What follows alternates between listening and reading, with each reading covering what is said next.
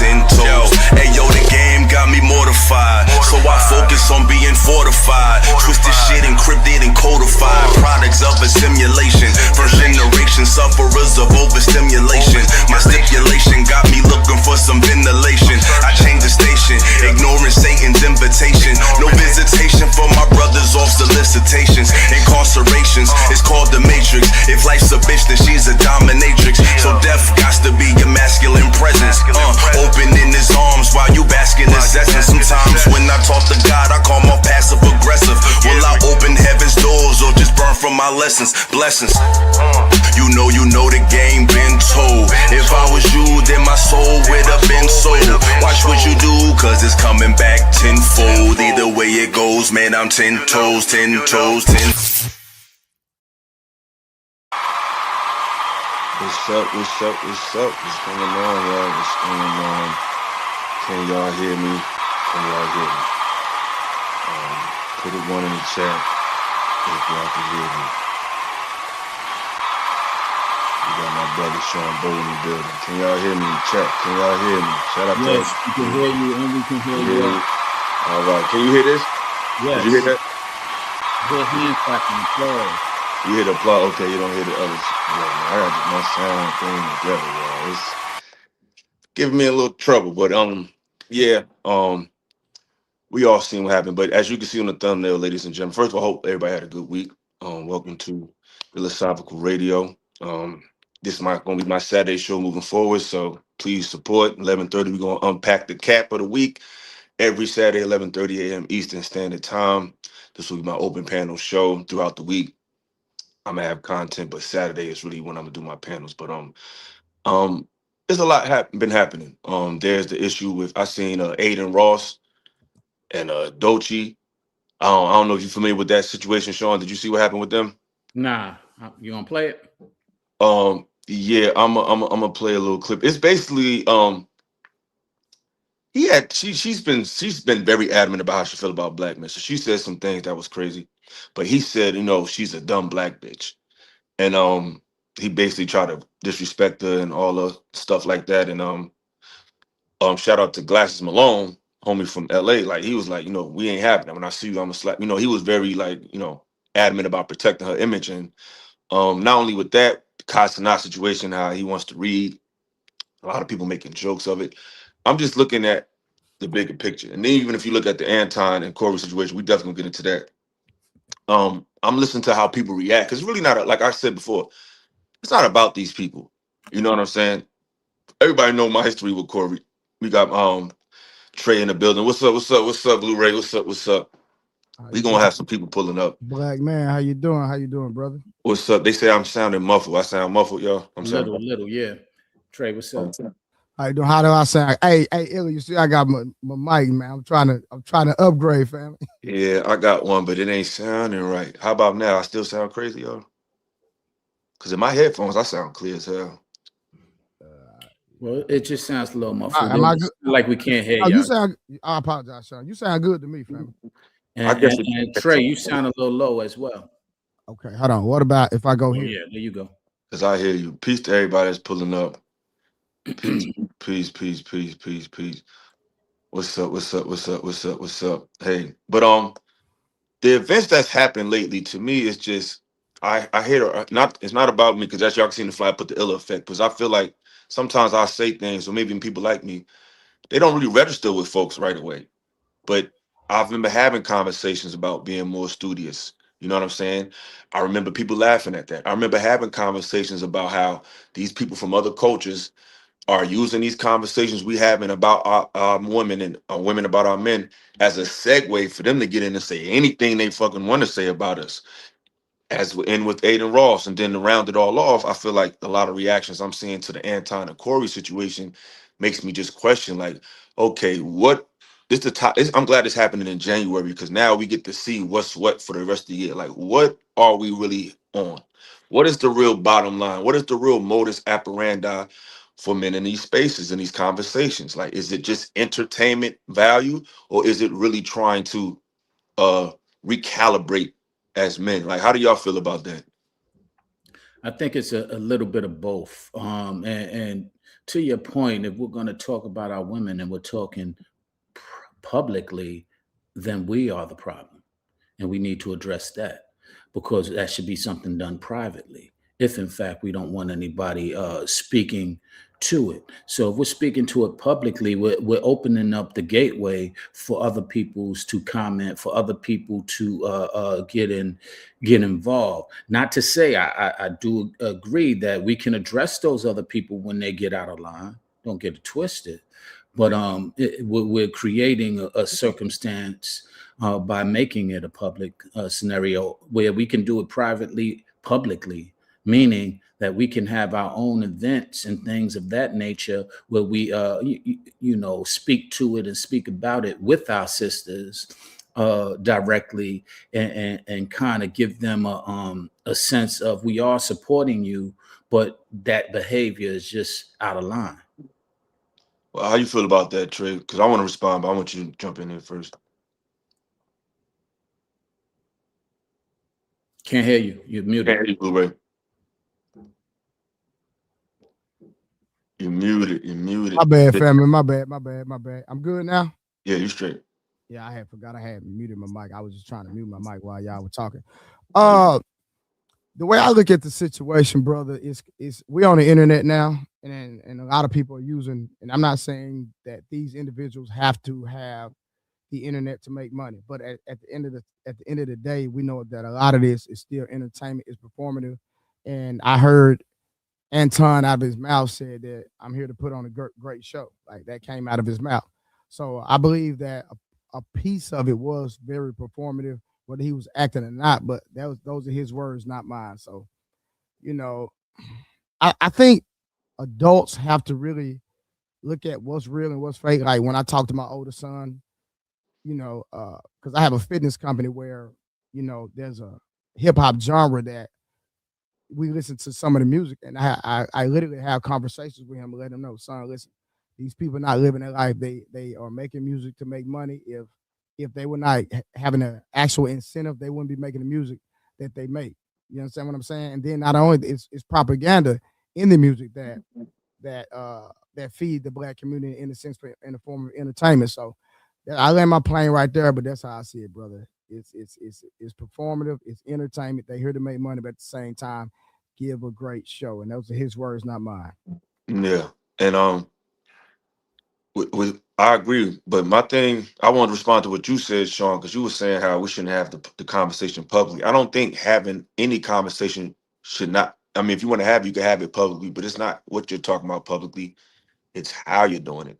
That's like if you with your child and they acting up in public, and you just grab them, sit your motherfucking ass down, or you could say, "Come here, little boy, little girl," and talk to them real close.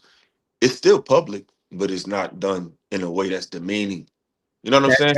That I hear what you're saying, but what you just displayed is the privacy I'm referring to.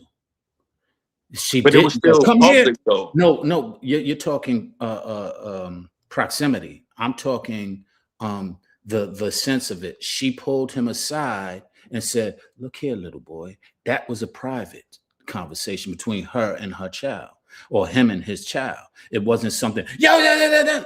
He could have publicly get your little boy." But she said, "Come here. When I get you home, we're gonna have a little talk about this." We do that. That's called privacy. That's the segue to the privacy I'm referring to. And another point, if we're saying these things, Ty just said it in the comments.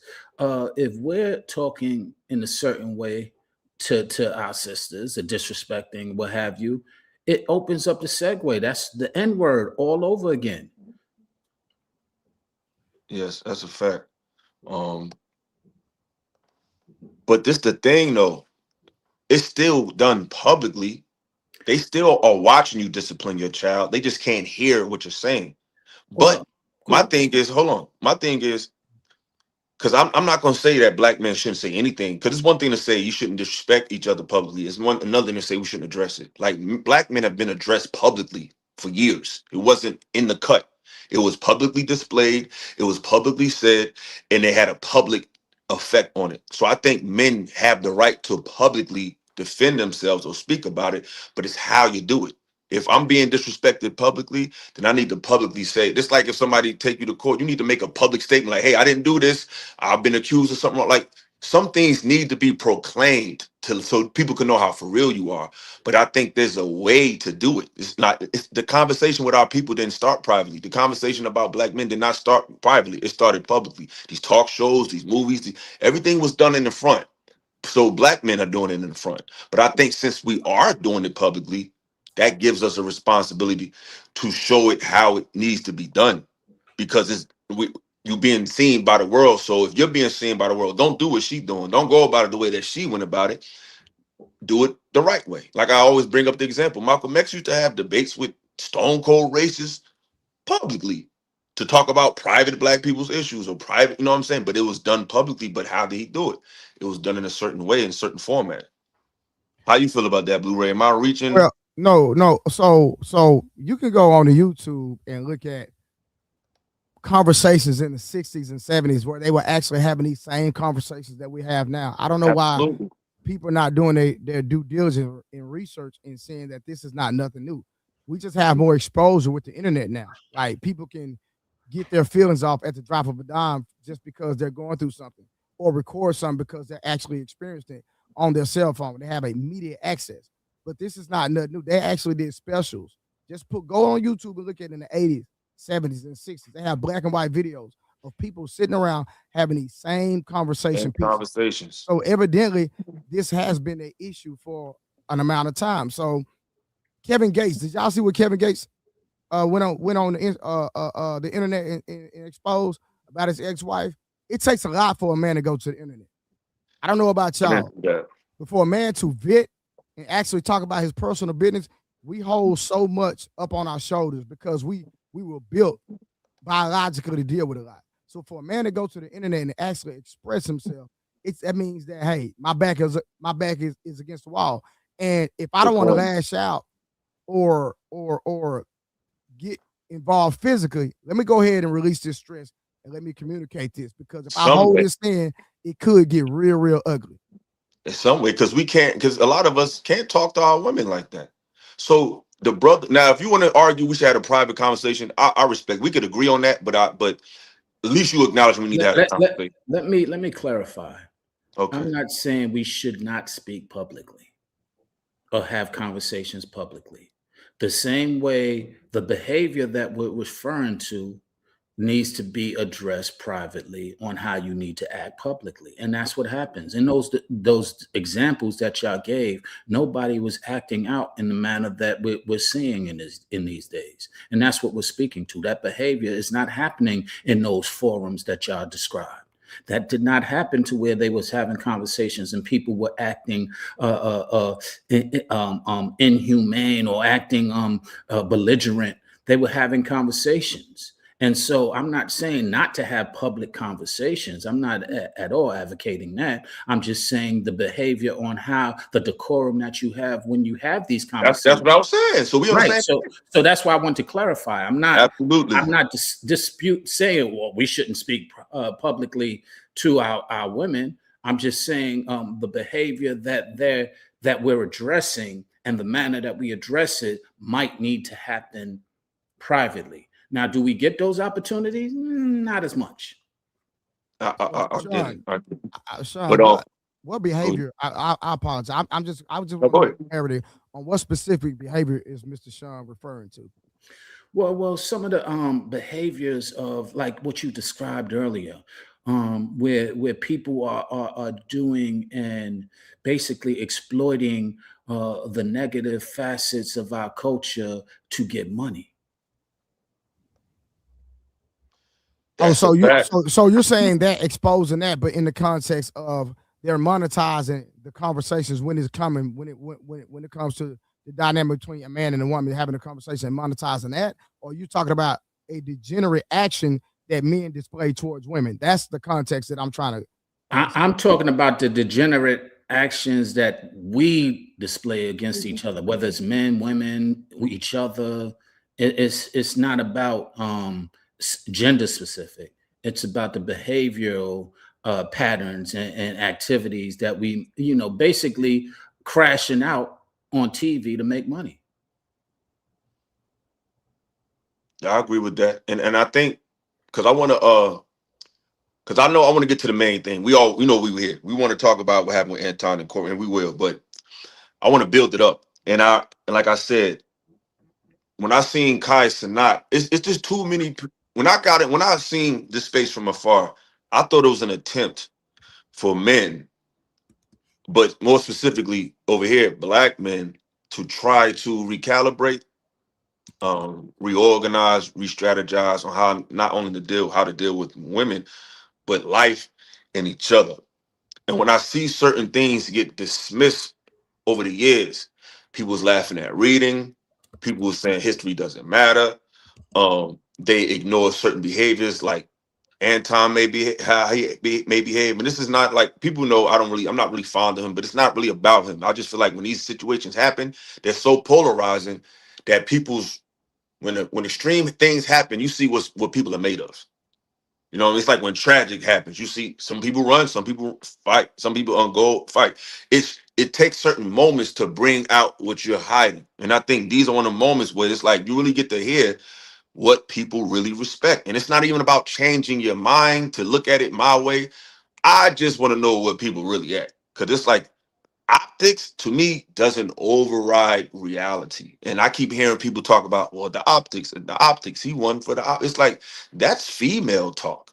Women move by optics. Women say, hey, he got a nice car, he must be this. Oh, he's 6 feet, he must be this, he make 100. Those are optical perspectives. So when we see something like what happened with Anton and Corey and everybody talking about the optics, that shit is irrelevant, bro, because the optics is also subjective. What you see, I don't see, and what I see, I don't see. So we could argue all day about optics, but the reality of the situation is when you talk to men like that in real life, it doesn't end well. So for us to champion that as a win in any capacity is damaging if we are really trying to talk about what can help men. But if not, then cool. If it's just super chats, likes, subscribers, cool. I just want to know who is who because I'm not here just for that. I would love to get that. But I'm not just here for that. And I think Anton represents somebody who's trying to, at least aesthetically, appeal to black people. Even though he says fuck black culture and all that, cool. But when I look at when he go live, it's black albums behind his back. It's the Chronic, it's the Fugees. It's albums and music that are stalwarts of black culture that talk about and reflect on black reality. I see the Jordans, I see the sneakers. This is hip hop aesthetic, hip hop interest that we made popular. Sneakers wasn't popular in the country like that. Black people in the urban areas made sneaker culture a part of American culture. So you're trying to fit into that aesthetic while saying F black people at the same time is contradictory. You know what I'm saying? And black men are really hurting out here. We see these mental health issues with men arising like crazy. This is not the time to be playing with niggas. You either really trying to help us or you just want to make money.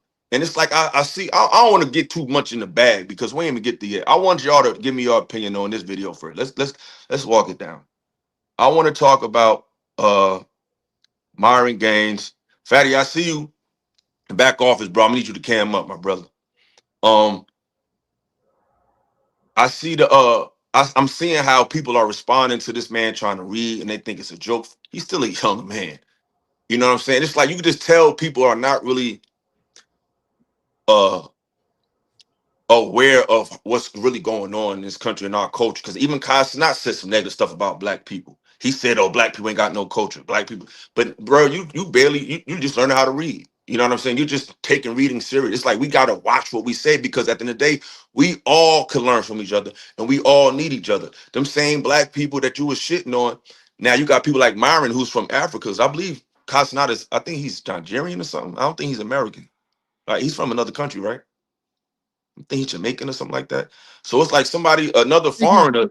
I think he's from here, but he just, you know how New York be having Mad different races of people. Yeah, I think he's from somewhere else, but it's like there is a literacy problem in our community a lot, but it's not an excuse for it. But our culture has been adjusted.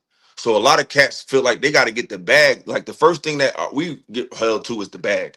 So unfortunately, learn how to read. I thought that was something you should do, but most people they didn't do that because our people don't respect that. So they go straight to the bag, and then once they get the bag, that's when they do a lot of reflection. Oh, I can work out, I can eat right. Because in our community, we don't respect nothing until you got the bag. So you got to discount your health. You got to discount your vernacular. You got to just get straight to the money just so people could leave you alone. Now you can find yourself. So that's what I'm seeing when I see a brother like Cosnot. But the things this guy was saying, I thought was a little wild. So I want y'all's opinion on this man, Mr. Gaines. Where's the pen? Hold up. Hold up. All right, let's go. And spontaneity of life. Hardly such questions set up a false what does that mean? Multi-millionaire, but still reads like this. That's crazy. Less white liberal woman causing trouble. Look, guys, let's be honest here. The loss of life is never something to celebrate. Like I let me be explicitly clear about this. A woman lost her life. I am not happy about that whatsoever. What I am here to debate was the legality of the shoot. The shooting was legal. It was justified. It was a deadly weapon being used against him. In this case, a car. I don't give a fuck what the speed limit was. She came at him after they were giving lawful commands. He got out the way, still got hit, and was able to get off a couple shots. Horrible. But this should be a lesson to everyone. When the police give you commands, follow what they say, take the night in jail, fight it out in court. If We you're know really he's that pro-police. innocent, don't I want to see do this you about. really put body cams on these cops because they're killing our boy? If civil rights are being fucking violated, take the night in jail, hire a Jewish lawyer. How do I pronounce that? Spontaneity. And spontaneity of life. Hardly such questions set up a false what does that mean? Dichotomy. A false dichotomy. What does that mean? A dichotomy. Yo, that shit crazy. That shit crazy, bro. Yo, nigga, a multi-millionaire, but still reads like this. Nigga sound like he going Super Saiyan. It's over 9,000! Nigga straining a read. That shit crazy. That nigga. Yo, all jokes aside. How do y'all feel about this so far? Like, do y'all think you think he should be applauded for trying to read, or should be disrespected because he should have been did the shit? Neither. I'm glad that he is reading, but doing it online, what's the point? You can do that privately again, and we wouldn't be having this conversation. So you are doing it deliberately, and these are the things that come out of those deliberate actions. And people do make fun, and people do. He's not a comedian, but comedians do it often. They will speak to Floyd Mayweather and 50 did it. Well, nobody was speaking about that like we're speaking about this. 50 called out Floyd Mayweather for not being able to read, and he wasn't trying to read publicly. So, I mean, if we're not going to call out 50, how are we going to call out Myron? Okay. This is why, because I don't know for sure that 50 just has a gripe out for black people. And that's kind of getting foggy now too. But Myron makes it clear how he views black men and black women, in my opinion. So I feel like when he says it, I don't think it's coming from a genuine place. I think it's coming from a place of, see, this is what's wrong with black niggas. They stupid. They can't read. So it's like, I know that's his sentiment. So it's not I don't feel like he's talking about him. I think he's using him as an example to say, look at them. You know what I'm saying? Because I remember I heard him say one time, I don't go to club with niggas is at. He didn't say I don't go to club with negative people. He don't say I don't go to club with thugs. He said, I don't hang with darkies. I don't date darkies. That's a broad term. That's an entire people. While saying niggas try to give off the American black aesthetic and vernacular, but you really don't fuck with them like that. You know what I'm saying? Like, is that clear? Am I tripping with that, Trey? You muted. You muted, bro. I keep muting my mic when I'm not talking. My bad. Yeah. I agree with Sean wholeheartedly. Like, we can't pick and choose, and I understand where Illy coming from as far as the intent. So we got to do a little backstory. Myron has been on Casanat, not just about reading. It started when Casanat was when he broke up with that girl. After he tried to buy the girl a G-Wagon, buy her G. She asked him for a G-Wagon, et cetera, et cetera, et cetera. That's where the rhetoric started from. So it didn't start with him just reading.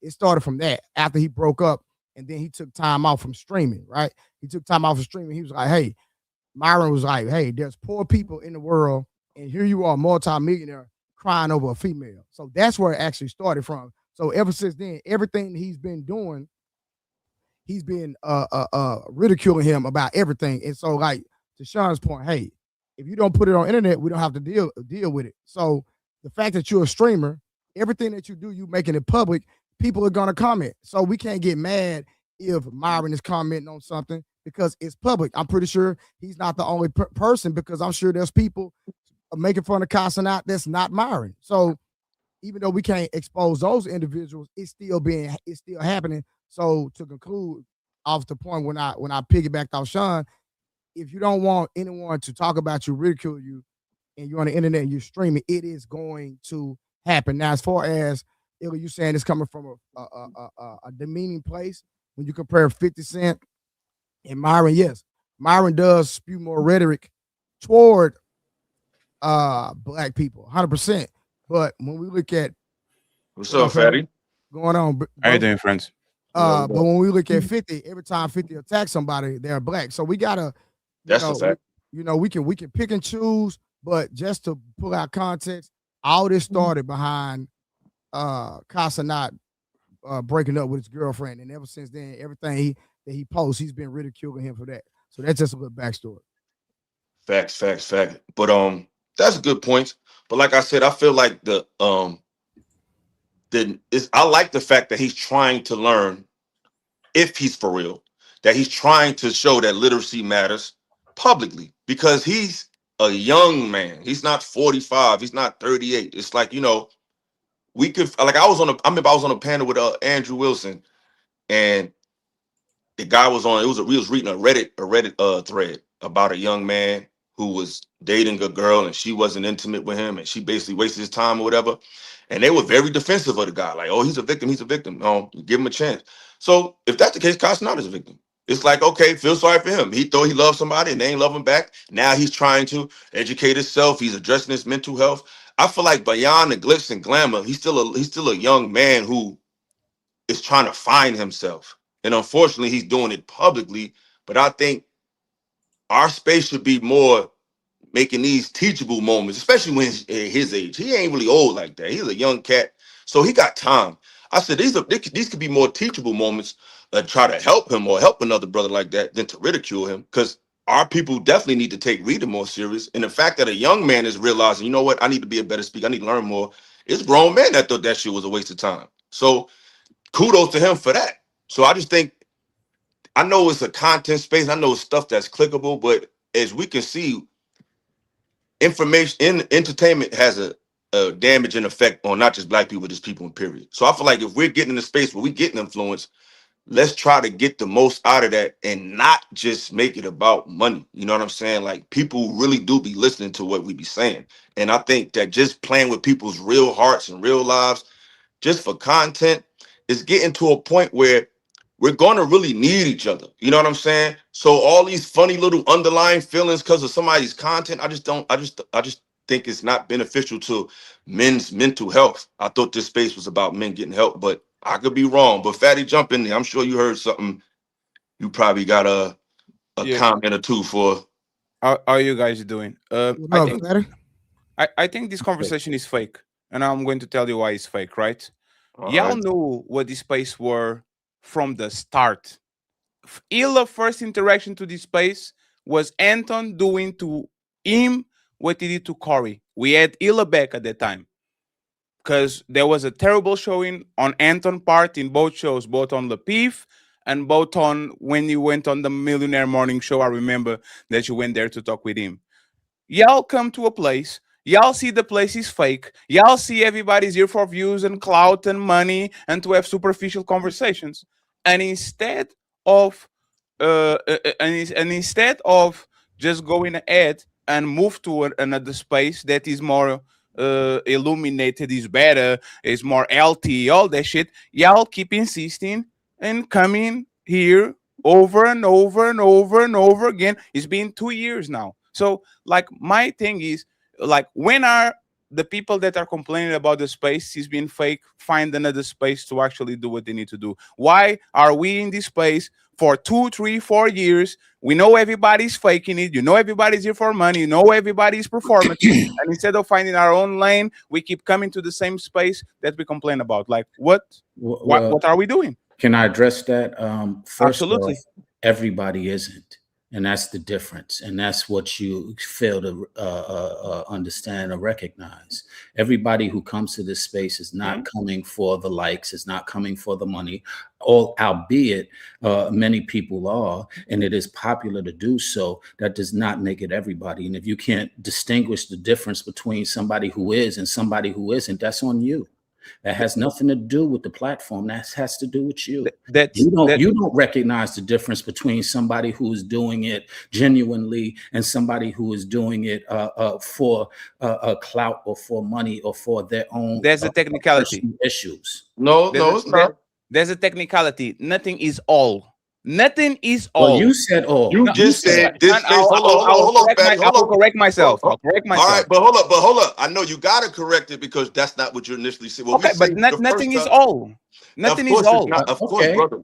All right, because this is what I'm telling you, Fat. I know we're not going to agree, and that's fine. But this is not. I'm not doing this shit for no clout. I'm not doing this shit because I have an issue with Anton. I'm doing this because of the response and the bigger picture. Like Sean just said, it's like hip hop, for example, right? Hmm, It's a genre of music.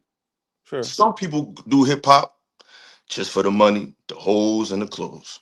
Some Sure. people really got a message. Now, if you're just a consumer, it's just all hip hop to you, but it's not. So people don't always come to because it's not like this space is talking about. We're not talking about wrestling.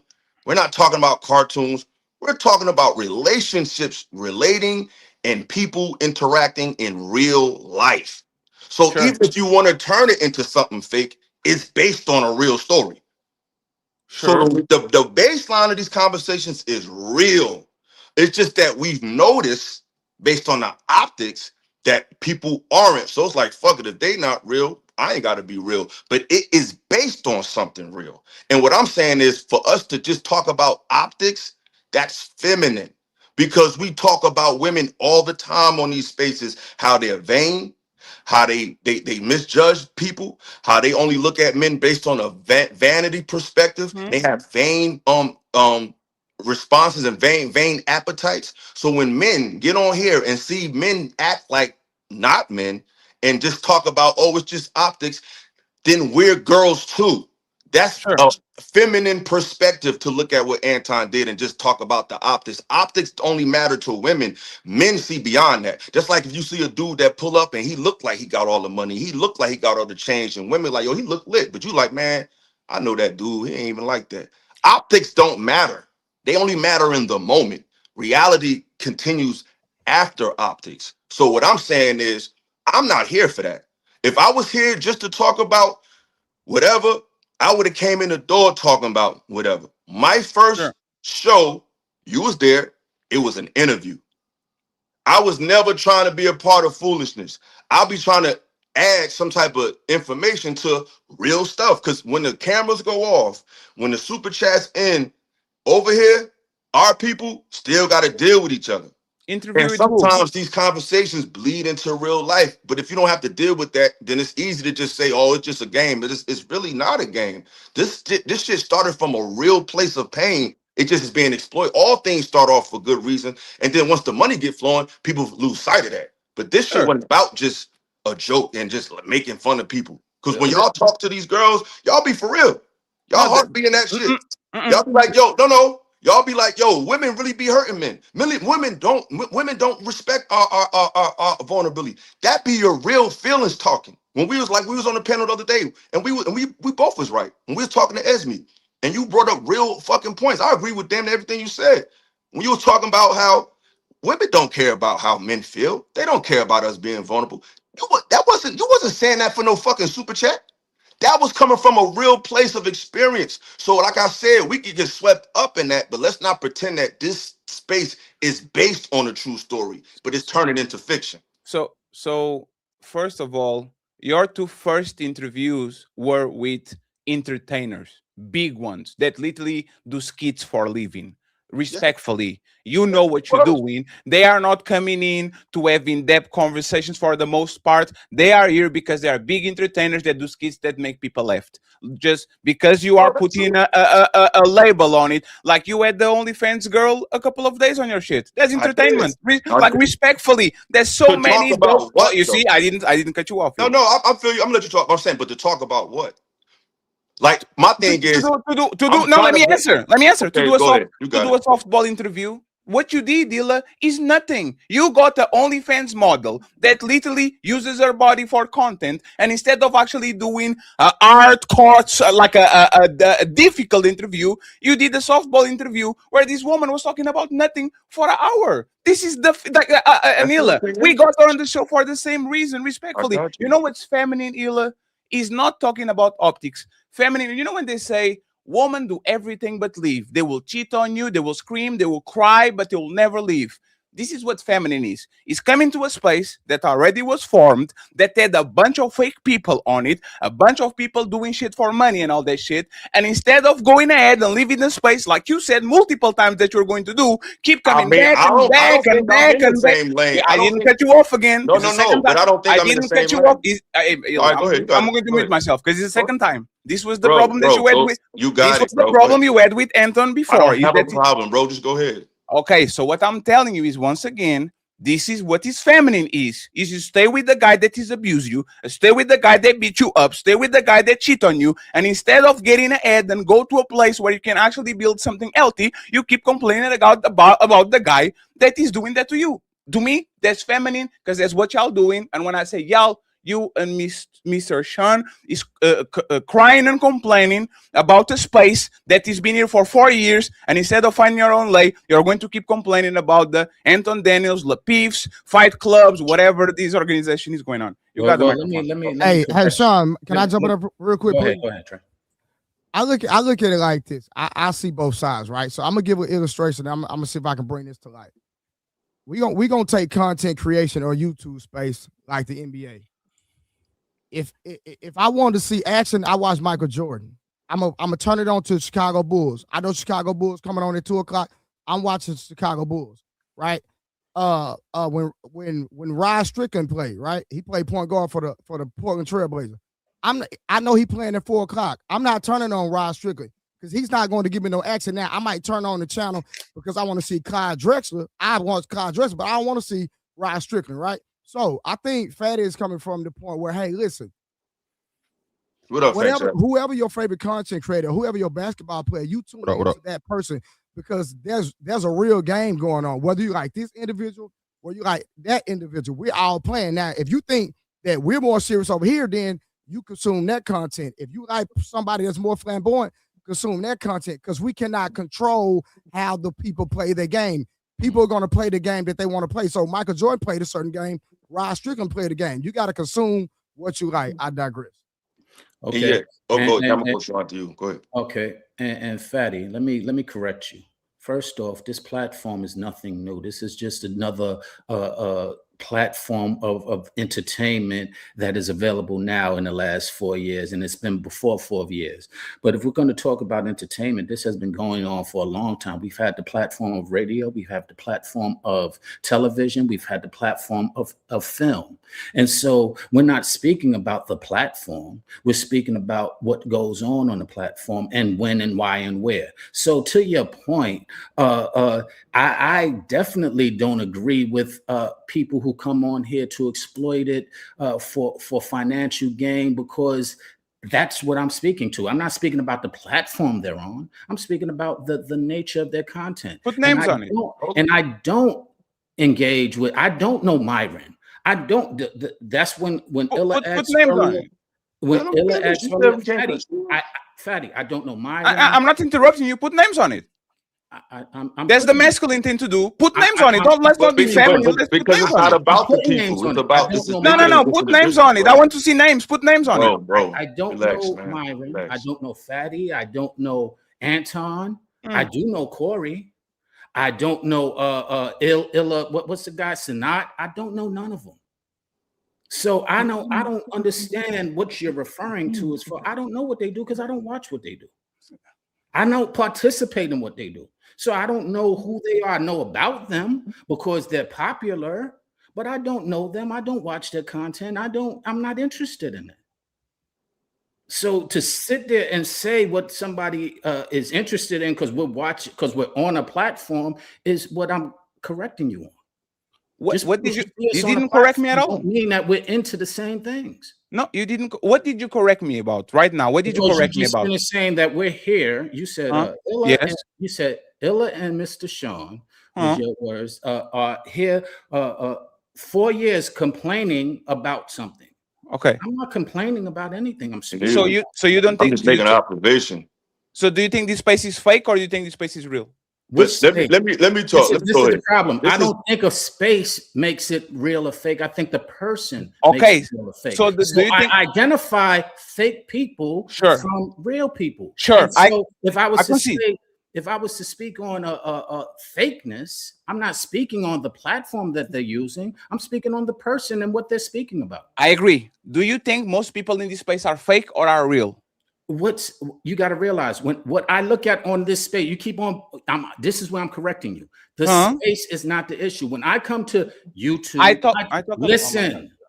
When I come to YouTube, I don't listen to the people you listen to. So the people that I listen to are not fake. The people you listen to may be fake, but the people I listen to are not fake. That's why I don't listen to the fake people. I will repeat it again because that was not the question, okay? And again, y'all started with the feminine and masculine. This is feminine. I'm asking a direct question and people are going around it, pretending they didn't hear the question. I'm going to ask again. Either manosphere, red pill, this little space that we are on. Do you think most people... you said... this is an interjection. You can do it. This is interjection. You can do it, right? Understand. Now, I'll do the question again. I'll do the question again. Are most blue pill from green pill? So why were you complaining? If you don't know the one second, please. Hold on. If you don't know the space, why do you complain about it? If you don't know, I got it. This is the problem for me, sir. See, this the problem. If you don't know, why are you talking? It's not this the problem. Because you asked me a question and you're speaking and you are speaking fatty and incorrectly. No, I promise it's 5 seconds. This is it's 5 seconds. I don't know nothing about this space, but let me sit on this panel and complain about it. I was even for 20 minutes. I didn't interrupt you. I just want to make sure and point to you and the crowd. This man was sitting here complaining about something, and when I asked specifics about this place, he said, I don't see these people, so I don't know nothing they do because I don't watch them. This is why. I'm gonna tell you why. Because Sean, he comes to my channel, and when we come on my channel, we're talking about the bigger picture. Sure. There's a lot. This space is not. It's not about. Hold on. You talk. It's not about this space. Just like it's not about that space. It's about people and human beings. We're using different things to communicate ideas. Some of them we could profit off of. Some of them we can't. But it's nothing. Is the program is humans. Nothing is above the program. The program is real life. The program is what you're going to do when the computer shuts down.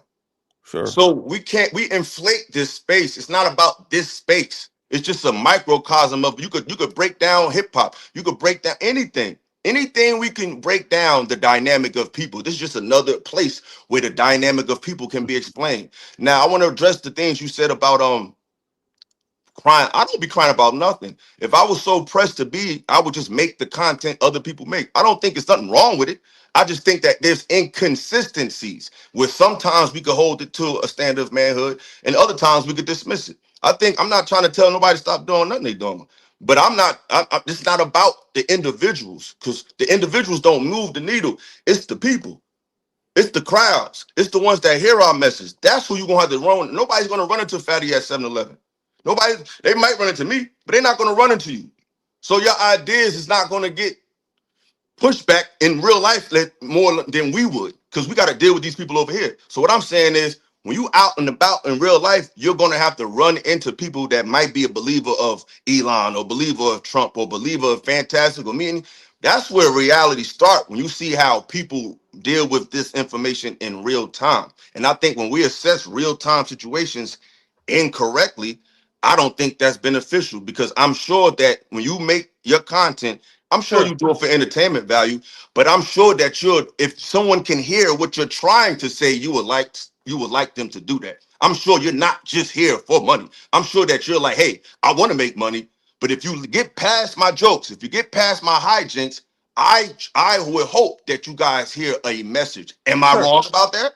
Sure, but I was one of the people that actually paid their dues before I was a content creator. For a year, I was here for free, having the same conversations I'm having now. For another year, I was raising another motherfucker, and you were there while we were literally on his channel building his shit for free. For another month, I was building a team. I put some people on, like, I pay my dues. But first, No, no, pause. you see, I'm gonna interrupt you. I'm gonna interrupt you, but pause. I just want to make sure that we can interject so we can. I can do that to I you just too. said pause, bro. Relax, bro. That's No, what I'm saying. no, Ila. It's Bro, because Ila. bro, I just I'm want not to. arguing, No, bro. I know, I have Ila. I privacy know. here, bro. No, I'm not Ila. trying I to. know. Ila, Daddy, please. please, brother. I'm gonna let you talk. I just need a couple seconds. I'm Sure. I'm respectfully interjecting on my show at that. And I'm not trying to play a big man That's game, what bro. I suggested on the beginning for us to have interjections, and you say let him finish. So that's what I'm saying. No, Let's because interject. you Yes, asked, bro. But this is what I'm talking about, I'm bro. glad that you agree now. I'm No, glad that you but agree. Yes. it's never what you do, is how you do it. But I would have been done already if you just let me just say what I had to say, because I ain't got to say Sure. nothing long. What I'm saying is, you don't make me lose my train of thought. Go ahead, you finish. I'll bring it back because I forgot what I was about to say. But go ahead, you got Yes. the floor. So, You got the floor. so, so once again, I pay my dues. I didn't chase nobody. I antagonize the biggest content creators in this space. Matter of fact, I got your back when you got here. Anton was wrong on Monday and was wrong on Tuesday, and we make sure that you actually would took care of it because Anton was as wrong as two left foots. But the fact that you, for example, did the post yesterday, right? And now you're saying it's not about space, it's not about individuals. This is what confused me. Y'all say things, and then they'll put your hands behind your back and says, we are here for construction. Let me read this to you, right? This Anton and Corey situation has shown me this space is tainted. Grown ass man capping for this goofy ass nigga because he has subscribers and money. These same dudes will turn around and call out women for being just vain. Ladies and gentlemen, this space is full of suckers. They don't know shit about manhood. They trying to remix this shit. It's time to expose all the Antonites. So my question is this, right? You got here first day, got into it with Anton. That wasn't Everybody my told first day. no, Illa, it was very Illa. It was It was very close to it was my first time Illa. with a It pen was with very Anton close. It was very close to your first performance here. on Like the piece right no, with yes, but Anton. I was on 2 seasons for almost a sure, year sure, before that. sure. Anton tried to violate you both days. That was terrible. Like Anton tried to violate you both days. It was terribly wrong. So you have been knowing about this space for 3 years. And Absolutely. like I said, like a woman, instead of leaving the space, right? Because I I'm left. afraid, What sir, does leaving the let me space finish. No, mean? let me finish. Because Okay. you started with the You feminine got it. and You got it. masculine. I'm sorry. I'm wrong. You started with the I'm feminine and sorry. the masculine. You started with the feminine and the masculine. I So I'm did. going to use it until the end of the show, right? Fine. You, as a feminine man, Instead of looking at the space and saying this space is full of pieces of shit, let me pick my shit and let me move around. You are here for 3 years and you keep coming back and coming back and coming back and coming back. What do you expect from it? You are Okay. going to see the same shit that you saw when you got here. Why don't you leave? Illa, why don't you leave? Why don't you leave? So let me. Can I? You finished? There's the question. There's a question Are there. you finished? Why so I can don't? talk? Why No, doesn't no. I'm Illa gonna talk. Are you finished? Yes, I This just my want. show. I'm done. Let me mute myself. All right. So that shit was mad cute. You know what I'm saying? Ain't nothing feminine about me, my nigga. I don't be on here crying about none of that shit. I'm making observation. In this space that I won't leave, you mean YouTube? YouTube don't mean red pill. It don't mean philosophical radio. It don't mean Lapeef. It don't mean none of that. Like, so what's you talking about? I'm never gonna leave YouTube. I'm gonna talk about what I want to talk about. But men are here. Most men on these platforms are listening to other men talk about life, whether it be your channel, whether it be Medium Man, whether it be some conscious shit. It's a big ass world. It's not one place. You got the red pill world. I mean, this it's like cities. You got the red pill city. You got the hip hop city. You got the fitness city. You got the finance city. But it's a part of the world. So all of these places are visited, and all of them have an influence on men. And they all and I have an opinion on whatever. So me having an opinion on how men are responding to a conversation, that's not space exclusive. But yeah, I did that post because I knew it ruffled some feathers. Because not just in this space, but even in other channels that don't even collaborate with y'all, was saying a lot of similar stuff about, oh, Anton got a dub. It's like I don't see how he got a dub in this situation. And I think the only way that people could take that as a dub is optics, and that's a feminine view. And if we're going to judge by optics, then to me, we can't talk about women judging us by optics, because to me, that situation, the optics wasn't even in his favor. If you really look at it, and we're gonna look at it, I want to watch the video with y'all, and I want to see what y'all see, because maybe I'm looking at a different set of eyes. Because what I saw was nothing masculine. Hey, Trey, one second, because it didn't answer the question. I didn't say leave YouTube. You know exactly what I mean by leaving this what space. You mean going on you see, I once again, I'm expecting this. I can't go on a Lapeef show. Once again, respectfully, you know what this space means, and you switch I it. don't. That's why. Sir, 1 second. I don't understand. Sir, but I'm not talking to you. So you said it earlier. I'm not talking, sir. You said me and him. Sir, you don't know nothing about nothing. It's pointless. Sir, can you stop talking? Wasn't I talking? Are you going to moderate? Yes. So what? Yeah, but you did call out both of us. No. Was I talking, Illa, when he interrupted me? To you. Okay, so since y'all are the constructive people, can I land my plane so then you can go up? Just let him talk. Like you said, I asked you a question, answer it. No, I once again, I'm not going to let y'all deflect. I was talking about this. I was talking about this space. I wasn't talking about YouTube. I'm not telling you. What's the official channels of this space? You know what? This is what I'm talking about. Ask me a question. What's the space? No, you don't.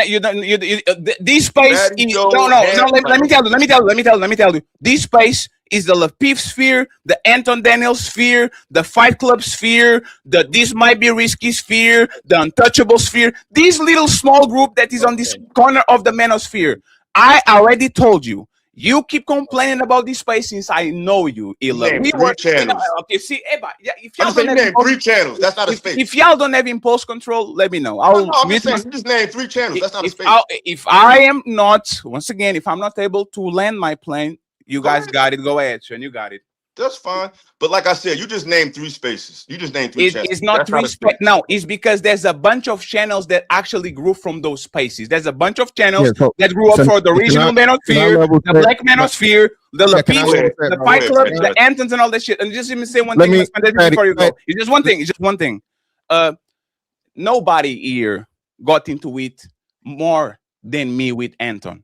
I am the most certified person to talk about Anton because, respectfully, on the 3rd week that I was in this space, Anton offered me a show.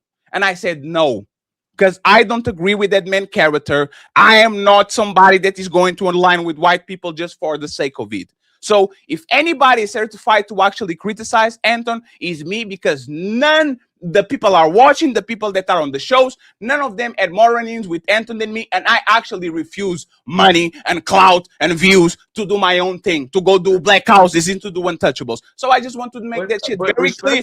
I just want to make that shit very clear, because in my opinion, feminine is doing that post that you did, Illa, and don't put no names on it. That's the most feminine thing. Is I'm going to criticize the Antoinettes, but there's no name on it. Because it's based on this. It ain't everything niggas do. It's this reaction to Anton to me wasn't masculine at all. Everybody saying he got a dub. I'm talking about this reaction wasn't masculine. So I'm gonna say all of y'all. I think everybody that decided with him, I think in this particular case, y'all took the softer route. In this case, that don't mean your whole fucking page is like that. Just like you said, yo, Illa, you think that post was feminine. That's your opinion. That don't mean my whole life is like that. And it don't mean it's like that at all. That's just your opinion. So I'm not saying everything you do, everything you say, but that response, to me, was very telling of how niggas look at shit. Because Anton didn't win anything. No, to me, nobody won, to be honest. It's an opinion. It was a lose-lose. But to me, it's too much stuff that's ignored that he does, that this space gives credence to. Because like you said, he literally gave a lot of y'all. Who does that, dealer? Put names on it. Who does that? I said y'all. No. Put names on it. Talk about it. No. So respectfully, I already. I got it. Fantastic. Go ahead, fantastic. Yeah, let me get in here, bro. So shout out to everybody, man. Illa, appreciate the invite, brother. Sorry for the tardiness ass on my son. No, you good. Listen, bro. So yeah. So again, neither one of y'all been around that long, right? So all this shit starts as into a response to or anti-manosphere, from Anton to Lapeef to whatever. Okay, the lamest niggas of all are the quote unquote red pill niggas, but everybody's eating off the red pill. Okay, whether you agree or disagree. Okay, the easiest thing in the world is to disagree with the fucking red pill niggas because you hate women because you can't get women and all these things, right? Okay, but yet and still, if it wasn't for that, for the most part, most of black YouTube wouldn't really fucking exist. Now, Illa's right. You got sports, you got hip hop, you got music, you got all these different things. You got the conscious brothers, you got all these different things. But if you want the money, and none of us are here for free. If your channel is fucking monetized, you're here for some degree of the money. It may not be the main reason, but you want to make money. But this is what I'm saying, fantastic. And everything you said, I agree with. This was all I'm saying, bro. Yeah, I made the title a little salacious on the post because I knew it would get niggas' attention. I'm playing the game a little bit too. I'm not even alluding to you. No. I ain't talking. I'm not even, bro. I'm not mad at all. Niggas can scream and shout. I'm in rare form and I'm fine. So I'm just having a conversation. What I'm saying is this, fantastic. Mm-hmm. The issues of men is not. No one owns that. That's like saying the church is the progenitors of God. It's not. Right. So talking about bitches and relationships and Red Pill didn't create that. Most niggas didn't already knew that shit. Red Pill for real niggas, and I'm assuming you are one of these dudes. You knew this shit already. When you first seen these dudes online, it wasn't a revelation to you. It was a confirmation of what you already knew.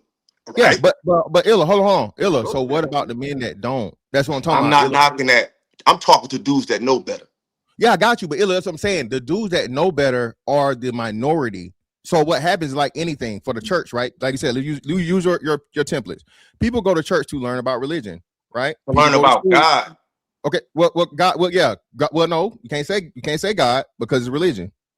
Yeah, I don't really. Me and you both know. You say this. Most people in church don't know shit about fucking God. They don't know, but we talking about their intention.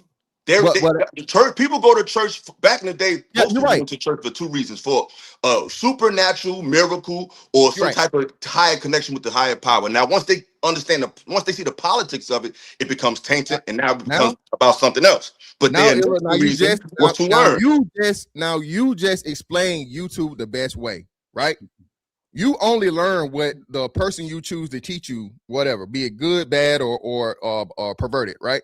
And we know we have a huge issue in the black church because a lot of these dudes, they're not teaching nothing about the Bible. They teach about prosperity and wait for your boy ass and all this other shit, right? So Illa, I'm with you there, bro. Most people don't have good intentions, especially again, the root of all the love of money, pretty much greed, is the root of all evil. In most of these things, this is what happens. So motherfuckers say, hey man, am I gonna talk about the righteous shit and the good shit and so on and so on, blah, blah, blah. nobody's gonna tune into that shit, bro. If you're here to make money and that's your main thing, we ain't gotta right? be super duper nice. I'm sorry. No. I'm No. not saying you gotta be super duper nice. This is what I'm saying.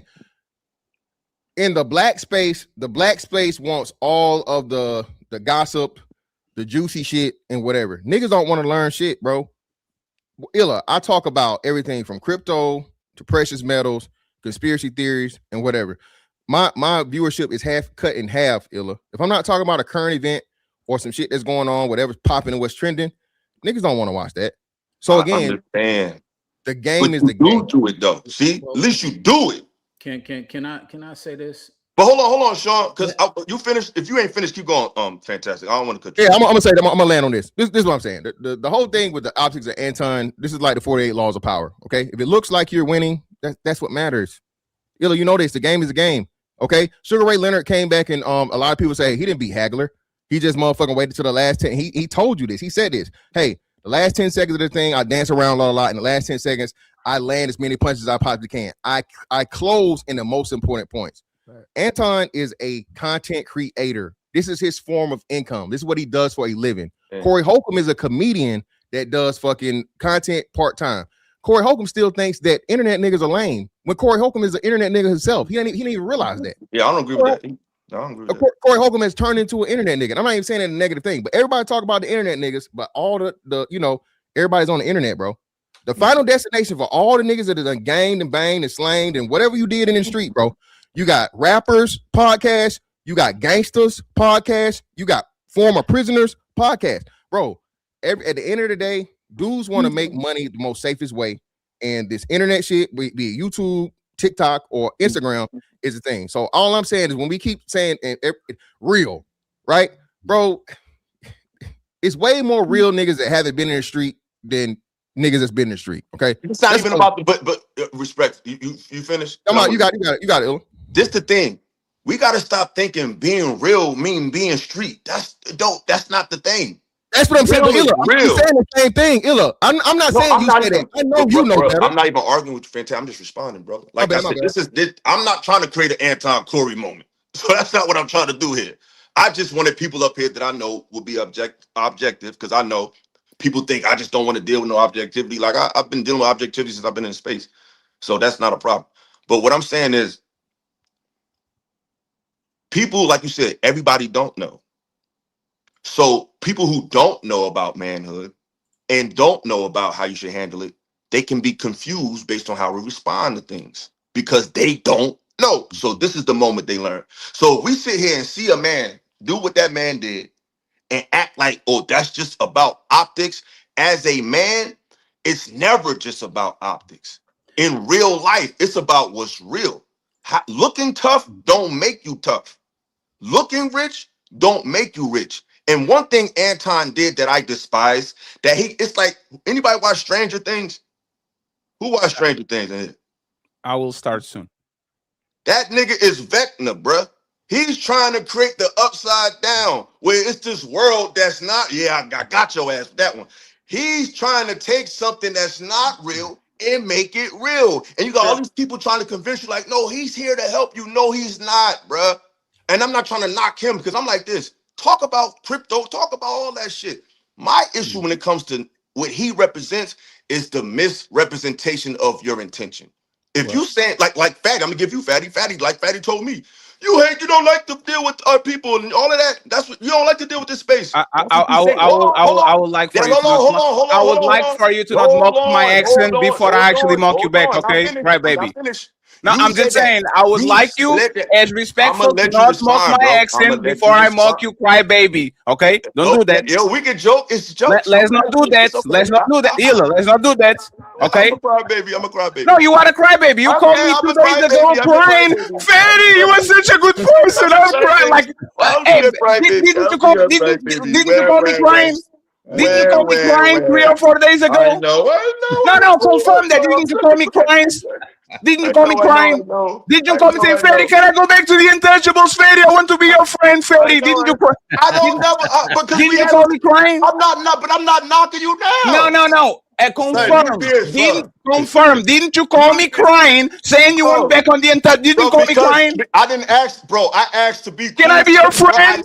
Can I be your friend, I don't want Fetty? to have no negative energy when we work together. That's I will repeat it again. That's Don't a know. Hey, man. sir. I don't want We to are have having, negative sir. energy with you if we work And this together. is what I'm That's a talking man, about. bro. That don't. Is this That, what I'm that don't talking look bad. about? Let's have a Bro, that conversation. doesn't Don't make try it to look be bad because I messy, want to have a because I positive will relationship fucking with you chop by your our head, bond. Ila. Don't try to be messy. Bro, I'm not being messy. I'm being For the funny. people that are conscious and that are enlightened, you are provoking me. Don't bro, cry when I fatty, chop bro. your head. It's the last time I'm going to say. Go ahead. I'm going to mute hold myself. up. All I did was when I did talk, I hit you on WhatsApp and I said, yo, bro, I reflected and I'm like, yo, man, that situation we had behind the scenes. Were you crying? Bro, listen, bro. Were you crying? Bro, my issue, huh? Were you crying? Did you ask me to be my friend? Did you ask on the weeks before to come back to the Untouchables? Sir, I will said tell we you need to again. work together. Don't mock me. I will I'm not chop your mocking you. motherfucking head. I'm not playing with you. I have no problem admitting that I want to be Okay, cool so with now y'all I'm going to because mute we was working myself. together. Continue. Don't I mock didn't my want to have no accent. negative beef with Continue. people I'm working with. Don't mock my not hard to accent. admit. Continue. Bro, I don't want to. hard to admit, bro. I have Let no me mute problem myself admitting again. that. That's not the issue. My issue with you is never issues. It's that we take private conversations and make them public. That's it. I never had an issue with when we. No, sir, you can pull. Bro, You can pull. let me Hey, finish talk, bro. sir, Bro, I'm you being can pull positive. that shit off. I'm being You cool. can pull that shit off. Stop Bro, I'm mocking my being cool, accent, bro. or I'll chop your head. I will guarantee you, respectfully. Bro, I came here to give you a show. Don't come to my accent. I will chop your neck. First of all, bro. I will mute myself again. I will mute myself again. Bro, first of all, I never called you no name. You came on saying, yo, you're a feminine man. I didn't call you no name. No, that's what y'all said. Bro, that's what y'all said. Oh my God. Bro, when I talk to people, my friends, bro, it's not even conscious. It's like my man talked to me. He from the South. I'm gonna mock him like I'm gonna talk like he talked to me. It's a joke. But that's what I'm saying. You got in your feelings. You can't take a joke. I'm not. Hold on. Let me finish, Sean. Because now that shit phased nothing I'm saying. What I'm saying is you brought up me and said, yo, why don't you leave this space alone? Why don't you leave this shit alone? Don't deal with this space if you're gonna talk about it. Tell that shit to Anton. Because if you don't like black men, hold on, bro. Because I was really responding to Fantastic. I was just using your example as an example. But since you got such your feelings, you are being passive aggressive, bro. Let me finish my point. I'm going to mute myself again. I was using your point as an example to respond to Fantastic. You made a point about I need to get out of something that I don't want to fuck with. Great. That's a fair point if that's what you think I'm doing. I'm not, but that's your point. Cool. So I'm reversing that and putting it back on Anton. If he don't like black culture, and if he don't like black men, and if he think black men are stupid, and if he think black culture is negative, leave it alone. Don't have black albums behind your background when you go live. Don't have the Chronic on your wall and the Fugees album and the Wu-Tang album. That's somebody that's trying to appeal to black men and black interests and black culture. Don't have a bunch of Jordans behind your wall. Don't try to have this aesthetic as if you're really a part of that. Even when him and Corey got into it, the first thing he says, yo, I'm from Detroit. That's some black nigga shit. When you rep, that's repping your hood. That's saying I'm from this place. These are all black cultures, colloquial expressions that at the same time he tries this shit on. So I brought your point up to prove that if you could say, hey, if you don't like something, leave it alone, you can say the same thing to him. That's all I was saying. Okay. I agree. I agree with you. Anton is a hypocrite. He complains about black culture, and then he has crackhead Lamar Odom and Fleece Johnson on his show. I agree. You are not going to hear nothing from me because I already said it. Is mocking a person accent that is friendly to you, is that disrespectful, Ila? Bro, it wasn't even conscious, bro. I asked a question. You never did that to me. I talked with you so many times. You never did that to me. Why did you do it today? Bro, it's a reflex, bro. I'm a joking ass. You never did that to me, Ila. Sean, when we talk, do I do that to you? Ila, you were a part of my team for a year. You never did that shit to me. Why did you do it today, Ila? Is that disrespectful? If you feel disrespected, no. It's not if I feel it. No, if you feel disrespected, no. It's not if I feel it, Ila. I know you for 3 years, and you've been on my team for a year. You never mock my accent. Today, for whatever reason, you decide to do it. Let me ask you: is that disrespectful to mock somebody's accent? It was a reaction because so you're not going to. It's a reaction. Okay, so you're not going to own it. Okay, so you're not. Hey, that's feminine. That's feminine. Throwing stones and hiding your ends. That's feminine. Let me mute Alright, myself. well, Go ahead, Sean. You well, called me feminine. well, I'm can out I to say this? action. We both did something tit for tat shit. It's over. I was gonna It's say. over. It's over with. I was gonna say this. Move on. One, yeah, both presenting feminine characteristics in that exchange. Two, he did I'm offended, apologize. Sean. I don't appreciate that. I'm gonna talk about that later. He did apologize, Fatty. He did say, "I apologize." No, he didn't. He did a fake apology. If you definitely feel just did offended, I apologize. apologize. I just did. If you feel, hey, Ayla, you know what's funny? You are laughing about, hey, Sean, 1 second, Sean, 1 second, Sean, 1 second. Bro, let me say, did, bro. No, let me say this, right? Ila is laughing about this shit, right? This is what I'm talking. This man talks But about. I just apologize. I'll say this again, right? This man talks about man mental health. Talks about he is the person that comes in to talk about deep problems and not for the entertainment and all that shit. And not only is mocking me and doing something that he never did to me, and I know him for years.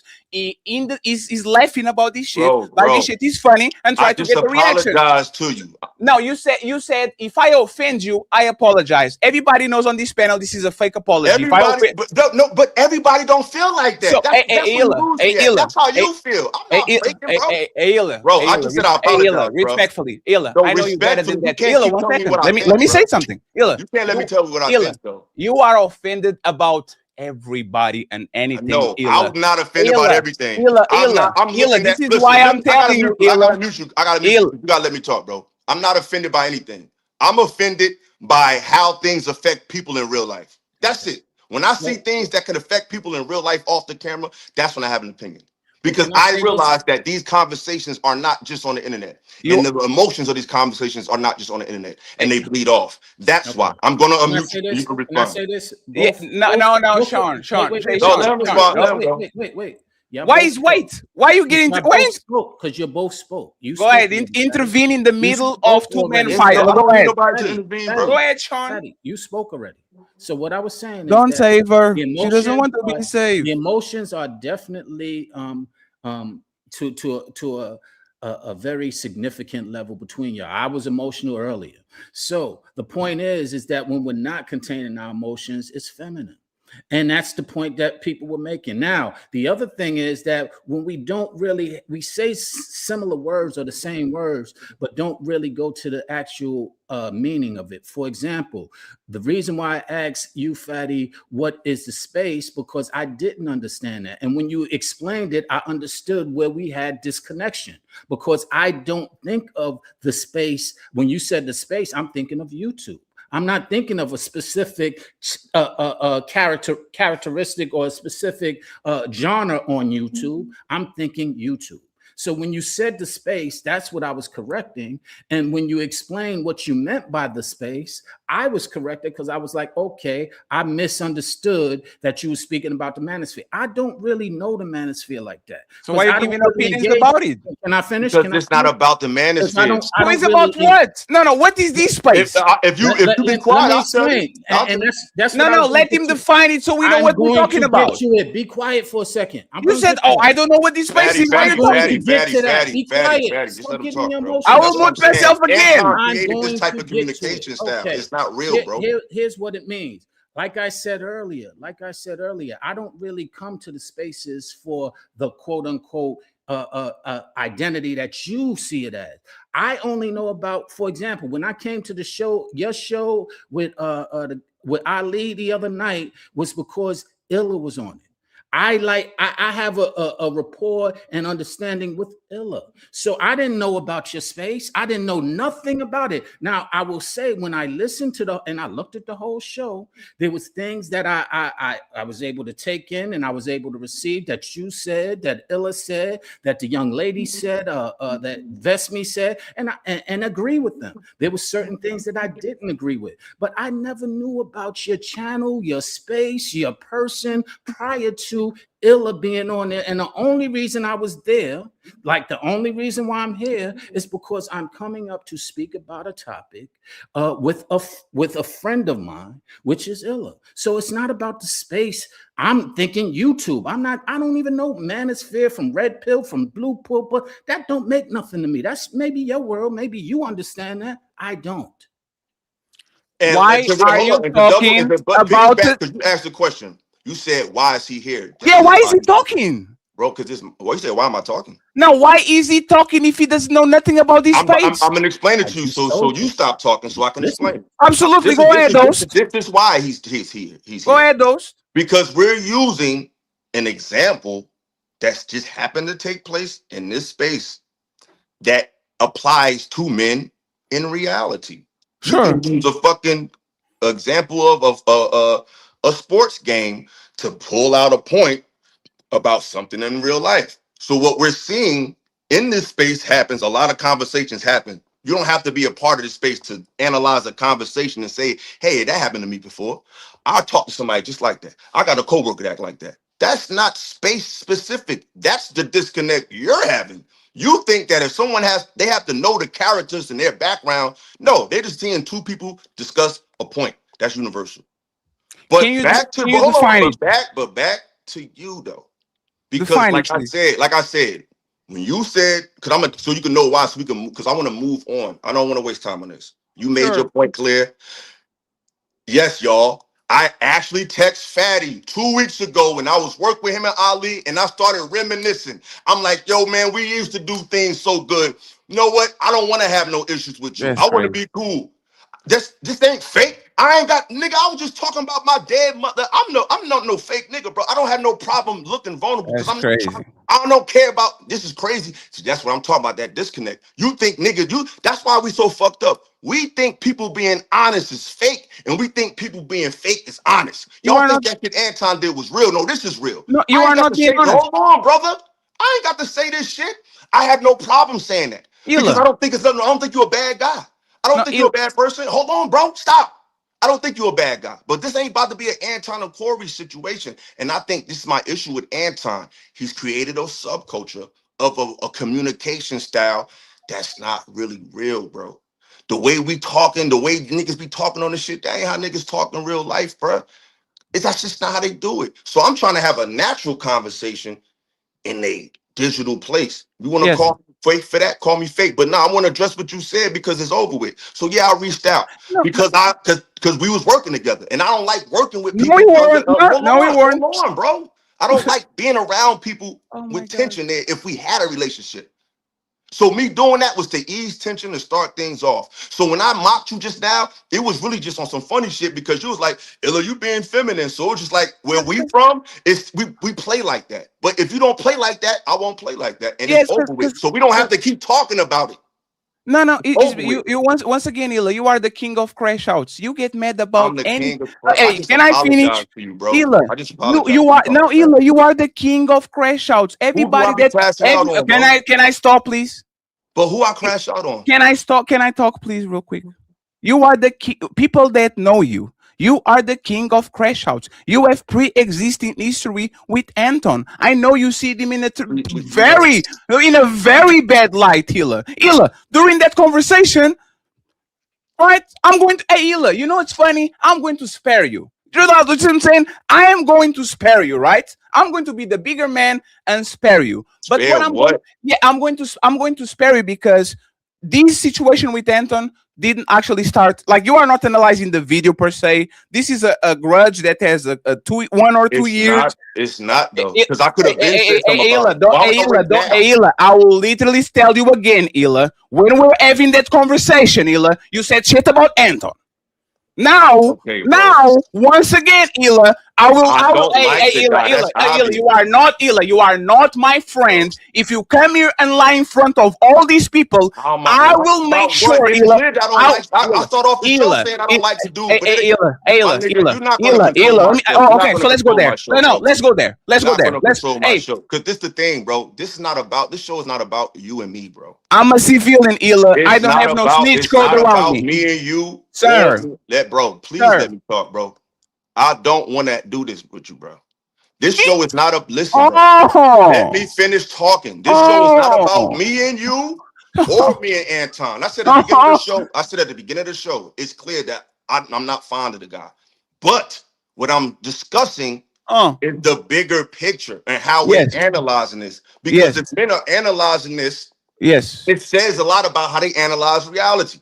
So Okay. I'm using this as a segue into a bigger conversation. Now, Yes. if all you see is me and Anton, that's your perspective, bro. No. I So can't control Ila, that. If I wanted Ila, to make listen, if I wanted to make content off of him, I could have did it as soon as I had a fallout with him. I never did no Ila, reaction to that shit. I didn't try to take that clip and go crazy with it. I didn't do nothing.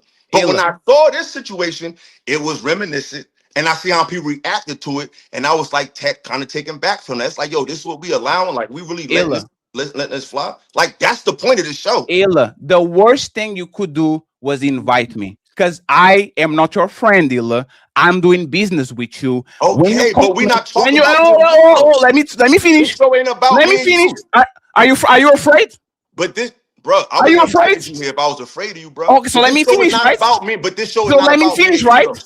Let But me it's finish, not right? about us. No, let me finish, right? Let's see who is fake and who It's is not not. about me and you, Let bro. me see who is fake and who is not. When you Son, call this me, show is not when you about call you. me, Why are you still talking about you and me? when It's you not call about me you. and you were crying, I you never was about my literally mother, bro. no, Ila, no, let me finish, About my please. mother dying. Ila, That's what let you me bring finish. up. You are You not talk going to about do my the mother you dying. are not going to do the sentimonious. Rest in But peace to what your does this mother. got to do with the show? Rest in peace to your mother. But Let, no, can, but what does can this I got to do with finish? the show? What does this got to do Can with the show, bro? can I finish? No. You can finish after you answer this question. What does And this got to do with the yes, topic? it is very important because So it has what? to do. So this got something to do with the topic. Has to do with the topic. Yes. Because once again, Ila, and this is what you do. You start very This is soft, what I and you do. I don't let even me talk finish. Can about I shit. finish? But no, because Am it's I on not my about the feelings show. or You're is not talking you? about the topic. No, am I on our feeling or is you? You're not talking about the topic. I'm talking Nobody about else the is talking topic. but you. I'm We got talking other about the guests topic. here, bro. No, But no. I want to talk about Anton and Corey and the And I'm effect going to that say it's what, gonna and I'm react going to to that. say, and If you Ila. don't want to talk about that, you could just leave. Okay, Wait, so this Because is we're what not this talking is. about. We're not talking No, about no, me. hey, Ila, and Ila, this is what I'm saying. I I'm going. apologize to you and all that. No, And you wanna. This is what you wanna do, bro. You can no, no, do it no, on your no, own no. channel. You It's got because millions now of you're views. scared, right? Anton Corey Bro, what moment does this for got No. to do with the yourselves? show? Hey, so Gentlemen, let me say it. If he doesn't have to do the show, let me say it, right? Can I say it? Or are you scared? I mean, if you about to talk about my personal life, No, no, I no, don't no, think you no, let no, this shit no, out your mouth. no, not personal. I respect that. I'm not mocking your All mom right, or then go your ahead. problems, right? When you call me, you started to talk about redemption. And by the end of the conversation, you were telling me how much you hate Anton and how much you want to get him and how much you're going to do this to him and do that to him and do that. Like this shit was 2 years ago. I Let me don't know. finish, please. I didn't interrupt you. No. This was 2 So weeks why didn't I before. say that? Why didn't I make the This show was then? 2 weeks before the Corey Oakham situation. So You why didn't I start, do it 2 weeks ago? sir. I didn't land. I But you didn't doing land. some fake shit. Now, what you're No. trying to everybody know I don't like that dude. I don't have to tell him behind Oh, scenes. so When I I'm told lying. him, hold on. Now No, I'm you. about to mute you. Because I told Anton when he was on the screen with me what I do. So that ain't no secret, motherfucker. I said, nigga, I'll beat you the fuck up. So whether I told you or him, I told Anton that shit. So Sir. what's your point? Sir, my point is this. It's been 2 years since that situation. All You right. started talking about redemption, and by the end of the conversation, you started talking about everybody that you wait on this space, and Anton was number one in your list. And this goes back to my number one question that I got to you, Ila. Since I met you in this space for 5, 6, 7 times, yeah, this space is fake. I'm a bounce. This space is fake. I'm And I a did bounce. This bounce. is I'm the on space. YouTube. I'm I'm a on bounce. YouTube. Ila, I why don't you? interview Oh people my that don't have Ila. nothing to do with this space. I Hey, talk Ila, to all types Ila. of people, bro. Okay, Ila. So why did you want to be an untouchable back again? When did I ask you that? You didn't ask to be an untouchable? I asked you that. Show me You where no I no asked no you to no be a no. part of the You group. didn't ask to be an untouchable. No, I asked you that. No, I didn't say you ask me, right? Because Oh, I so I am didn't ask you that. no, respectfully, me and I am the untouchable overlord, but Ali has as much power than me. Did you ask on the recent This is what I said. This weeks? is what I no No, problem. I'm I'm ask, no, finishing. oh no, I'm I got you. finishing, This is what I please. said. I'm This is what I finished. said. Let me finish. Did I you said, ask? we should. I said, yo, Ali. I said, yo, let's get back together. I said, we should work it out. He said, "Nah, I don't think that's a good idea." I said, "You know what? Fuck that shit. Never mind. You're right. I'm good. I just felt good seeing y'all. That's what happened. That conversation was over. But that doesn't prove anything. So you want to leave this That place doesn't but prove back on the anything. untouchables? I'm not shitting on you right now, No, you want to leave this place but back on the untouchables. That's what you're saying? bro. Huh? This space is not just y'all niggas, bro. It's just YouTube, bro. Yes. I don't have to talk about what you talk about. Yes. You got Wu-Tang. Raekwon don't rap like Ghostface. You talk about the same thing as ODB us. don't talk like Method Man. It's a group with different perspectives. Hey, I had a Illa. listen. This is how real I am. I Huh. had a moment. You ever talk to somebody you ain't talked to in a long time? Y'all start reminiscing. It's Yes. like, yo, bro, man, remember that? I'm asking a panel. Has that ever Huh. happened to you? Fantastic. When you Yes. reminisce over a nigga used to be cool with, or a girl, Yes. and in a moment you have a moment. You ever had that? Fantastic. Sure. For sure. Pause. Because I know what you're trying to do, but I'm a real nigga, bro. That shit don't affect me, my nigga. No. You are fake. Hold on. No, you are not real at all. You already said it. It's nothing else to say. You said it. We got it. Sean, have you ever had a moment when you kick it with somebody and you just start reminiscing how y'all used to be when y'all used to work together, how I used to be? You ever had that happen to you before? That happened to you before? You had a moment like, yo, man, remember this? Yo, man, we probably could do it again. And then you think, and it's like, you know what? It's all good. Does that ever happen to you before? I don't Hey. recall. Okay. All right, it never happened to Sean. So it happened to me, it happened to Fantastic. Sure. Blu-ray. You ever happened to you before? No, sir. So you never had a reminiscent moment about, reminiscing about somebody you used to work with? Mm-mm. Sure. Okay. Well, I guess it's 2 for 5. But I had. If I stop dealing with you, it's for a reason. So Hey, Trey. If I crashed out on your team because I was capping for the bitch and I was saying, Ferry, you are stealing money from Americans, and you get kicked off of my group, why do you want to go I back didn't in? get kicked out. I left, bro. Huh? No one Why kicked did me you out. I crash decided to Hey, leave, and bro. it's not the first time. I Crashed decided out. to leave, Hey, bro. crashed out for the bitch. The I bitch didn't didn't give crash you no out. No one play. seen me do Hey, anything. oh no, you are for real.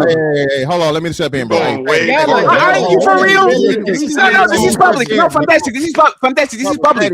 Fantastic. This is public. Fantastic. This is public. I understand This is public.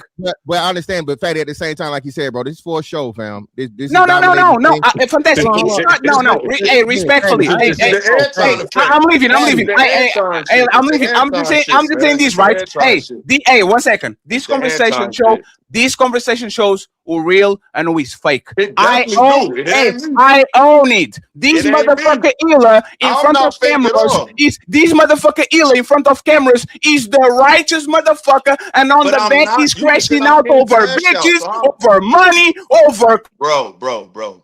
No one thinks I'm the most righteous man. Why in you this space, muting me bro. then if I'm wrong, Illa? No, because it's not your fucking show and you're not going to talk over me. Okay, 'Cause I so don't talk thank you over very you much on for your show. having me. I don't Keep talk being shit over your righteous, show. Illa. All By right, the now way, you're running. let me know if 'Cause that I'm OnlyFans. not talking, but you're not going to overtake the show. Though. Let You're me not know. about to overpower the show. So Yeah, this is what we're going to do. of I'm going course. to give you a chance to reset. We're going to start all over because Yes. you've been talking for 40 fucking minutes. Sure. It's not about this show is not about you. Sure. It's not about me or any Next issue. time, don't invite me. Everything. No, listen, bro. You invited me for the You're proving, entertainment. bro. I'll give you I entertaining understand I show. wouldn't have invited you, bro. If I brought people up here that know that was going to be Sure. objective on purpose. Sure. So that's not me running from anything.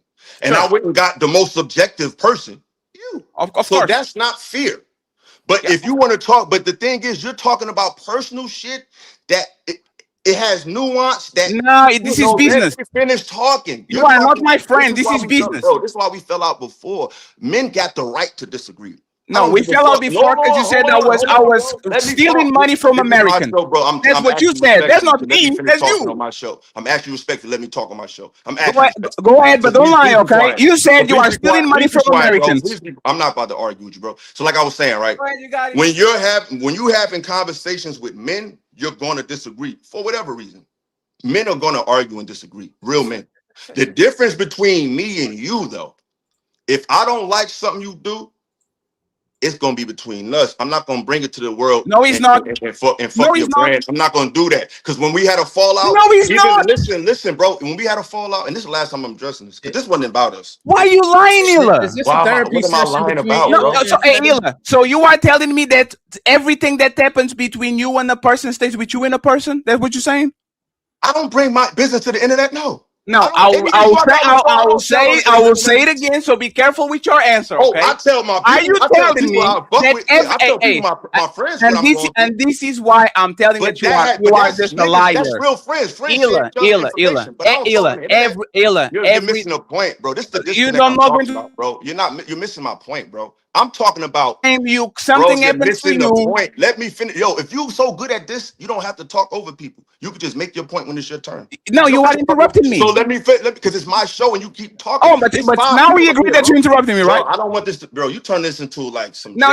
Hey, shit, sir, bro. you I wanted invited to me. debate the topic and talk about No, why you y'all weren't. No, took you one weren't. way No, you versus why I didn't. took another way. No, you You didn't. taking it somewhere totally. No, you that has didn't. Nothing to do with the show, bro. No, Like, you didn't. You just want, yo, bro. We get it. Y'all just. Man. Listen, bro, you taking this Y'all somewhere. are real emotional right now, man. And Nobody's emotional. This is men talking. Nobody's emotional. Like two emotional people that And it's fine. Nobody's going to see each other. Nobody's going. Hey, Sean. Sean. The difference between me and Ila is this, right? I will show my emotions, I'm right? not concerned with the difference. I know, Sean. I know, Sean. I know. Stop playing different, Sean. Hey, Sean. I know. Hey, Sean. I know. I know. I don't want to hear. I know, Sean. You have nothing to do with this. Ain't got nothing to do with the show, bro. Hey, Sean. This is the difference between me and Ila, right? No, I will show my. No, I don't have to. I don't have to. I don't have to. I didn't ask you to. I didn't say you have to. I said bro, stop. you talking about I don't have to. Nothing to do with Stop. I don't have to. Man, stop. I don't have to. Nothing to do with Stop. I don't have to. You sound I like don't a have little to. girl right now. Stop. See, Sound like I'm telling you directly. You're sounding you like getting in between two men fighting. Is that like a little girl? Stop, you're fighting yourself. I'm not fighting you, bro. Stop. And you know what? Hey, I know. I'm good. No. I'm good. I'm good. Hey, thank you for having me. I just want to say Please thank you. Don't leave. No. Stop. Don't leave. No. I'm leaving. I'm leaving. Why can't you have a conversation? No, I'm leaving. I'm good. I'm good. Sir, I'm good. Stop talking. I get it. I don't want to talk with you. This is what you came to do. I thought No, I don't want to talk with you. I don't want to all this over. No, Ila, you got what you wanted, but that's the thing. I didn't want what Ila, I didn't get what I wanted. I didn't get that all. Hey, Ila, you got what you wanted. I didn't get to the point I wanted. You know what? Hey, thank you very much for having me. I appreciate y'all. No, it's fine. Thank you very much. I didn't get what I wanted, bro. I didn't, bro. Now, like I said, this is what I'm talking about. This is why I said the shit Anton does has created a whole new way of reacting and talking. That's not real. That's Anton style. Tova talk like all. Am I missing something, y'all? I'm gonna shut up.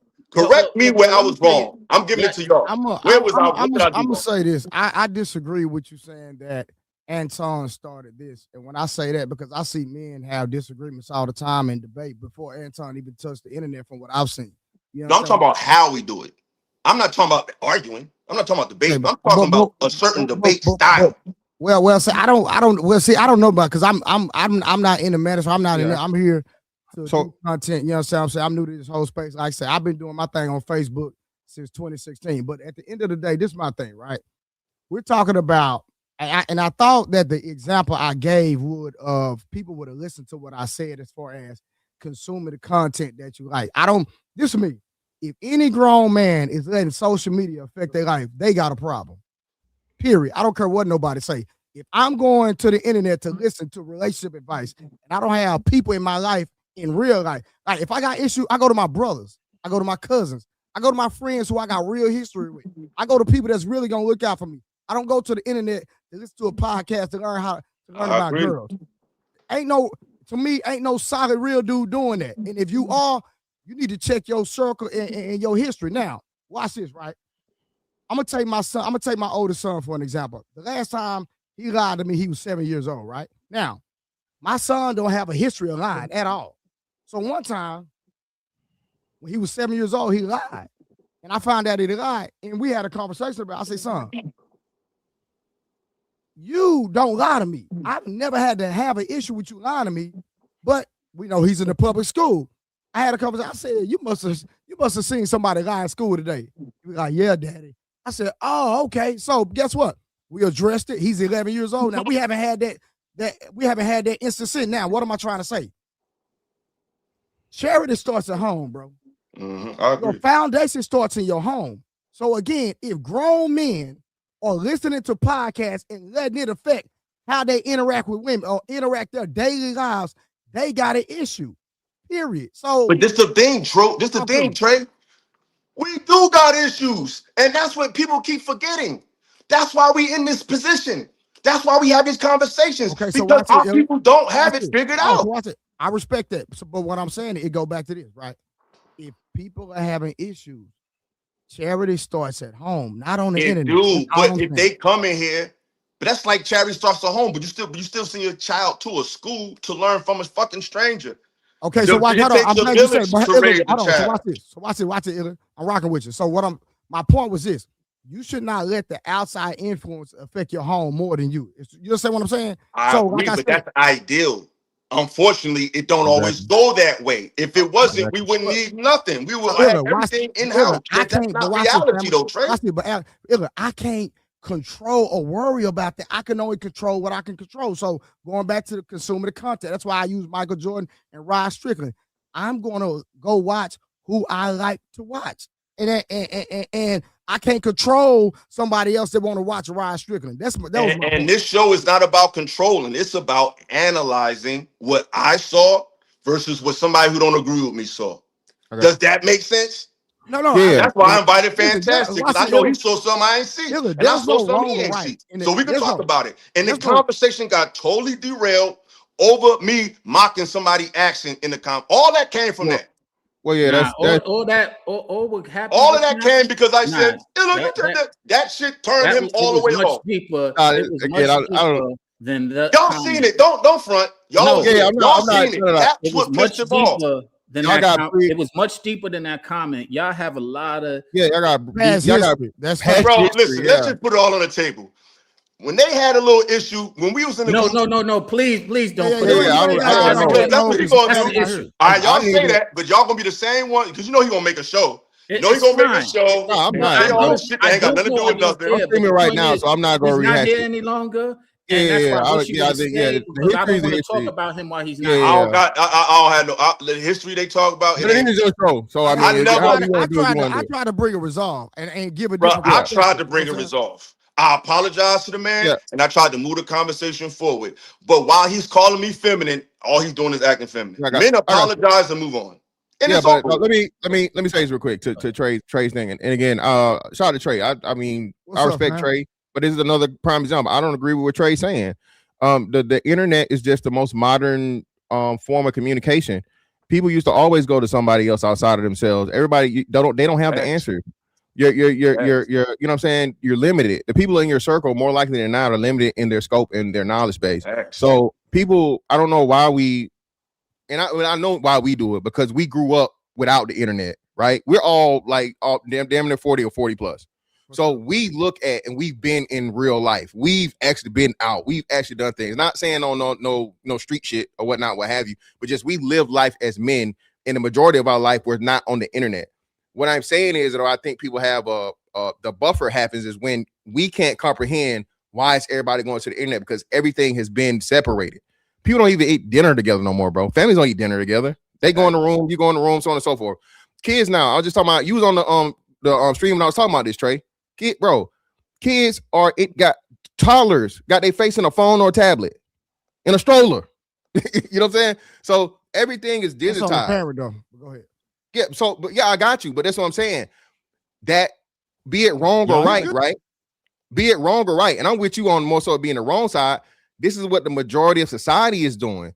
So now, Trey, like Illa said, you can, hey, son, we out and about, put that damn phone down. You don't give your kids even give your phone today like a teenager, some shit, right? For sure. Now your kid runs into a kid that's had a tablet since he was 2. That is going to influence him when he's not around you. You can have the strongest foundation or not. It's up to your child whether or not he's going to hold to your thing. Even you said, the example you gave when he was 7, even though you set up the strongest foundation ever, once he was introduced to something outside of his scope, it influenced him. That doesn't make you a bad dad. That doesn't make him a bad kid. It just makes him human. And this is what I'm saying. When people come along, bro, and you're trying to figure this shit out, it's on and so on, and we know there's a huge disconnect. Hell, I don't even know the last time, but bro, my family, I don't even know the last time my family had a family reunion. So even at the togetherness point, from the black aspect of it, right? You know, that was a strong thing when I was a kid. You had one every year, and then you had your mama side and your daddy side, and you feel me? So this is what I'm saying. Everyone sees the internet as just this horrible thing when it's not a horrible thing at all. It's like what Illa was saying. It's dependent on the person that's using it. All right, so fantastic. Watch this. So and I have no pushback. So, but I think you understand what I was saying, right?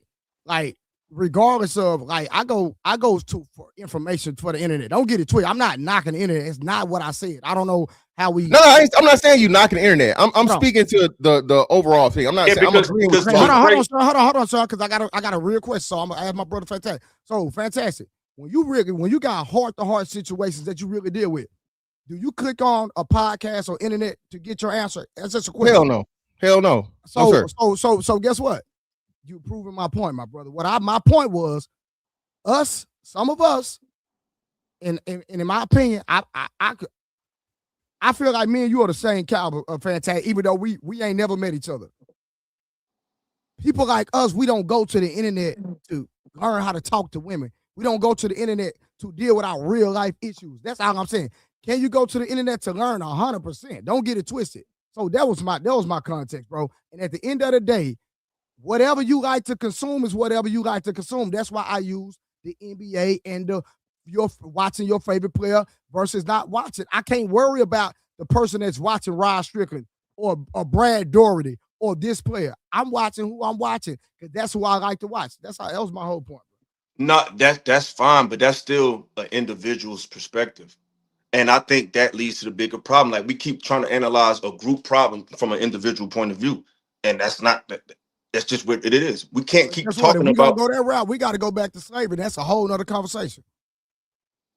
But I always talk about history. That's what I'm saying. We ain't never really got removed from the shit we went through. So y'all all alluding to points I've been making for years. So it's like, that's why, not to keep bringing homie up, but he keep talking about you in this space. Listen, you go and bring information where you feel like it's needed. So I see a group of people talking like I got pulled into this space. When you go viral and you get the first people that invited me to talk was Crew Season.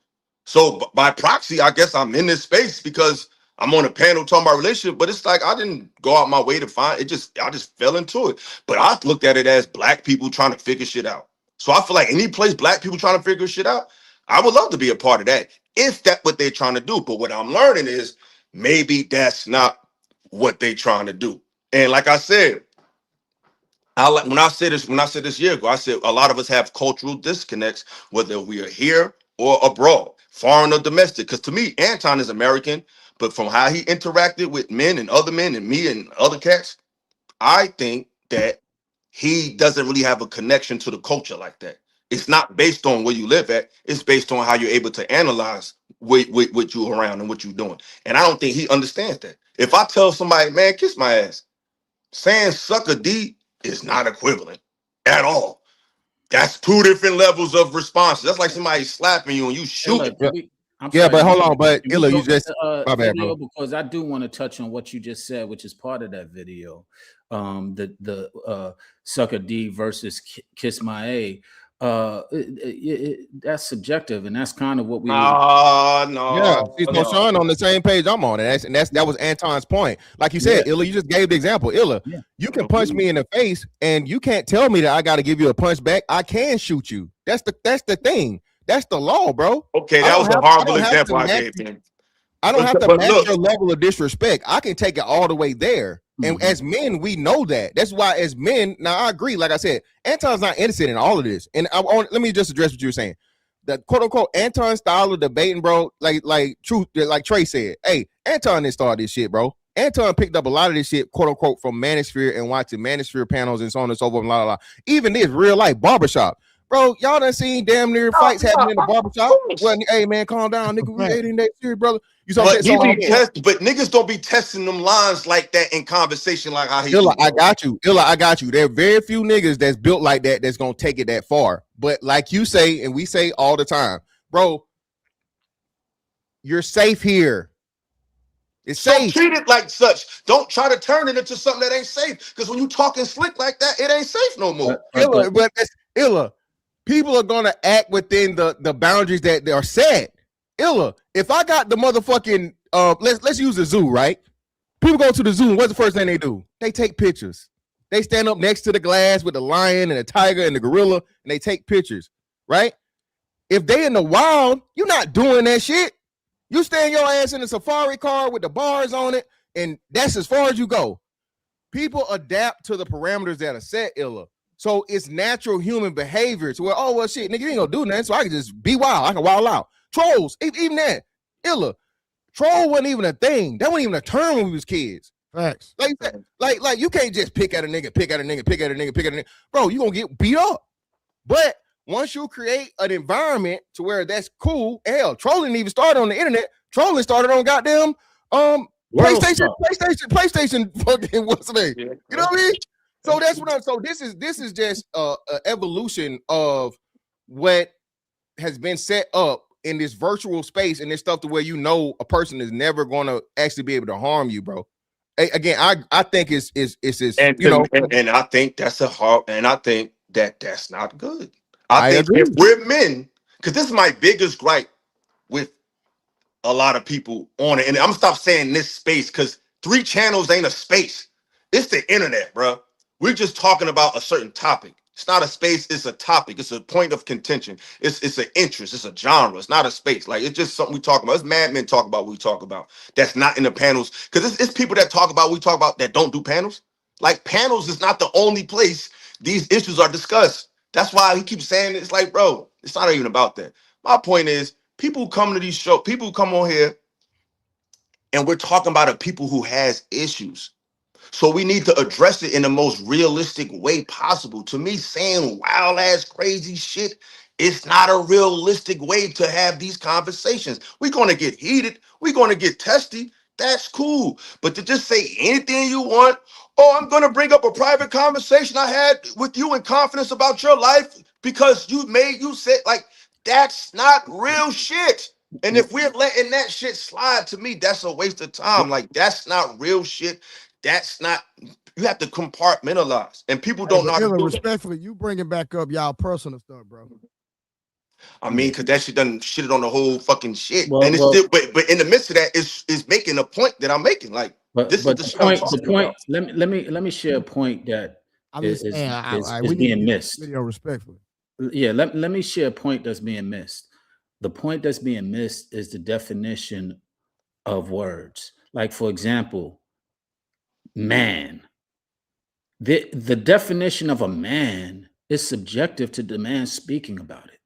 And to sit there and use that word and not recognize the man who's saying, the context of the man who's saying it, is where a lot of the disconnect comes from. So, for example, to the point that we were speaking with Anton and Corey, Corey's manhood was suck my D. That was his compromising and testing his manhood. And to Anton's point, everybody has that. And you can't sit there and say that yours is the man. That's the definition of what a man is versus what the other person's definition of what a man is. Kiss my A could be just as disrespectful as S my D. And if you can't recognize that, then you need to grow. Don't agree. First of all, he didn't say kiss my ass. He said you're kissing white people's ass.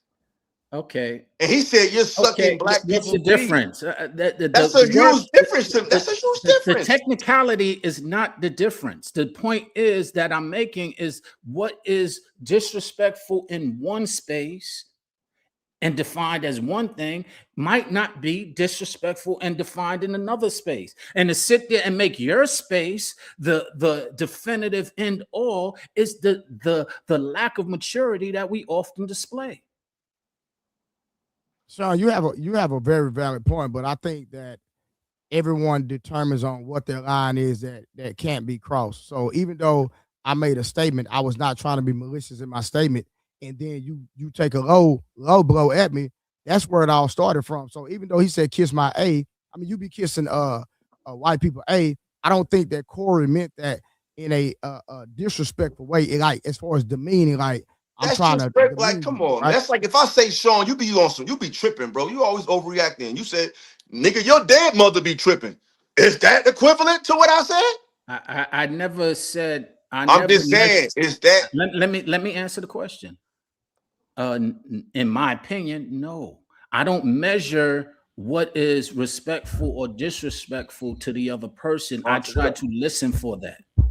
Because if in fact I'm going on what I feel is disrespectful, it might not be what the other person feels is disrespectful. So I'm saying things out of my mouth that unintentionally are disrespectful, then somebody catch me with a bing, bing, bing, bing, or react to it in a physical manner or some other manner, I'm sitting there lost. Like, yo, what happened? But what happened was I was disrespectful because I didn't know what was disrespectful to that person. Yeah, and just again, man, like I said, we're trying to make equal equivalence, and that's the thing. I do not have to be equivalent in my response. Disrespect for disrespect, I can take it all the way there. Okay, telling me, and specifically, again, he didn't say that he was kissing white people's ass. He said he was kissing. He said he was kissing white men specifically. Okay, and then the compounding with Corey being so against rainbow activity as he's tried to Corey backdooria activities. It's no more backdooria than that. Where if he would have said white people, you got a leg to stand on. He said no, white men specifically, you're kissing their ass. All right, so cool, fine. All right, so I'm gonna say, and I'm not just saying the men, but black people as a whole, I'm gonna use a sexual innuendo also. So again, I do not have to match your disrespect. If I decide to supersede it, we've both been disrespectful. That's all it is. You can't, and you can't, just like you can't gauge me and tell me that, oh, this is my top thing or what. No, disrespect is disrespect regardless. So you don't get to therefore then come to me and be like, oh, well, that was more disrespectful. Don't start the disrespect, period. Exactly. Like I said, I think they both took a L to a degree, but I think Anton took a bigger one, in my opinion. You know what I'm saying? But a lot of people, like the response from most people is Anton walks away with the W. It's like, no, if he won, then no, it's either nobody won, but he didn't win nothing to me. To me, everything he did was performative. Like he came up there for that. Well, Illa, he said that. I mean, we gotta watch it because Illa, if he came there for the performance, he came there to get the best reaction. Again, Corey is not a full-time content creator. Corey wasn't prepared for that. Exactly. But this is my strategy. This my point. Thank you. This is my point, though. Fantastic. You're not prepared for a fight, and you lose. How you don't get lost? He didn't lose. If you're not prepared for a fight, and somebody get the best of you, you don't lose. Nah, I don't think he lost. Okay, well, this is what I think. Like I think what are we measuring? We're gonna watch it because there's certain stuff I saw that y'all ain't probably peep. I feel like at some point Corey was trying to connect to the brother in him. Anton wasn't trying to hit none of that shit. Anton came to put on a show, get clips, and I think this space. What I'm realizing is this space could be misleading. These conversations can be misleading to men, and men are looking like, oh, these brothers trying to figure it out, and no, they not.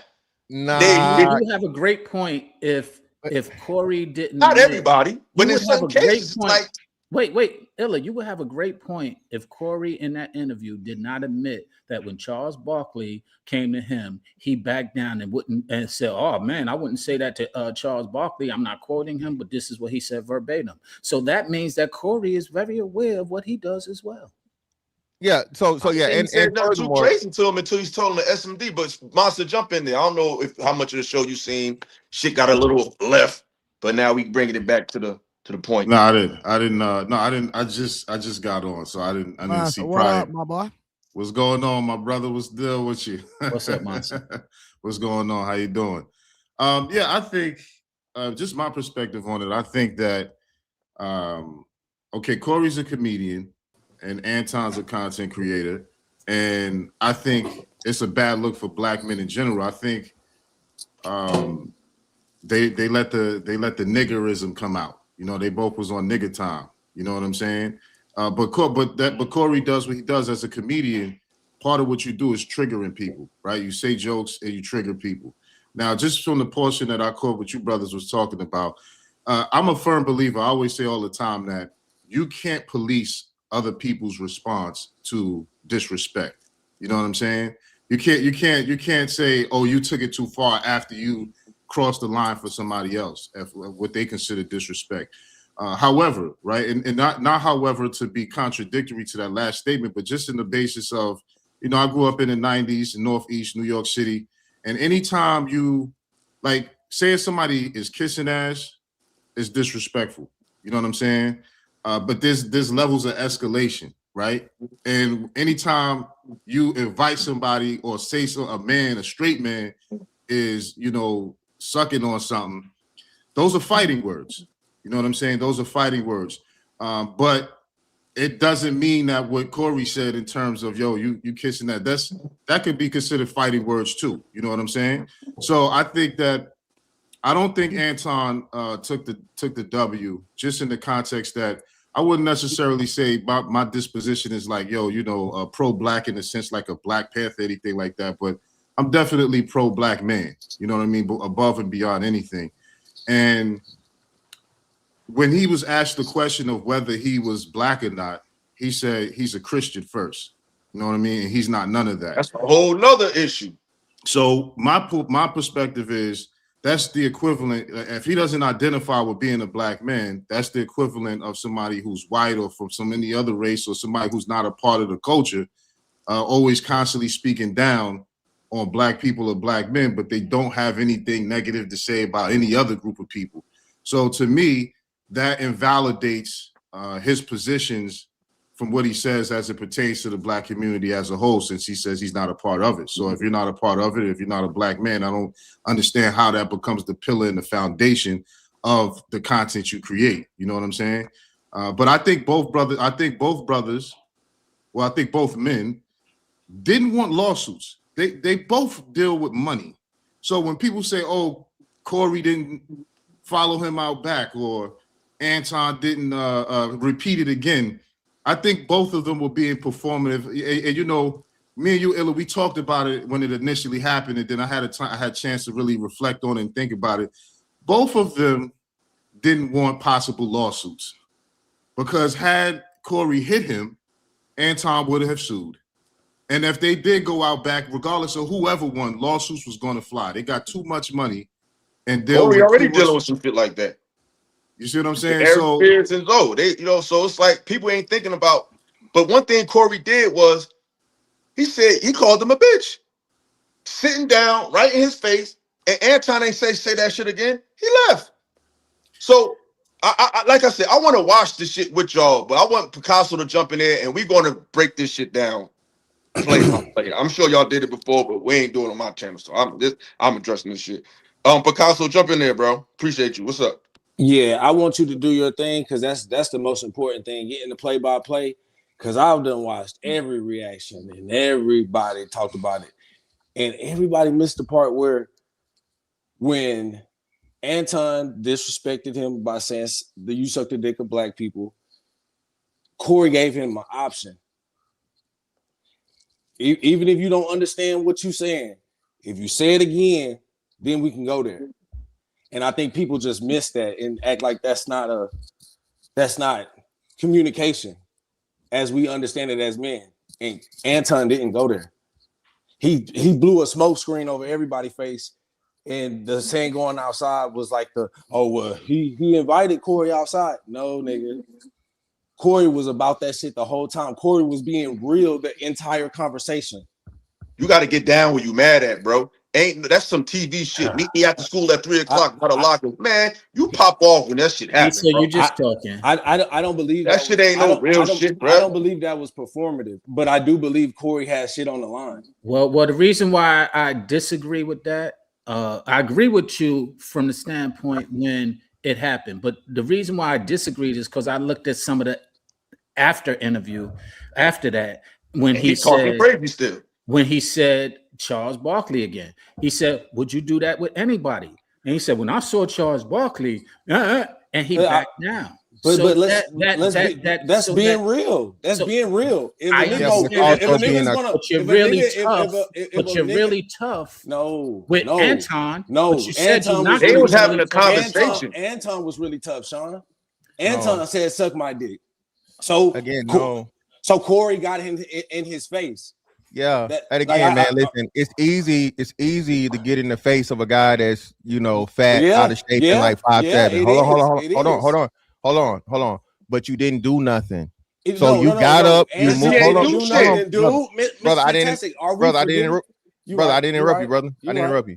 So this is what I'm saying, bro. Listen, you talking about performative. He was just as performative as Anton. No one is listen. Anton said this. He planned this. This was Anton's plan. Anton went into the belly of the beast. He went into enemy territory to get content. Anton has said this. And like Illa knows this. Anton's not a fighter. Anton says salacious and wild, crazy shit, and he has no intention of fighting anyone. He's not built for it. Okay. All right. But because Anton understands the value of fucking clickbait, rage bait, and back and forth, he's willing to get into it. Corey was not prepared for any type of intellectual conversation from jump. Anton knew this. As Sean said, Corey was ill prepared from the jump. Okay. Neither one of them wanted to fight. I just learned this like 2 days ago. I knew that he was 50, but I didn't know Corey is finna be 58 years old, bro. Corey's not finna fight anything. Just like Anton's not about to fight anything. Okay. They talk about the money or whatever, so on and so forth. Jeez, and you're right, Picasso. Anton got the out when he said, well, fuck it, nigga, let's go outside. Okay. I know. You didn't hook off. Hold on. Now where if Corey was gonna swing when you doing all this, Mr. Fantastic, you are skipping the part where I watch Corey every motherfucking week, every Tuesday, and I listen to him talk about his life, and he done talked about how fugazi people are and how he can get caught up in the bullshit. And so in that moment, Anton was bringing him into the bullshit, and Corey knew, but Corey said, okay, look, brother, if you say that shit again, I'm with all of the bullshit. Okay, Picasso, let me ask you a question. So, Picasso, if a man tell you SMD, does he have to say it again? If I'm on my motherfucking platform, I'm sorry, I don't know if I can say that, but if I'm on my platform, hold up, please don't cut me off. Please don't cut me off. No, I'm correcting the statement, sir. No, man, I don't need you to. I don't need you to. I don't need you to, Trey. I don't need you to, Trey. I respectfully, I was talking respectfully, brother. All right, y'all. We all friends over here. I love it. I love it. But respectfully, I was talking, brother. Hey, respect. Yeah, I do too, brother. Yeah, whatever. I do. Okay, brother. So can I talk, brother? Since you want to direct me, nigga. I wasn't directing you, nigga. I'm sorry. Yes, you did. I was literally correcting. We're not doing the Anton and Corey thing. No, hold on. But you trying to direct something. You just said you was trying to direct something. That's not what I'm doing, Illa. That's not what I'm doing. No, I don't think y'all are. But Trey, okay, well, let me talk, Trey. I'm sorry. I did, bro. I'm sorry, Trey. I'm sorry. I agree, bro. I don't think I'm not on nobody's side. I'm sorry, Trey. I interjected. Cause I'm being peaceful. Y'all let homeboy just say all that crazy shit. Y'all let homeboy say all that crazy shit. But ain't nobody intervene. I'm intervening though. I wasn't trying to cut you off. I was trying to give context. Okay, say what you were saying. That was not factual. Say what you saying, brother. No, so Picasso, I'm not trying to bully you up, bro. Yes, sir. Fantastic said he said it's my D. Only thing I said was he didn't say that. Oh, okay. You're right. I love when people correct that part. I'm sorry, Trey. So I'm sorry. I was giving you energy. I apologize as well, brother. We on a public platform. Exactly. That we don't say the same thing. Somebody don't say. That's all I'm saying. Okay, well, my bad. So hold on, let me make it clear then. So I was talking about what Corey said to him. I know Anton never said that. He said sucking the dick of black people. But Corey, hold on, now I was speaking from what Corey said. Corey did say that. Corey said that he said Corey was about to lose his mind. Yes. Corey about to lose his fucking mind. He said, "Say that suck my dick." Corey, he said, "I don't suck no dick." He said, "I don't suck none of that." That's all. He said, "I don't." And Anton said, "Yes, you do. Yes, you do." So no. He said, Corey said, "I don't kiss ass." He said, "I don't kiss ass." Because it's easy to stand on something. You 5 feet away. Corey said, "I don't do that sucking dick shit." He said, "Yes, you do." He said, "No." Can y'all hear me? Man, okay, let's play the clip. Let's play the clip. I'm sorry, everybody. You good, man? Let's run a clip. Hold on. Who is this right here? You got to cam up, bro. Oh, I don't ever be on the cam, but if you want to drop me back down, it's all good. I don't be camming up. I mean, I'll let you out because I want to just ask the conversation real quick. What's up? Oh no, I was gonna say that in my opinion, Anton won, and the reason why is because, well, first off, all this street stuff is ridiculous. Not about people.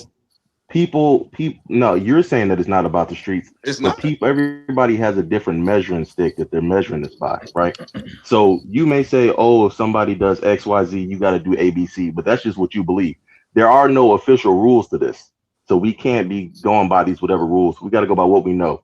We know he offered him to go outside, and Corey Holcomb has offered other people to go outside in the past on his show. So we know that he understands what that means. He didn't want to do it. And if you're fighting publicly on YouTube, like Anton said later, it can mess up your money. So that the smart thing to do was let's go out back and handle it. And he declined it. And if anybody in real life offers you to go outside, regardless of the say it again, all that nonsense, if they offer you to go outside and you don't, you're gonna be seen as a coward in most places. That's just a fact. Respect, brother. But this my pushback to that. I'm just gonna push back to that because he has security. So if they went outside, security. Corey has security too, and he had one person. He had his niggas there. It's a difference. It's a difference between your people. Bro, if you have your friends there with a gun, that's the same thing as him having one security. We don't know what his people's had. But if I had to pick, I'm gonna assume higher security has a weapon more than the people. No, Anton said that he saw the guy with the pistol. Anton can say anything. Why? How do we know it's the? That's the thing. Let's just analyze what we see. Thank you, because we can't see nothing else. Stop talking. Okay, so you saying he's lying about that? Okay. Anton say a lot of shit. Well, then we can't say that the security guard has a pistol. Then I mean, but it's likely that an arm. But what's the more? It's likely if I'm in the studio with my niggas that they're gonna be strapped. Hold on. What's more likely who had the gun? An arm prayed for a security person or my homies? My home. If you talking that street stuff, it's more likely that your homies gonna have a gun. What? See, y'all are taking like the street stuff. No, Corey was talking about the street, bro. Corey's whole sermon to Anton was about how street people move in prison, blah blah blah. Why are y'all dismissing that? I think, all right, that's the words to use. You know, that's the thing. That's the words he used. His whole sermon was about people in the streets and being. That's his whole thing. When people now, I hear you. But I'm gonna interpret what he said, because when you're not really from the hood, I'm not saying I don't know if you is or not, but when you ain't from the hood, when you hear the word street people and you think that people are advocating violence or criminality, no, we're just saying that outside of the rules of this is where y'all get to playing with words, man. This is where you have to be there. It's some shit you had to live. If you ain't live it, it's just you not because some shit you don't have to. It's not only street people that have guns, but we understand that street culture advocates guns. Bro, fuck the guns. I'm talking about decorum with men. So when Corey talking about you don't know no people from the hood, he's not saying you gotta go by street rules. He's just saying like, listen, if you're from the black community, because what did Anton say we got in his face? He said, nigga, I'm from Detroit. That's street talk. When you start talking about where you from, that's hood street shit. So that's what Anton said. So if you talking like that, then you know the rules of that. When a man, see that's where it breaks down. You talking about there are no rules. You gotta wait till I finish. When you when you in the street and somebody get in your face, that's a violation. Because now I'm invading your space and I'm right in you and saying, yo, what the fuck you want to do? If you don't say nothing in that moment, nothing after that matters, bro. See, y'all be judging this shit from this ain't Family Matters and fucking Eddie got punked by the lockers. No, all that meet you after school shit. That's that fake shit for people who only learn about the streets from movies and TV. Exactly. And you live in the hood in the city for real, it pop off where it happened at. It's not no later. We're gonna have an arranged fight. Let me know outside. No, you pop off right there. He got in his face and he said, "Don't say it again." And he didn't say it again. And he called him a bitch later on in the show to his face, and he left. So Anton brought the street shit. Let me know when I can respond to this. Street shit, and he wasn't. Anton did that. You say I'm from Detroit. That's street talk. You don't say that you can't talk that shit and try to take a YouTube response. No, but it's pretty clear. It's pretty clear. No, hold on. Let me push back to him since he said that to me. Real quick. This is a dude that don't play hold on. Let me rules. He don't hold on. Let me push back on him, Picasso. Let me push back to him real quick. He don't even cam up, bro. So he's not even playing by the rules. We don't even. I do want him to cam up, but I'm gonna let him live today because I don't want nobody to think I got an echo chamber. So let brother go. Go ahead, bro. Because we about to get into the video. Go ahead. All right, so check this out. What you said was your opinion based upon how you think this should go. There is no rule book to go to where if A happens, you got to do B, C. Everybody moves differently. So all that what you talking, that's your interpretation. It's people you saying that if you don't fight in the moment, that's not what some people aren't gonna just go off in the moment. They're gonna be like, let's take it outside. It is 100% valid wherever you go. If any grown man say to you, let's go take it outside, everybody knows what that means anywhere you go. To me, you're a coward if you decline the invitation because you know exactly what that means. And you said it to men before on your platform. So it's not it's got to be right here. He said that to other people before. He got in we can his go face, out back. and he didn't push him out his face. When a nigga get this close to you, when he could touch your nose could touch Bro, his, that's violation what right you're there. saying. That's No, what you're saying in your mind, right? So in your mind, if a man get that close, it's a violation. And Anton might I think it's better if we just watch the video. listen. Hold on, In other people's mind, if you don't touch me, hold on. By that logic, you're saying it's in his mind that he's making up a rule that if a man gets in your face, that means that's a violation. You're saying that's it. That's in his mind, but it's also by that logic in your mind that if a guy invites you out to fight and you decline that means you're a coward. It's the same type of logic that you're using. Monster, that's the point. It all depends on how you see it. There's not going to be like a right or wrong. It's going to be subjective. But what I'm saying is, if a man invites you outside to fight and you decline, that's cowardice. Corey hopped in the face. He never put his hands on him. Not at the invitation. My brother just said the most poignant thing.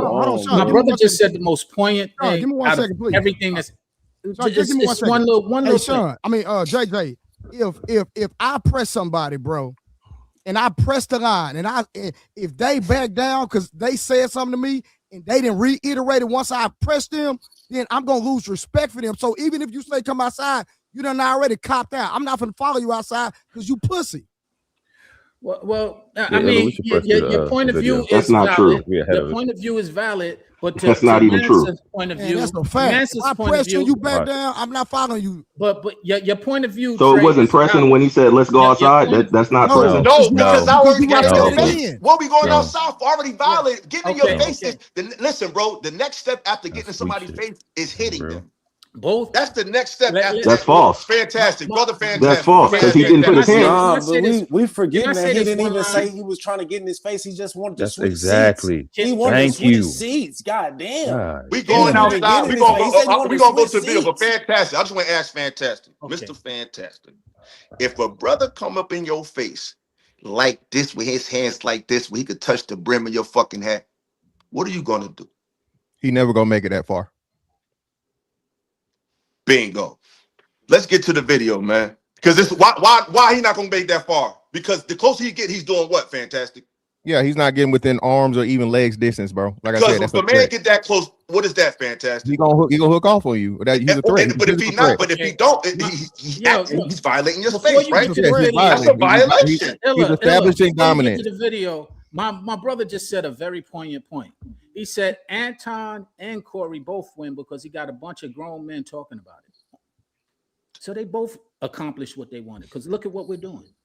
I mean, because this is some grown man shit that need to be analyzed. No. It's because and they basically got us all talking about this. And to everybody's point, both of them violated. If we're going to talk about violation, both of them did exactly the same thing, and we're sitting here, black men. No, I think we got to go deeper. Did exactly what they want. They both getting paid off of it. None of us are getting paid. They both getting paid off. Both of their platforms. I'm saying, first of all, I think we got to go deeper than that. That's the low hanging fruit. That's part of null and void. So since we know they both did something out of character, then that's a gift. So now we have to keep going deeper to the layers of whose intention was what. I don't think Corey's intention was to have a moment. I think that was Anton's. He invited him to his show. That's nonsense. He didn't to talk. That's bull crap. That's bullshit. Let's watch this shit, man. Hold on, that's not true. I got receipts. That's not true, Sean. Exactly. Let's watch it. Yo, think they tough. I noticed. They think they tough. They think they tough. Yeah, they be out there. They not that tough. We wow. charging them up. Here we seen worse. You know, I don't pay attention. He's coming in talking about who's not tough and who's not. Only street niggas talk like that. But let's go. He's being condescending already. He's being condescending. His very first comment was he was on time, bro. And they scared. What you say, Picasso? I said his very first comment literally his very first thing he said was, "I was on time." Immediately when I seen it, I said, "Oh, this nigga on bullshit." Oh, this sounds familiar. Let's keep I going. don't pay attention. I think them type of niggas jerk off in their socks. Yeah. Well, now they've gotten so savvy where they can actually put a picture, but you open it up and it's like, oh, no post, no nothing. It's like, oh, okay. We don't take that serious. Exactly. Keyboard cowards is what I call them. Somebody said what Craig had. He don't time out. Craig had a show, fool. That's right. Craig going out here doing his thing. Papa Craig. So anyway, let's get to it, man. Let's get to it. There's so much to say. I know we ain't gonna be able to get to it all, but we're gonna try. There's so much to say. I gotta ask you this, just off top. I'm with it. How do you feel? Because we ain't gonna do all politics, because that ain't what the show We about. got to get there though. Yeah, but I'm saying I don't want you to miss no points. All right, I'm with it. What do you feel about this nation as they jack other nations for their resources and play it off like it's other reasons? I'm talking about this nation, the U.S. That's a part of the game. When you say the part of the game, I don't understand. Everybody done been conquered. Slavery didn't exist way before we ever came in here. Mm-hmm. So I don't see what the problem is. Well, I tell you like this. I cannot respect men who are claim jackers. Like I don't like what? Give me an example. Like the United States. No, give me an example, like a real life thing. Like what did they take? The United States. Like taking this country? Just taking this country. How do you think you got here? Yeah, the transatlantic slave trade. You smart man right here. I know all about it. So it's very hard to be respectful of what is here when me, for example, as an African American male, I know how I got here. I didn't take the cheap flight on Frontier here. My people were kidnapped. My people were robbed. They what? They were sold by Africans. You say all the people were sold by Africans? Oh my God. How you think what you think white people came over there and got us? Yes. No, they were sold. So they just capitalized. Brother Monster, since you here, real quick, could you debunk that real quick? Could you really explain like that? Because everybody keeps saying that, African soldiers. Give the nuance on that once and for all, because it ain't that cut and dry. If you just go by that statement, you think that slavery started because Africans popped it off. Could you please flesh that out for us, brother? Well, again, it starts from something called a Christian doctrine of discovery. It's where the popes of Rome waged war on basically the entire world, where they said anybody who was of Muslim, Black, or non-Christian, non-European Christian. Brother, y'all got to cam up if you're going to come up, man. Was subject to enslavement, denationalization, and all of the other different things. And they pretty much strategically worked themselves around the world, not just Africa, because they did the same thing when they got to the Americas. And they pretty much raped, robbed, and pillaged, draped, robbed, and pillaged their way through everywhere. And they have also another doctrine called divide and rule. A lot of people call it divide and conquer, but it's called divide and rule, where in which you go and exploit conflicts that are pre-existing, and then you use that to conquer the people that you're seeking to exploit. So when people bring up that it was Africans that sold each other into slavery, the nuance in that is that Africa is a continent. So there were different tribes and different nations actually warring with each other and had different conflicts. And then before the Europeans even made it to the interior, they already had depopulated the coast of Morocco. And they were pretty much enslaving and sweeping across the northern coast. And then they penetrated Africa that way and just exploited differences between the tribes. So it wasn't like a set of Africans that were just saying, here, we got all these slaves for you, take them. It didn't happen like that. That's the nuance to it. I don't want to, I can speak on it more, but I want to keep my time brief and short on that issue. But yeah, that's pretty much what it was. It wasn't like, here, Africans got all of these people enslaved and we just sold them to white people. It didn't happen like that. Basically, like how they do now, was fund both sides of conflicts. Yeah, basically. I fuck with the 60s and I fuck with the Pyrus. They both getting supplied by me, and I'm telling the Pyrus they talking about you. I'm telling the 60s they talking about you, and y'all fighting each other. And I look back, and it looked like y'all sold each other off. So yeah, but before like you even start supplying, they knocked off the previous plug, so they could be the supplier. You see what I'm saying? Mm-hmm. So it was that type of situation. You know what I mean? But the key thing to focus on is that doctrine of discovery from the popes of Rome, allowing the Christian European nations to wage war on the world. That's pretty much the origin of all of that. Exactly, Europe. So yeah, let's get back to it play by play. So far, he's coming in acting all oblivious, talking about people are punks. So let's just keep going. Realized off of it better than the Africans did. Okay, so you're saying that all of the black people that were brought here were sold by Africans. Correct. So the white people they were just doing transactions over there. Absolutely. It was capitalism. See, the thing about white people, you think that racism is inherently in them. Racism is inherently in all of us. Black people is some of the most racist people I've ever seen in my entire life. We don't even like each other. So can I ask you a question? No, hold on. Let's stay there. Okay. We don't even like each other. And so black people participate. Let's pause. Jesus Christ. Black people have proven that they're not inherently racist. That's a fucking lie. If we was inherently racist, we would have been burnt this motherfucking down. So that's not true. What he's saying is not true. Do y'all think our people are inherently racist? Let Fantastic say something. Yeah, I'm the odd man out here. I'm the odd man out here. Yes, all people are racist, and mostly it's not even racism; it's tribalism. If there are a whole bunch of white people around, words, don't fantastic. Well, again, that's what I'm trying to tell you. It's a lot of conflation of what it is. Okay. If you have a choice to deal with white people versus black people, you're going to pick black people. Just like if white people have a choice to deal with white versus black, they're going to pick white. Everybody practices nepotism. Everybody helps their own group of people first. Black people say that though, and they make it automatically racism when everybody does it. So yes, Anton is right. We want to get into the argument of, oh, well, racism, we have to be in a position of power. That's always a thing, bro. But no, again, but we have to go. You know why we got to go there, fantastic? Because that's the only racism. We're not talking about another word. Hold on, bro. We're not talking about being prejudiced. Everybody is prejudiced. Everybody has a preference of who they want to deal with. But when we're talking about racism, we're not talking about somebody who don't like us.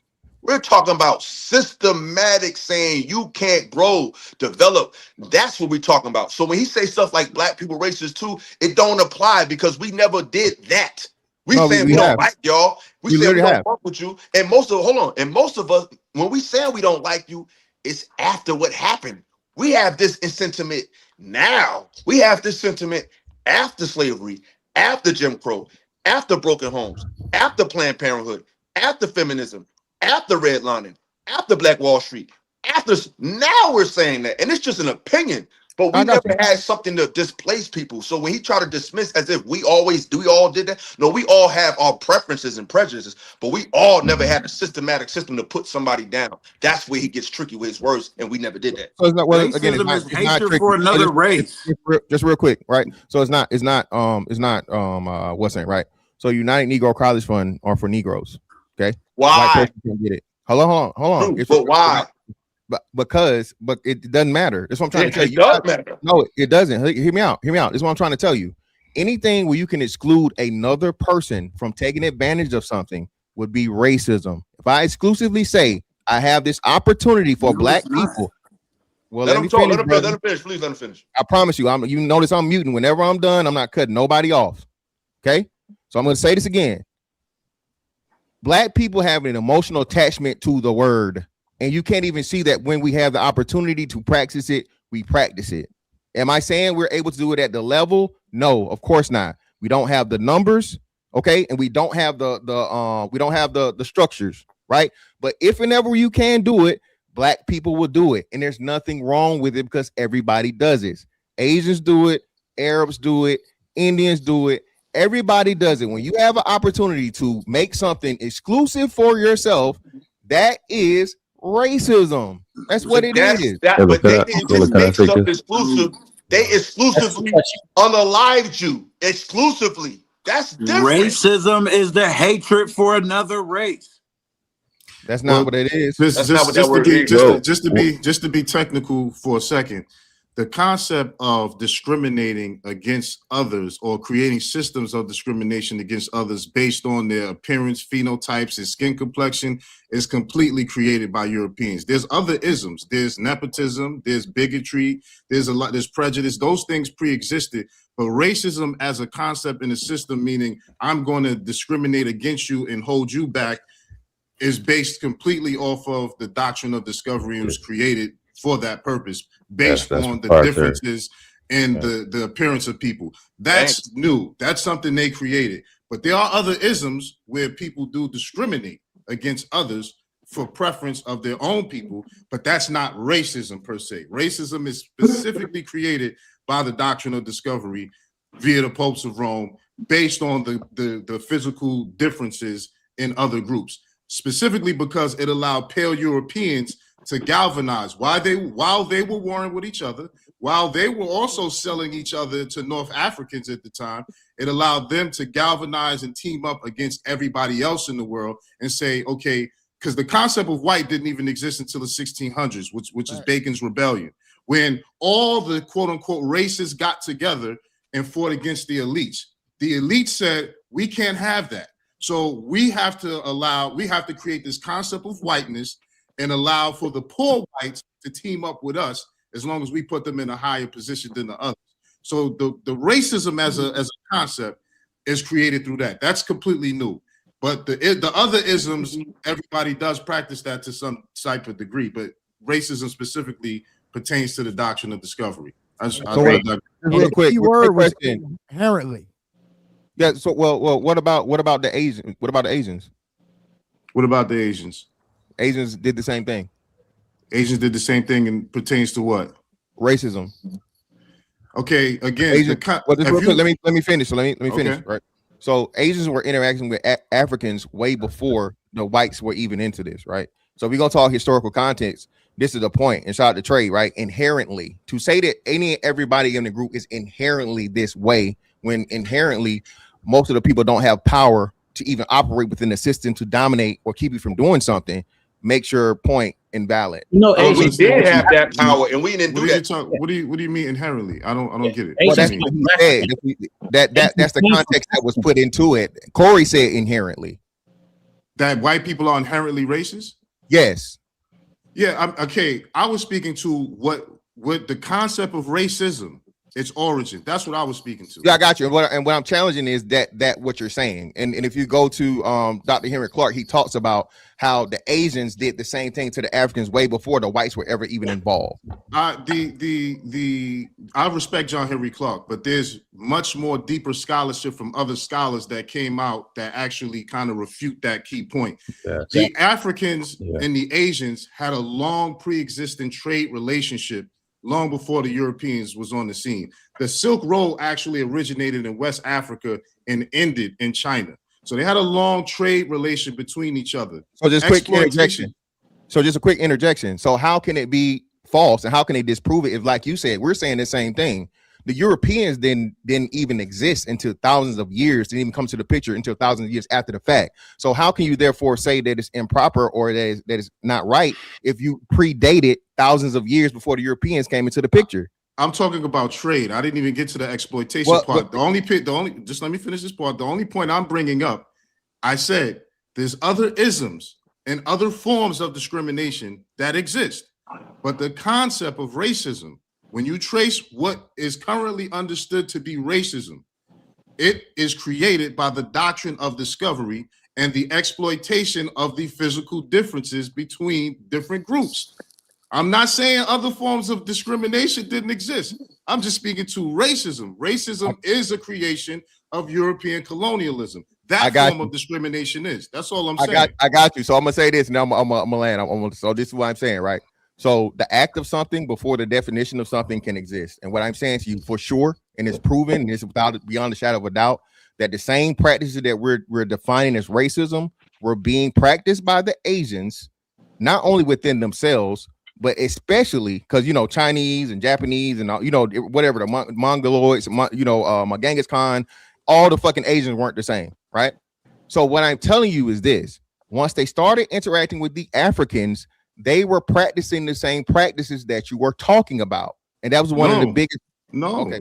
They just weren't. That's just not the facts. They other groups. Whoever's trying to get in, you only got fit. Hold on, I'm sorry. It's no more room on the panel, so I don't know who's trying to get in. But if you are, just type yourself in the chat so I could, roster it out. But it's no more room, unfortunately, fellas.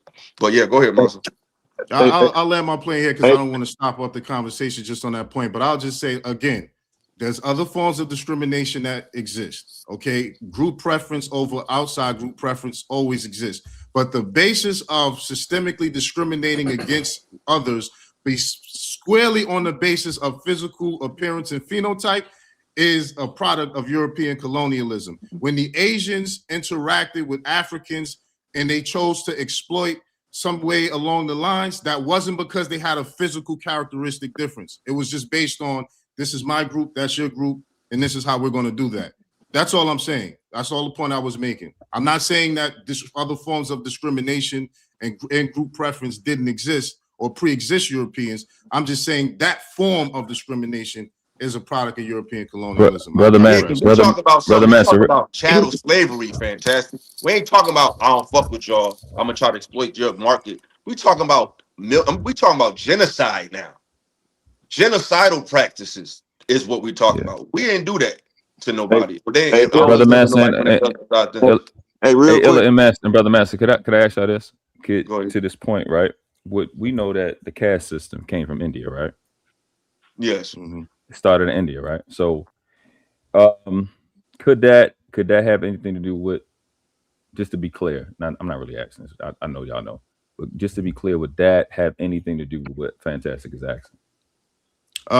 It definitely influenced European Europeans to create their form of a caste system or their form of discrimination. If we want to broaden it and generalize it, then yeah, you could say it's a different form of caste system for sure. But even the Indian caste system wasn't based on physical appearance. It later became associated with that after the British colonized India, but it originally was just based on who family was born in this caste versus the other. It wasn't based on skin complexion or physical differences phenotypically.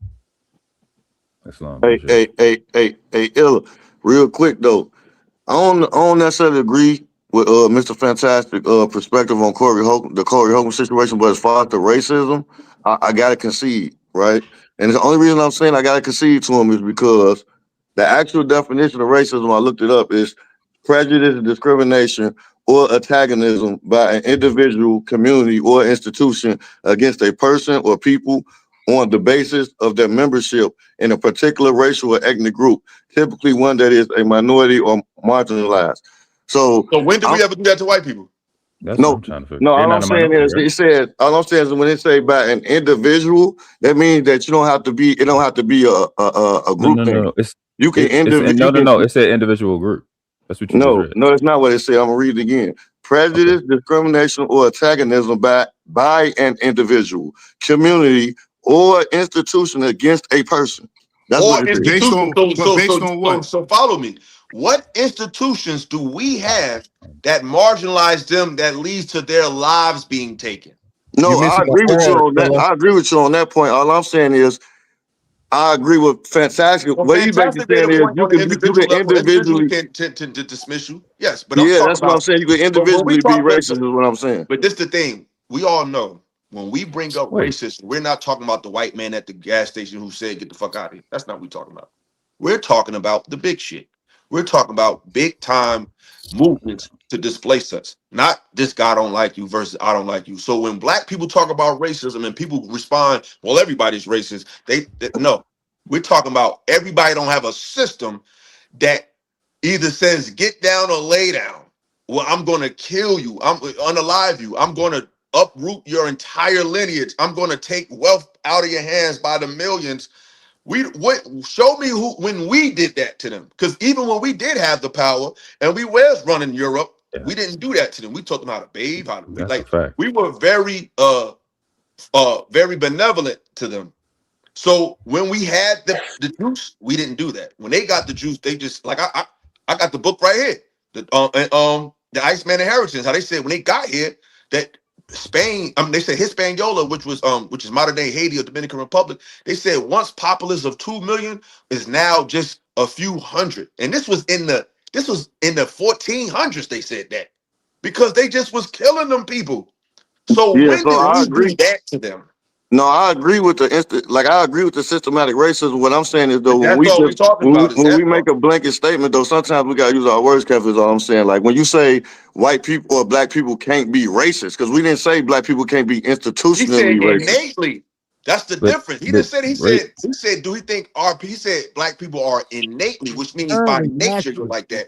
By nature, like I said in the book, the man said the nature of the Americans were they wasn't quarrelsome, they wasn't beguiling. He said they were the best, basically the most well-mannered people in the world. So innately, we're not that. We're innately good people.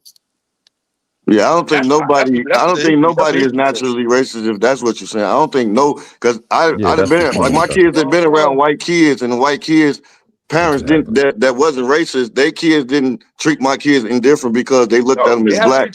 I think you got to be taught. So if it got to be taught, then it's not natural. Innately means it has to be by nature, right? So it's not by nature. If it's being taught, it's not by nature.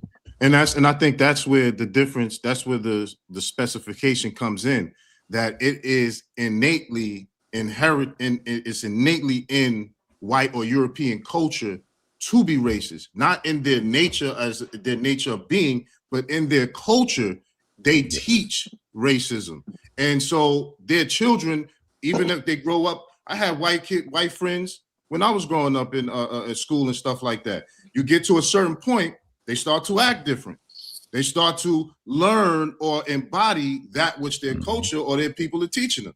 You know what I mean? So that's where the innately part may matter. Maybe not to the actual person, but in their culture, this is something that they teach. This is something that they espouse to when they are teaching their youth.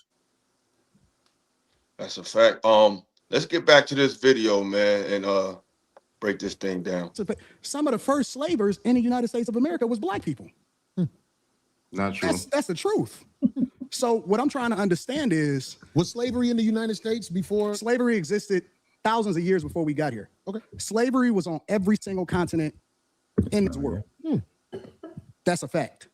Now, the thing that's a problem with it is that, and this is the problem that I have. What you niggas want? What do you mean when you say what you mean? What do y'all want? Like, because y'all complaining about it over and over again, and I'm trying to. That was a very condescending question, but I digress, man. Understand what is it that y'all looking for?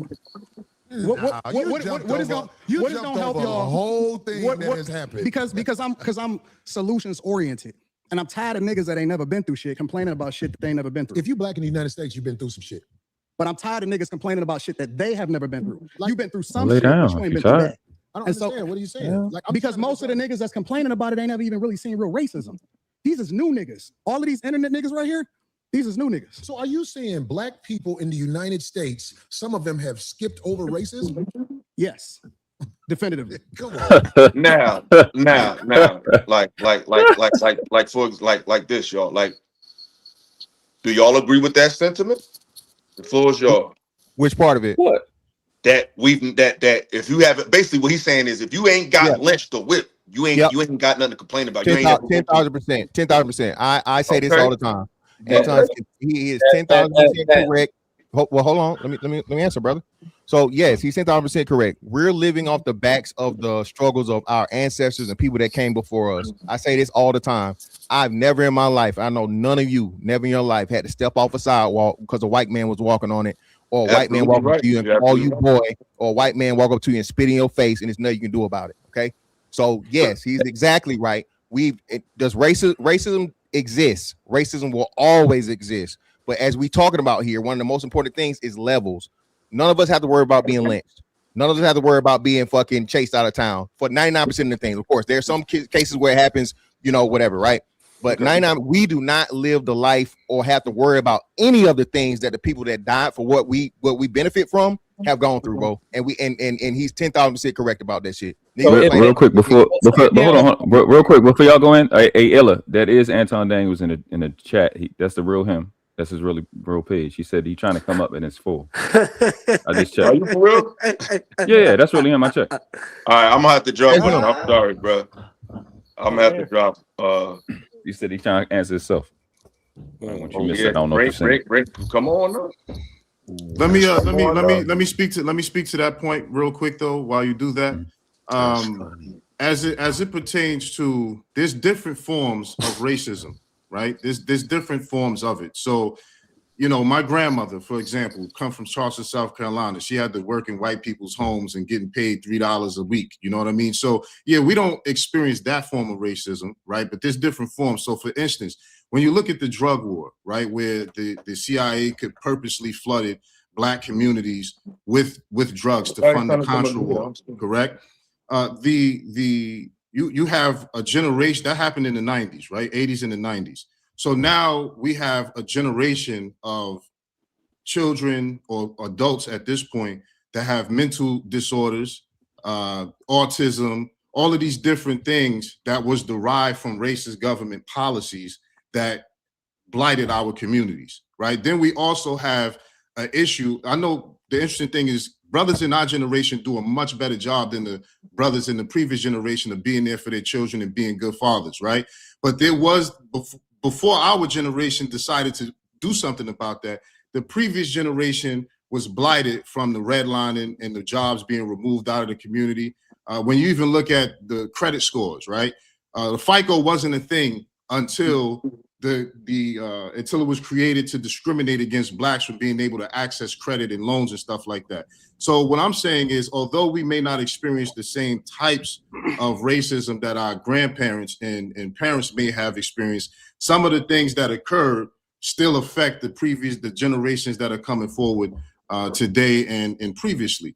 So I just wanted to, make that distinction that just because it's not the same type of racism that our grandparents or parents may have experienced, there's still forms of it from government policies that were implemented that causes generational impact. Specifically, when you look at how wealth is passed down through generations, like even the 2008 housing crisis, most of the wealth that the Black community had built up from the civil rights era to the 2008 housing crisis, a lot of that wealth was wiped out in that mortgage crisis. You know what I mean? So, yeah, but just a quick interjection. That was not understanding economics. That was signing poor mortgages, right? Because just real quick, right? So again, now we get to conflate our lack of knowledge and our lack of learning to the opportunities and things that we have here, and taking opportunities and taking advantage of those things. You just always go back to racism, the white man. No, we are not where we need to be and should be politically, economically, or social. Like understanding a lot of these processes, bro. How long? I'm not talking about the mortgages that were taken out during the subprime mortgage crisis. I'm talking about the wealth in housing that was developed from the 60s on up until that point, not those subprime mortgages that were taken out by everybody, not just Black community. You know what I'm saying? Mm-hmm. But first of all, let me say salute to the panel, salute to Philosophical. I know we had our differences in the past, but yes, we did. I respect. And I'm gonna say this before we get started. My issue with you, bro, is not success. It's not the fact that you have subscribers. Get your money. My issue is you come off as someone who's trying to talk to Black men, but at the same time, or talk to Black people or respond to Black culture, but at the same time you shit on Black culture, but you still try to carry the aesthetic that you know that's going to attract the same demographic that you're really trying to reprimand. If that's how it come off to me. Like I heard, like when we was on the panel, the thing that stood out to me the most, besides this, because I reached out to you after that, but you never responded. So no, I don't remember you reaching out to me after. I did. I sent you an email and you never responded. And I said, I get thousands of emails every I bet, but I'm not putting you on the spot. But you responded to the first one, but you never responded to the second one because he was like, "Yo, we could talk, we could work it out." And I said, "Yo, but I want to have a conversation first." And I never got a response. But that's neither here nor there. But I'm saying this: when you get on these shows, the main thing that stood out to me that day when I called up on your show, you said, "Fuck Malcolm X, bro," and it wasn't even about. I was of course offended that you said that, but my issue is nobody else was. And I think that you saying stuff like that and people not responding and having no smoke, and all they could see is the fact that I cut this man off, but they had no smoke or no issues for you saying that, to me was bothering me. And to me, I'm seeing a trend of people just feeling like just shitting on Black people all together is something we need to do. Like we can call out the bad elements without throwing out the baby with the bathwater. Because you say fuck Black culture, you say that, but then when you go live, you got Black culture aesthetics all around you, bro. Like you got Chronic behind you. That's a Black street nigga album. for lack of a better term. You got this one, you got that one. So it's like you're trying to appeal to the aesthetic of black people, but then at the same time you want to smack them down. It's like I think you're sending mixed messages, and I feel like somebody that has your influence can do better than that. But that's my opinion, and that's what I want to talk about today. But the floor is yours. You can respond. Well, first of all, I wanted to say respect to the platform, and the reason that I'm coming up here is because I support all creators, regardless of whether I agree with them or not. Right? So I could disagree with you, but it doesn't mean that I don't want you to win. Right? So let me start there by saying respect to the platform, and that's why I'm here. The second thing is to answer you directly. I do think that you need to throw the culture away, because what I define as the culture, because I think it's a difference between black people and black culture, right? What we push as black culture is the things that we celebrate the most. And definitively, most of the time, that is the worst things for us. We pedestalize, we celebrate it, we don't want to call it out, but then when somebody finally says something about it, then they become the big bad wolf. And so I don't celebrate the majority of what we as a culture like to champion is best for us. It has destroyed our households. It has destroyed our communities. And it's 10 times worse than it's ever been at any point in history. So I stand on that. I haven't changed up on that at all. I think I agree with that too. I believe that it needs to be a completely different culture, right? We celebrate jail culture, and then we down people that actually go to school every day, and we call them lames. But Anton, we push the worst things for ourselves, but then at the same time, you know how many people wanted to see me lose at Corey's platform? You know how many people wanted to see me lose? Well, why, Anton? Why they want to see you lose? Because I represent something that they are not used to seeing winning. But that's not true, Anton. That's not why everybody wants. That's true. maybe why some of them do it, but No, everybody that's why didn't want to see you most lose people because do of that, bro. That's why most people do it. If I was up here talking about some of the worst stuff ever, like we always do in our culture, I would be cool. Anton, this is why I gotta disagree. But because I stand 10 toes down you on know what what culture is. This is why I'm gonna disagree with you, Anton, because I go through the same thing. I go through the same thing. Everybody in this space, I just got into it with Fatty because he was saying, you need to leave this space because you want to be righteous and all that. Because I be on panels talking about real shit. I be having interviews talking about stuff that's not messy. And I don't get that support when I do that. So I don't do that. Well, I that literally means was laughed at by people in this market space. yourself better. You need to learn how to market yourself better. That has nothing to do with. No, I'm not talking about, I'm not even talking about, bro. I ain't even talking about numbers. I'm just talking about people rather see arguments than information. Now, if you want to say, hey, it's a better way to prevent your information, I'm always open to a suggestion. But what I'm saying is I've been on panels with just all men, bro, and they laughed at me because I said things like, they said, what's your solution, Illa? I said, I think the children is the solution. I think the children is a viable solution because we can't fix old dogs, but we can re-engineer and I agree with that. But this is the thing. This space laughed at me.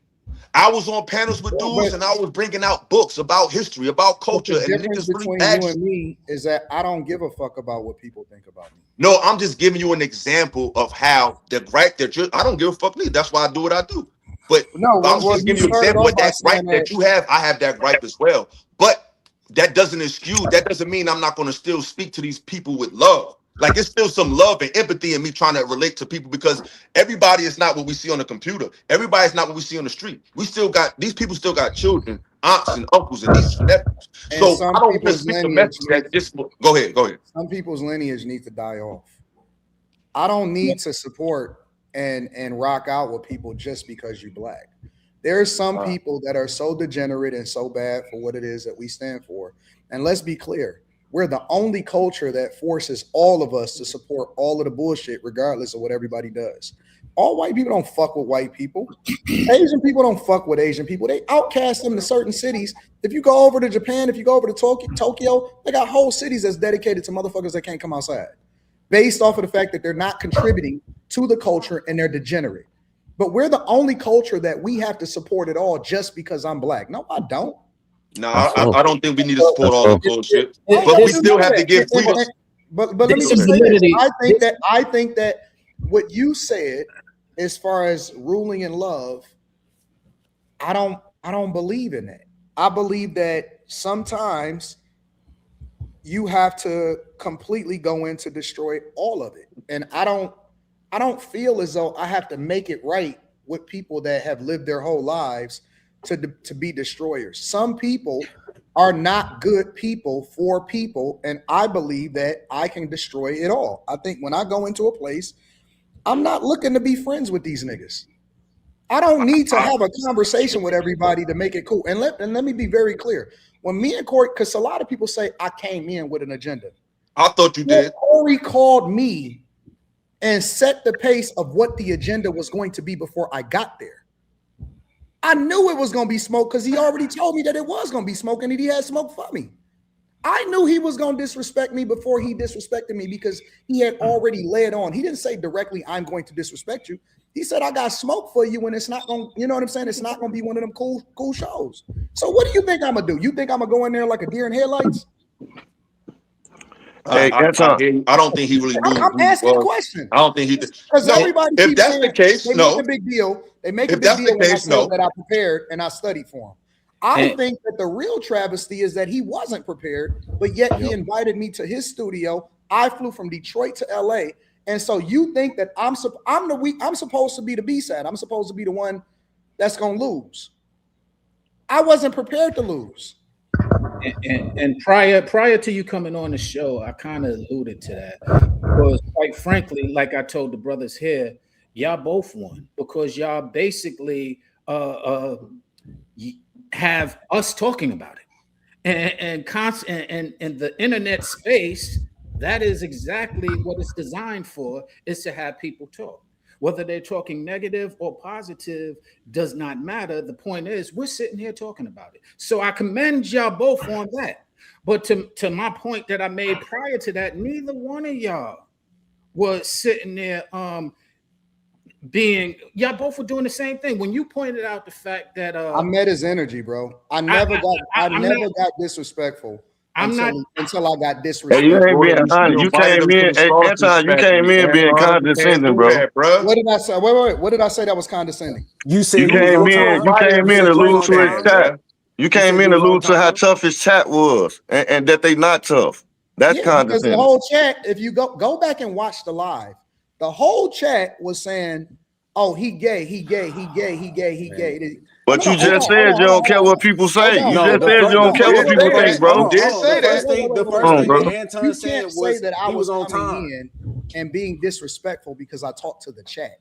I said condescending. That's what I said. Yeah, but again, bro, this is the content creator part of it, bro. Again, fantastic. You can't say all fantastic. Let me say this. I do every single day. What is that? On every single live stream, on my own live streams, is I talk shit to the chat. I talk shit to my own chat every single day. That is not new. Let's get off the chat. Let's get off the chat. I want to know.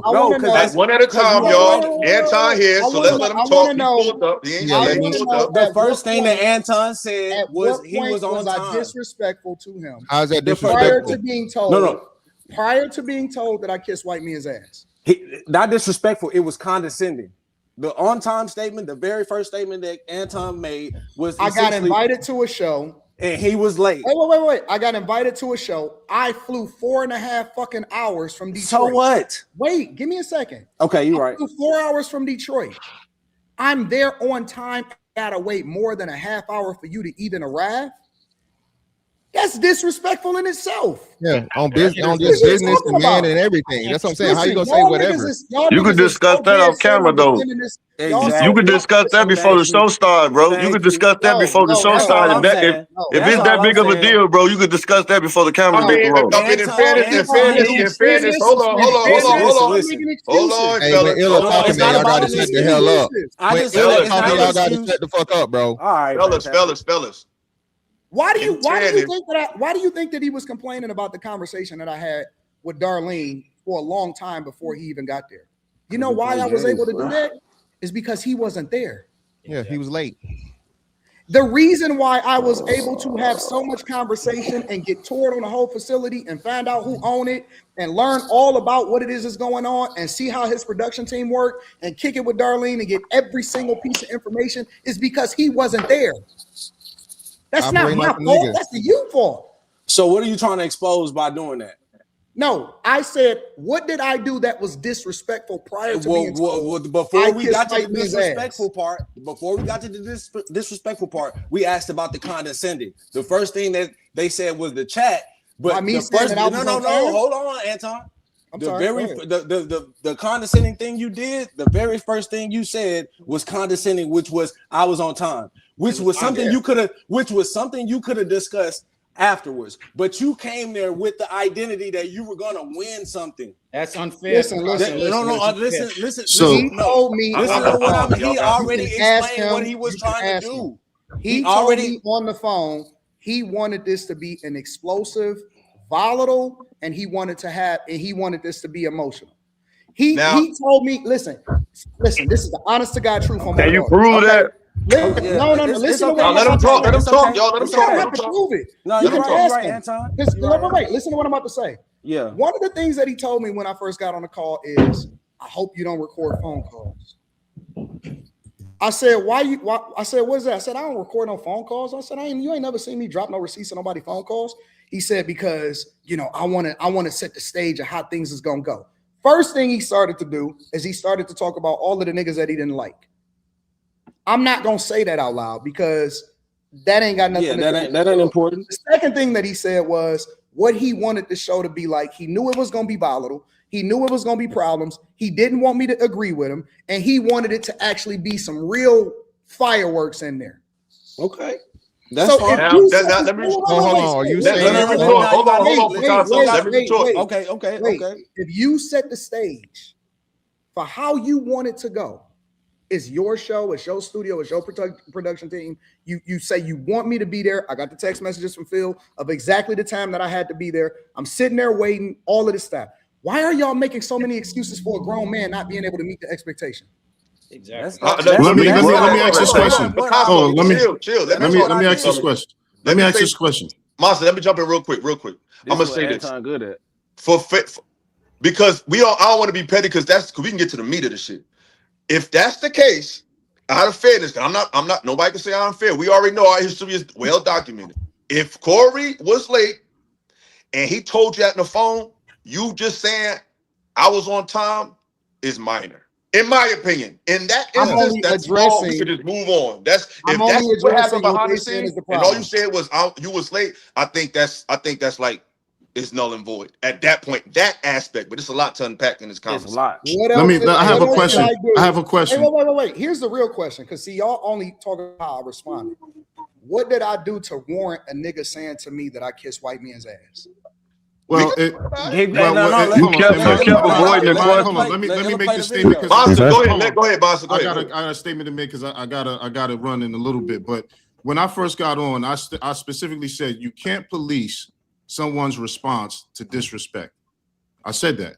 So whatever someone says or does that triggers you in a way that's disrespectful, they don't have a right to determine how you respond to their disrespect.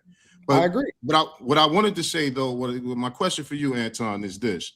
You spoke about how certain aspects of Black culture is toxic, how it needs to die, and I understand the majority of what it is yes. For sure. And you don't really care about, what people think, so on and so forth.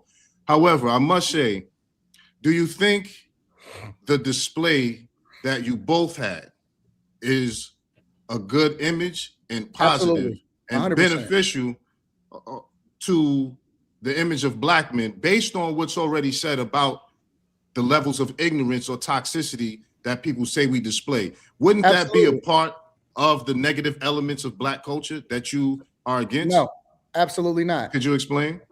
It's because I believe that people need to understand that intellect and the nerd, because I champion myself as being a nerd, that it's cooler to be the nerd than it is to be the guy that he is.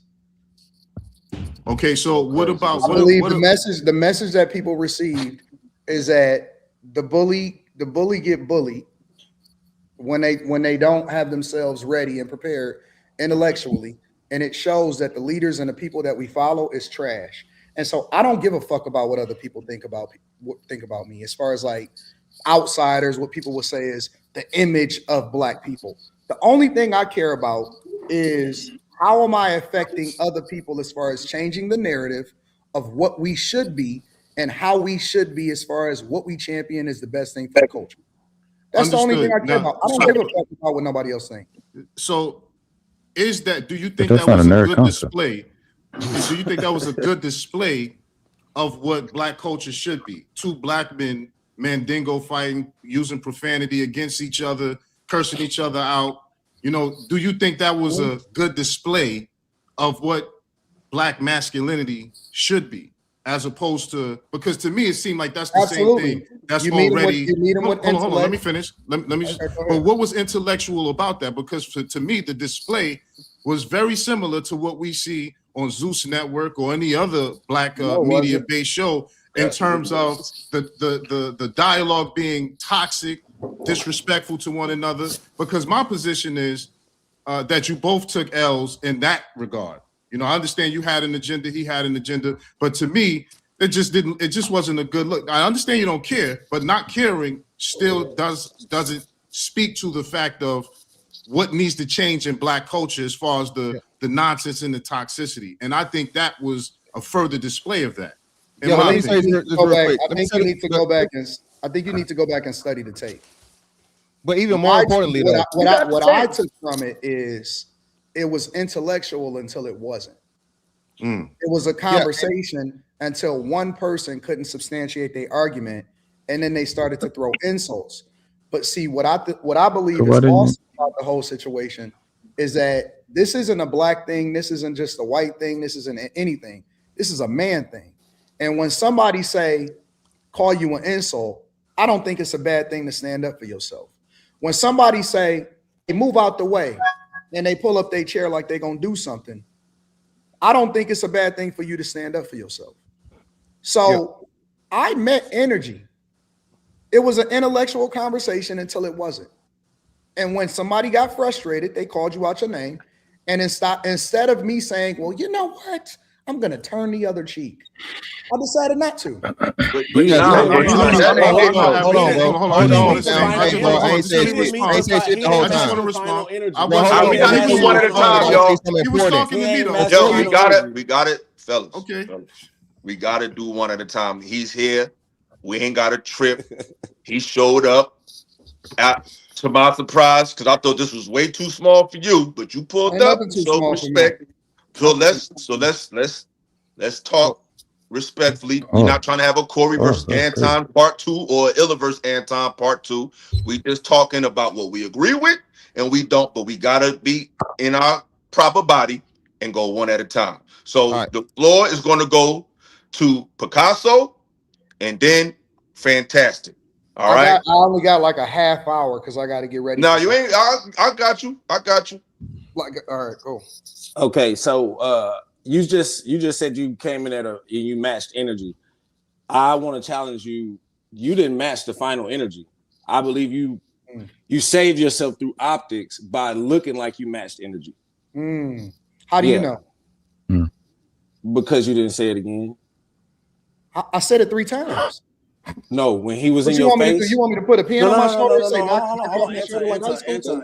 Anton, this is the part that everybody missed. When he got in your face, he took time. He said, do you want to go there? I don't know all the verbatim, right? But when he put that mic down, he said, say it again.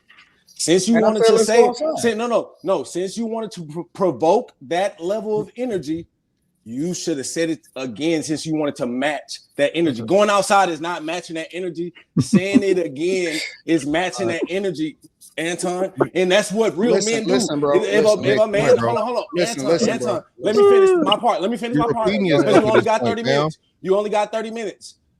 Look, if somebody comes to you in your face and said, hey, you said some shit from over there, but I'm in your face and I don't want to tear my shit up and I don't want to derail my brand. No. But guess what? A man gives another man a chance to pop some shit off if he really want to, because sucking the dick of black people is popping some shit off. But he came to your face and he said, say it again, brother. Say it again. Jesus Christ. So you gonna give me a chance to respond, or you just want to get it off? Bro. You ain't We just matching energy until he wasn't. Hey, fantastic. Chill out. Go ahead, You Anton. telling me to chill out, nigga? I'm the only one that ain't Anton, go. Hold on. Chill We out. ain't gotta argue. We ain't gotta argue. Anton, Here's the thing. Here's where I'm from. It may be a little bit different than where you from. Where I'm from, we don't have to go up to a person and say, we don't need nobody to put a battery in our back to do whatever it is that we feel. If we feel disrespected, we disrespect it. So it's either you're gonna do something or you don't. Here's the key. I'm not there to fight.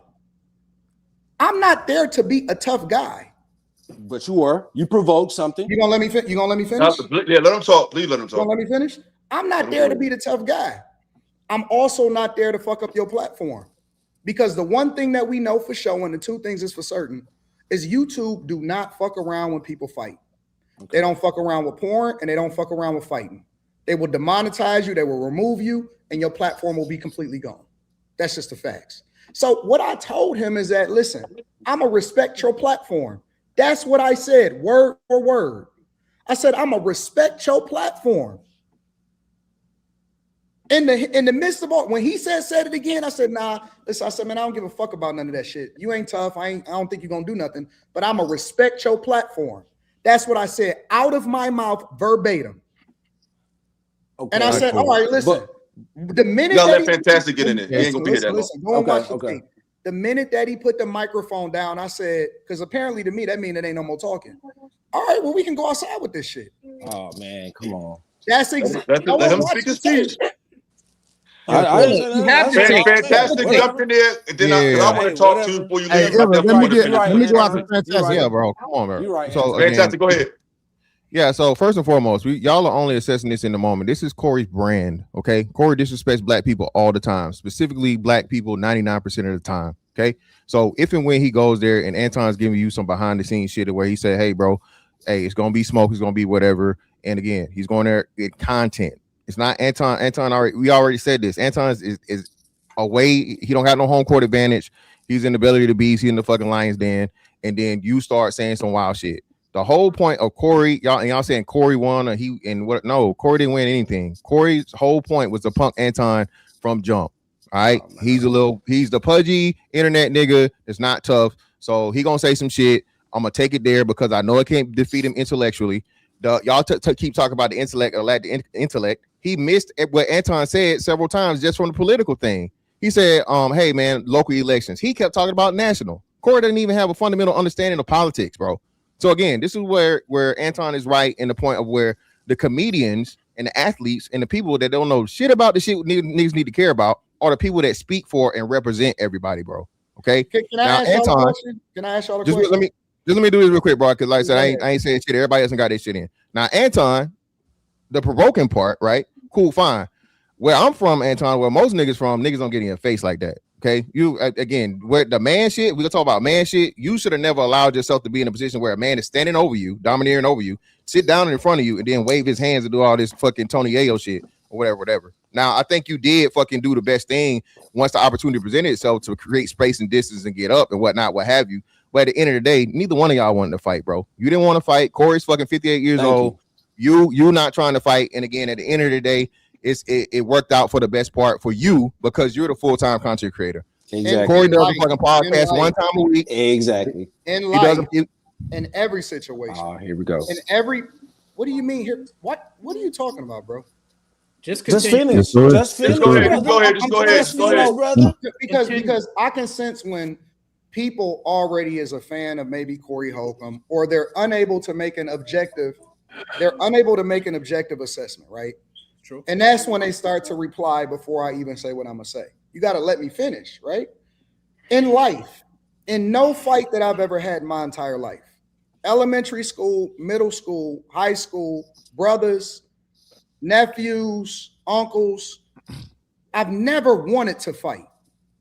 I don't know many people that want to get into a confrontation just off of GP. It doesn't mean that I'm not going to do what I got to do if I got to do it. That's the whole point. Everybody keeps saying, man, you didn't want to scrap. I know, nigga. I came up there for a conversation. Of course, I didn't want to scrap. That wasn't the goal. So can I ask a question real quick? Hold on. Let's be clear. Let me I have respond. to Let me do what I respond gotta because do. he was gonna be. So this is like I said, and this is my problem. This is my issue. It wasn't even listen. It wasn't even about winning or losing. Absolutely not. I agree. It's not about winning or losing. I done lost. I done won. It's not about winning or losing. It's about, listen, if you really about that life, because I never asked to switch chairs. I never went up to him and got in his face. If this is what you about, then let's really find out. You was talking greasy to a chick. The thing that niggas ain't having a conversation about is when I stood up, he sat down. Yeah, but he said, "Get your bitch ass out of here, you and your bitch." Like I don't even want to keep talking about that part. That's the end. That's the way. Yeah, that's the end. But I'm saying he said in your face. But this is my issue, Anton. This is my up the issue. run. My issue. My point is this. It's a way to do. Who said I stood up the run? Who said I did. You the one that right next to you. You stood up the run. Yeah. Bro, let me say you were this. escaping. I'm gonna say this. He's an escape artist. Right back down. Yeah. I don't believe that the overwhelming majority of you niggas that comment on this shit really would throw hands in real life. I would. With you. Listen. Nobody it's a lot of Monday morning quarterbacks. Oh, Jesus. I don't believe that I have never in my life. What's that belief based on? I had millions of people that agree with me and disagree with me. I have never seen not one of you niggas ever say Stop talking tough, Anton. Hold on, wait. No, Let me say. Let him rap. Let him rap. You the guest. Y'all talking about me. So let me get my shit off because ain't nobody coming to hear about you. Ooh. I have never ran into any one of you niggas in real life and ever heard none of y'all niggas say that y'all had a problem and that y'all wanted to throw hands. So let's be clear. Stop that tough guy. That mean you can't run. Everybody stop that tough guy shit, bro. Stop the tough guy shit. Well, you would Anton, never even be able to get close to me. So that's not even a conversation. Don't tell me what you would have did. You're funny, man. Don't tell me what you would have did. You would never do no shit in real life. We not going with that shit. Stop the funny. You wouldn't say my dick in my face. Well, I wanted to go ahead, Ella. You got it. You got it, Ella. No, come on, bro. Come on. What I'm gonna say is this. We're going to have Picasso, I got you, but that's a waste of time. It's only a couple niggas on here that I believe would throw hands. If we gonna have a conversation and y'all want to talk about what's fruitful for the community, why are we? Because I don't even believe that people want to hear that shit. We are talking 95% of the time on what I would do if I wanted to. Y'all had an opportunity to ask me any fucking question that y'all want to. And that's how I know that the community is degenerate, that y'all don't really want a solution. Anton, hold on, y'all. But Anton, what did I say? Philosophical and the other guy is the only ones that brought up anything that was relevant as far as how it is that we can progress the community. Y'all are more interested in talking about who woulda, coulda, shoulda on the scrap. No. Hold on. With that being said, let me respond. That's my thing. Because I'm not no super tough guy, but if we was around each other when that shit happened, bro, it would have went left. But that was 3 years ago. Probably. That's 3 years ago. I think that you and maybe Mr. Fantastic tops. But when it comes, but my issue with that's disrespectful right there. Exactly. You know what I'm saying? That's disrespectful right there. Hey, bro. He's we don't know nobody on here. Honestly, he's great. Let Ella rock. This is greatness in order for you to grow in this space. I'm talking about on some content creation shit. You got to get control of the emotions of the men that you have on your panel, bro. That's not an emotion. Because they don't. Respectfully, Anton, I see a lot worse. Didn't you run Fight Club? Than I see on my shit, bro. You just made a big ass. Hold on, please, everybody, please stop talking. I'm talking to Anton right now, please. I don't have no wild ass dust ups on my show, bro. It's gonna be some. I'm talking about you got an opportunity to clip this shit up and get a lot of views and all of that, and they want to be the main character instead of ask questions. I'm talking purely on content, purely on some content shit. And that's my problem, Anton. I'm not all the way into that mindset because my thing is, not saying you wrong, but my thing is, I don't want to. I try to have organic conversations, not just online conversations. And in real life, things get testy. In real life, sometimes people. I just don't let nobody get disrespected. I'm not letting nobody get called a bitch or a hoe. If you watch, you don't. I'm sure you don't watch my channel, but I don't have none of that type of shit. Listen. I watch everything, bro. Well, you should know I don't do that. I don't have no type of right here, right now. You said what? I'm talking about in this conversation right now. If it's just ask the question, when people come on my platform, let's say Myron. Some people don't like him. Some people do like him. You know what we do? We shut up and we let him talk.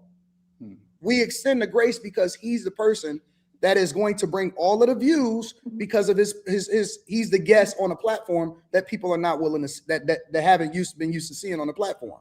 So you a clout chaser. We had no idea you was going. I feel you. You're right. I had no idea. Philosophical, I'm out. I'm gonna holler at you, bro. Listen, philosophical. Let him talk. Philosophical. Hit me up. I want you to email hear me this. philosophical. Let him talk, Sean. Let him talk. Philosophical. Email me. We'll do a one-on-one live stream together, and I'll answer any question that you got that you want to answer. That way you can get the clips. That way you can get all of the anything that you want to get off, and we can have a conversation individually. I respect that, and that's a bet. Don't. You gotta unblock me though. What are you talking about? I ain't got me blocked on on the gram, but it's all good. Just unblock on me. the gram. No. Email me. I don't know who's blocked or what. What's your email? I don't even really run my email? Instagram. But email me. Just email me at AntonDaniels413@gmail.com. We'll chop it up. AntonDaniels413@gmail.com. Okay. I got you. Thank you for pulling up. I'm gonna hit you up very soon. Anton, before you go, can I just make this point? Yeah, what's up, Sean? You made very valid points, and I come from the background of the entertainment industry, and that's why I look at all of this as entertainment, and that's what I shared that you guys did, and you did it successfully. And the points of views that you made today were valid. Yes, they was valid. They were very valid. And even the last point that you made with Illa in reference to being able to grow in this space. So all I was going to say is that whereas the exploitation of the behaviors that we often see on the internet is beneficial and can grow your platforms, but to Matt's point, does that help us collectively in our communities? Yes. In other words, Anton, this is my plan. I'm trying to find a middle ground between objectivity and calling out problems, but still respecting the humanity in each other. And I think sometimes we go too far where we can't find that balance. We either it comes off as we just kissing each other's ass or just totally disrespecting each other. My platform is trying to find that medium. But if you said let's talk about it, we could talk about it when I hit you up. I think that it's a time for everything. I think it's a time to be intellectual. I think it's a time to debate, and I think it's a time to get move the chairs a little bit. I can't. I just want to ask Anton Daniels, why didn't he respond to Corey's question? That was intellectual. Talking? Why have the world class right next to you on your? I think it would be your right. Are you the dude that said you would fight me? No, I wouldn't. No. I don't know what you're talking about. The nigga asked you, why don't you address white males? Why come you don't address white males the same way you address black males? That's what his question was. That's where it went left. He asked you twice, as I guess he got that from the conversation. Right, and I said that I do. I said I'm an equal account. But he literally asked you what when you didn't. Because what was happening was Corey was jumping from point to point every time I made a point. When we talked about local voting, he overtalked me and then he moved over to slaves. When we talked about the transatlantic slave trade, he moved another point and then he moved over to white men. So Corey wasn't trying to have a conversation at that point. And that's why I said, slow down, because you're talking loud, but you're not saying anything. And then I proceeded to say, I'm an equal accountability smoke giver and I talk about everybody. And if you go to my platform, I pulled it up yesterday on the Millionaire Morning Show. I got 692 videos on the Anton Daniels channel alone going in on white men. 692 videos on the Anton Daniels channel alone going in on white men. What's I like go the in on general liberal reason? white men mostly, right? I talk about white men. I talk about white women. I say that liberal white women is the worst thing that ever happened to the country. I talk about black women. I talk about black culture. I talk about everything. And just real quick, right? Well, even importantly, hold on. Corey Holcomb brought up a white woman getting shot by ICE, bro, but he's against the white people. Anton said, "Fuck the white lady." So I don't understand how you be like, "Oh, well, you didn't say nothing bad about white people." I You did a just said, whole "Fuck the white lady special that died." just dedicated to talking about the degeneracy of white men. But I've never done a special week, and this was a year and a half ago. But when you did a talk about special black week people, on the you Millionaire don't. Morning Show, When you talk about, specifically bringing up white people, and I had white men coming up to debate me, and I went off on white men specifically about their degeneracy, how they lose control of their household, how they was the first ones that started buying pussy overseas, the whole 9 yards. So when I said that you don't have the capacity because you're too busy, that means that you haven't watched all of my content, and I understand it because he his own man and he got a lot of shit going on also. But even people took that as an offensive. But I'm gonna say this. Anton, let me ask Anton a question. Hold on, bro. Please hold on. You got it. So what I'm gonna say is this though, Anton. I think a lot of issues that you hate about the black community, they have a paper trail that lands at the feet of the white community. So a lot of times when we talk about these things, we only talk about them one-sided. They didn't just happen overnight. Our behavior was never the tipping point that triggered the way them treating us away. When we behaved at our best, they was hanging and lynching. And I know you said that don't have nothing to do with us, but it does. I didn't get lynched. I wasn't hung, obviously. But they did that to people who did behave well, who were going to church, who were Christian. So to make it seem like our behavior is the determining factor of how these people are misplacing us, that's just not true. Like when you say liberal white women are the bane of this country, I highly disagree with that. You know what I'm saying? I think behind a liberal woman, behind all of these movements is a European male, regardless of the optic.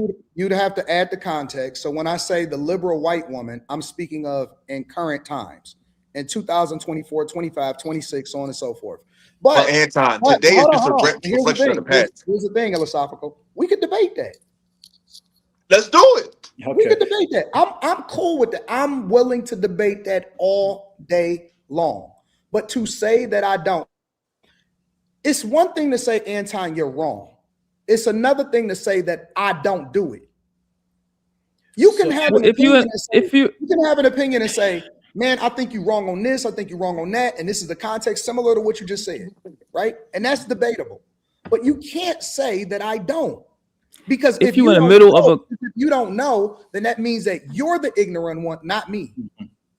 But that's saying that somebody got to watch all your content. No, that's not saying that somebody one at a time. It's not saying that somebody has to watch all my content. It's saying that's what you just said. It's saying that once I correct you, don't keep standing on it. Either go do the research or stand down because you're wrong. You didn't. Why are y'all not holding Corey to the same standard? Where's Corey's outrage? Hold on, bro. Where's Corey's outrage and rage against the white man that he fucking expected Anton to have? He do the same shit. This is why fantastic. Hey, Anton, let me ask you a quick question, bro. Let me ask this last question. When I do an interview, when I bring somebody on my platform, it doesn't matter if it's a Brittany Renner, Charleston White, who else have I had on there? Lamar Odom, fucking Brian McKnight, whatever. You know what I do before I bring them on the platform? I read their books. I study their stuff. I research their life because I want to have a meaningful debate or conversation or interview. The onus is on the person that invited you to the platform to better understand where you are, what you represent, if you did this, if you didn't. The onus is not on the person that is coming to do the interview. Right. So when you interview somebody, you're supposed to research them. Now, what I did as a person that was getting interviewed is I researched him. His responsibility is to familiarize himself and at least make himself knowledgeable, not walk in 30 minutes late, jump straight on the microphone and just get to talking and thinking that it's going to be a conducive conversation. Cool. That's not even smart. Agreed. So, but was your conversation about y'all history and content, but was your conversation about what was happening in real time? No, why would you ask me questions that is so blatantly, obviously false, instead of at the very least, at least have your team give you some talking points and say, okay, listen, ask this question, this is meaningful, ask them about this. At the very least, we don't even have to do a lot of research. His lack of preparedness. We got ChatGPT, we got Gemini, we got AI. You don't even have to do a lot of research. I don't think you would trust Anton, Jim I to articulate Corey did what's it your on career. purpose. I said that. Anton, No, hold on, real quick, Sean. Yeah, somebody Anton, else I don't getting think. it. Hold on, God hold on, damn, hold y'all on. Okay, you got it. Hold on. I want to respond to You got it, Ella. Fantastic. Fantastic. You said Fantastic said we're not holding Corey to the same standard. This is why. Because Corey is a comedian. And we hold Anton to the standard of an intellectual. We not holding Anton to the standard of a comedian. Fair point. So those are two different perspectives. So Once we just real put quick, ourselves, hey, hold on. My bad. let me go out. I feel like once we put ourselves in these spaces where we're having conversation about relationships, politics, emotional intelligence, lack thereof, manhood, progress, that's an intellectual space. No, philosophical. Nobody should invite anybody onto their platform. Cam Newton. No, I'm not pushing back on that. I'm pushing back on Fantastic saying we're not holding Corey to the same standard. We're not. Yeah, Corey is not an intellectual. We think Anton is an intellectual. Yeah, right? I got you. So again, if he's preparing himself for intellectual conversation and debate, he should be prepared. And that's what I'm saying. Even though it may not be his thing, and I said this time and time again, he's the funny man. He's a fucking professional comedian and good at it. All right, no one's taking that away from him. But once you step into asking the intellectual questions, you can't then negate it and keep saying that he don't know what he's talking about when you're not adept. Well, so the thing is, both of this platform is entertainment. So when we're speaking, that both are entertainers, and whether he's an intellectual direction or whether he's a comedic direction, they're on an entertaining platform, and they both need to prepare for the entertainment, prepare for the show.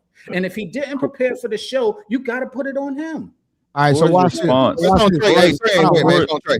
I hadn't. Oh, my bad. Go ahead, Trey. You got my bad. I'll pivot off Fantastic just to be fair across the board, right? Because I don't know either of the other gentlemen personally. So if y'all listen, I'm talking about what came out of Corey Holcomb's mouth when Anton left. He said what I really wanted to talk about. He never specified what he wanted to talk about, but he made insinuations about somebody being a homosexual. I don't know if y'all caught that or not. So if that was that's what he did. That's what he said. They said that.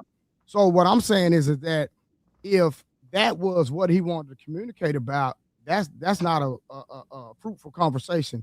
If we're gonna go based off what Anton wanted to communicate, Anton wanted to communicate about versus what Corey wanted to talk about. So that's not a fruitful conversation. Now, I just want to ask Anton directly because I remember seeing, and this is going by how the whole situation manifested. Because I think I seen a super chat that you sent him, a $500 super chat that said DM me, bro. Was that from you? Yes, it was from me. Okay, so you didn't know him prior to that show, right? Personally, no. Y'all what I'm saying? He reached out. We got some mutual acquaintances. For months, he had been reaching out around the time that MTR went on there, Reva went on there, Fawcett Media had went on there. He was saying that he kept saying for a few different shows that he wanted to have me on the platform. Gotcha. I didn't go on at the time that they went on because I said that I wanted to do it in person. So I went out to the West Coast and I was supposed to do No Jumper. Adam 22 got sick and he said that he wanted to reschedule. And so while I was still out there, what I like to do is I like to do all of the stuff at the same time. So while I was out in LA, I also was going to do Corey Holcomb. So I flew over to Vegas for a few days. And then I knew because the No Jumper thing was supposed to happen on Friday. So then I flew over to Vegas for 3 days. And then I flew back to Los Angeles on a Tuesday. Gotcha. So I reached out to him to expedite the process because when I finally got my schedule set up with No Jumper, you know what I'm saying? I didn't want him to look at the DM or to look at anything and say, oh man, I forgot it or whatever. While I was on the West Coast, I wanted to get his attention to let him know, hey, all right, cool. I'm available. I'm going to be over in your city. Let's do it in person. So I said, yes, I did send a super chat. Gotcha. I was just trying to see how it manifested because I was watching it and then he said, yeah, I've been wanting to talk to you. So that did happen. I seen that in real time. Yeah, he had been trying to get in touch with me and he had sent some people to get in touch with me. And then he I sent the super chat and I was like, check your DMs and then we set it up. For sure. Hey, Anton, I don't even want to talk about the Corey situation. I want to ask you a real question because you say you on the show, you can answer some questions. So I do want to ask me whatever you want. All right, cool. I do want to bring up one of the topics about the vote that y'all was talking about, right? Because you ain't get to like finish, elaborating on that situation because he kind of cut you off. So I just wanted to ask you, like, to kind of elaborate more on that because I kind of disagree with what you said, but you ain't get to finish, so I don't want to, you know what I'm saying, just assume on what your complete thought was. Yeah. What on the voting? Yeah, on like I think voting that matters or not mattering. I think that we fail the test more than any other community when it comes to engaging in politics and letting everybody else tell us how we should vote. I think that voting on a local level is the most important thing that you can do. I think that participating in local politics when it comes to your city, your millages, where your money goes, your community, your mayor, your city councilman, your alderman, and even finding out exactly who your congressperson is and letting them know and communicating with them and letting them know exactly what you want them to do when they start to advocate for things that is pushed inside of the bill, because they do have say so, right? When you see a lot of these Congress people, because the Congress controls the purse strings of the United States of America.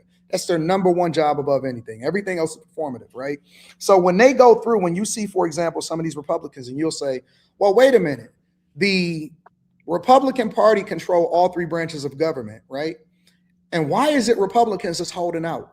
It's because there are people that are demanding things from them in their district that's saying, listen, unless this is in the bill, or unless this is there, or unless we get some, more dollars for this inside of our community to do this, that, and so on and so forth, then we're going to hold you accountable as the congressperson that represents us. And so when you start to look at what's happening in Chicago today, right? They voted at a less than 20% turnout rate for Lori Lightfoot and then Brandon Johnson right after that. And the reason that they got them in was because of diversity, equity, and inclusion, and because she was the first female gay mayor. That's a horrible reason to get a person in. Chicago, a place that has sold its streets. They don't even own their own streets. They got to rent their streets out in order to do a parade. For a place that don't even own their own streets, that got rid of ShotSpotter, that is lowering the amount of public safety officers, and then they're giving all of the money over to illegal migrants, which Brandon Johnson said that he was going to do that way before he ever got elected into office.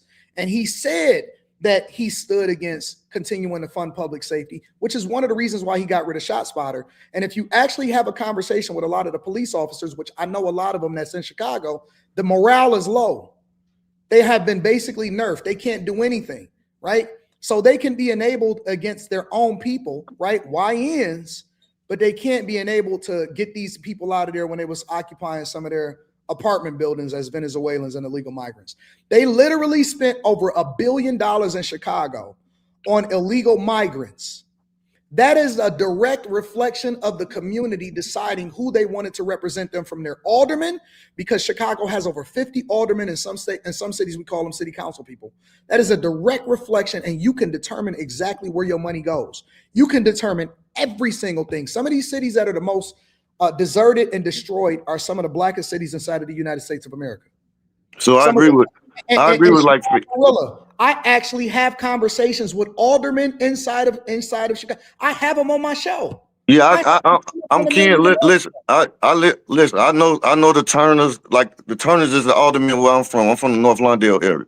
So what I'm saying is, like, a lot of what you're saying is true. But the part about the police not being able to, or they didn't took a certain amount of public safety officers off the street and this and that is a lie. And I can tell you, I stay here. I'm from Chicago. You know what I'm saying? Like, it's not a lie, bro. I covered it. I can tell you, it's not a lie. They had a I stay in Chicago. I'm telling you. Let me tell you, just because you stay there, don't mean you know the numbers of what's going on with the police department. So what happened was, let me. I'm telling you, I see the amount of bodies that's on the street every day, bro. I see the amount of police enforcement that's on the street.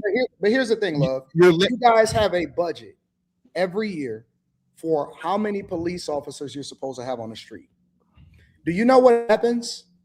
You know why y'all over budget even though y'all are short at least 1,000 police officers?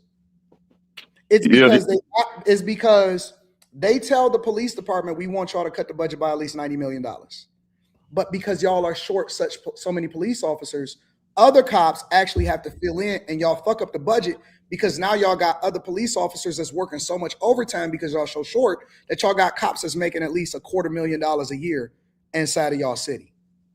And furthermore, it's a badly managed city but it's completely managed by people that are black and brown, right? Mm-hmm. So, but because people are voting based off of ignorance, not knowing enough about what's happening, not getting engaged, because if y'all go out there and let's say the Bears made it to the Super Bowl, everybody gonna be outside, but nobody is at the city council meeting. Nobody is engaged. Nobody is really participating. The only people that I really see engaged on a regular basis in Chicago, because I talk to them regularly, is Chicago Flips Red. Yeah, for sure. For sure. Now, everybody else is out of the woods. And when you have a less than 20% voter turnout rate, that means that you don't take that shit serious. Now, let one of y'all favorite rappers have a concert and everybody's showing out. And that's what I'm saying about the degeneracy of the culture. When I say that the culture is trash, I'm not just talking about what we promote as far as the degeneracy. I'm also talking about the things that we don't do. But then when I then said on his platform, yes, we have to vote. Yes, that is the thing that our ancestors died for. Yes, voting on a local level is one of the most important things that we can do. It don't matter if I'm Democrat or Republican. That's a fact. Like, you don't have to be a Democrat or a Republican or a conservative or a liberal to agree that we have to be engaged and we have to be educated on the issues that is coming up, the millages, how y'all funding y'all universities, community colleges, what businesses get what, all of that stuff. Even when it comes to public dollars that is then allocated for, why do y'all think that all of those Somalis over there in Minneapolis is getting so much money? Because they vote in who they need in to get the fucking money. And they control the mayor.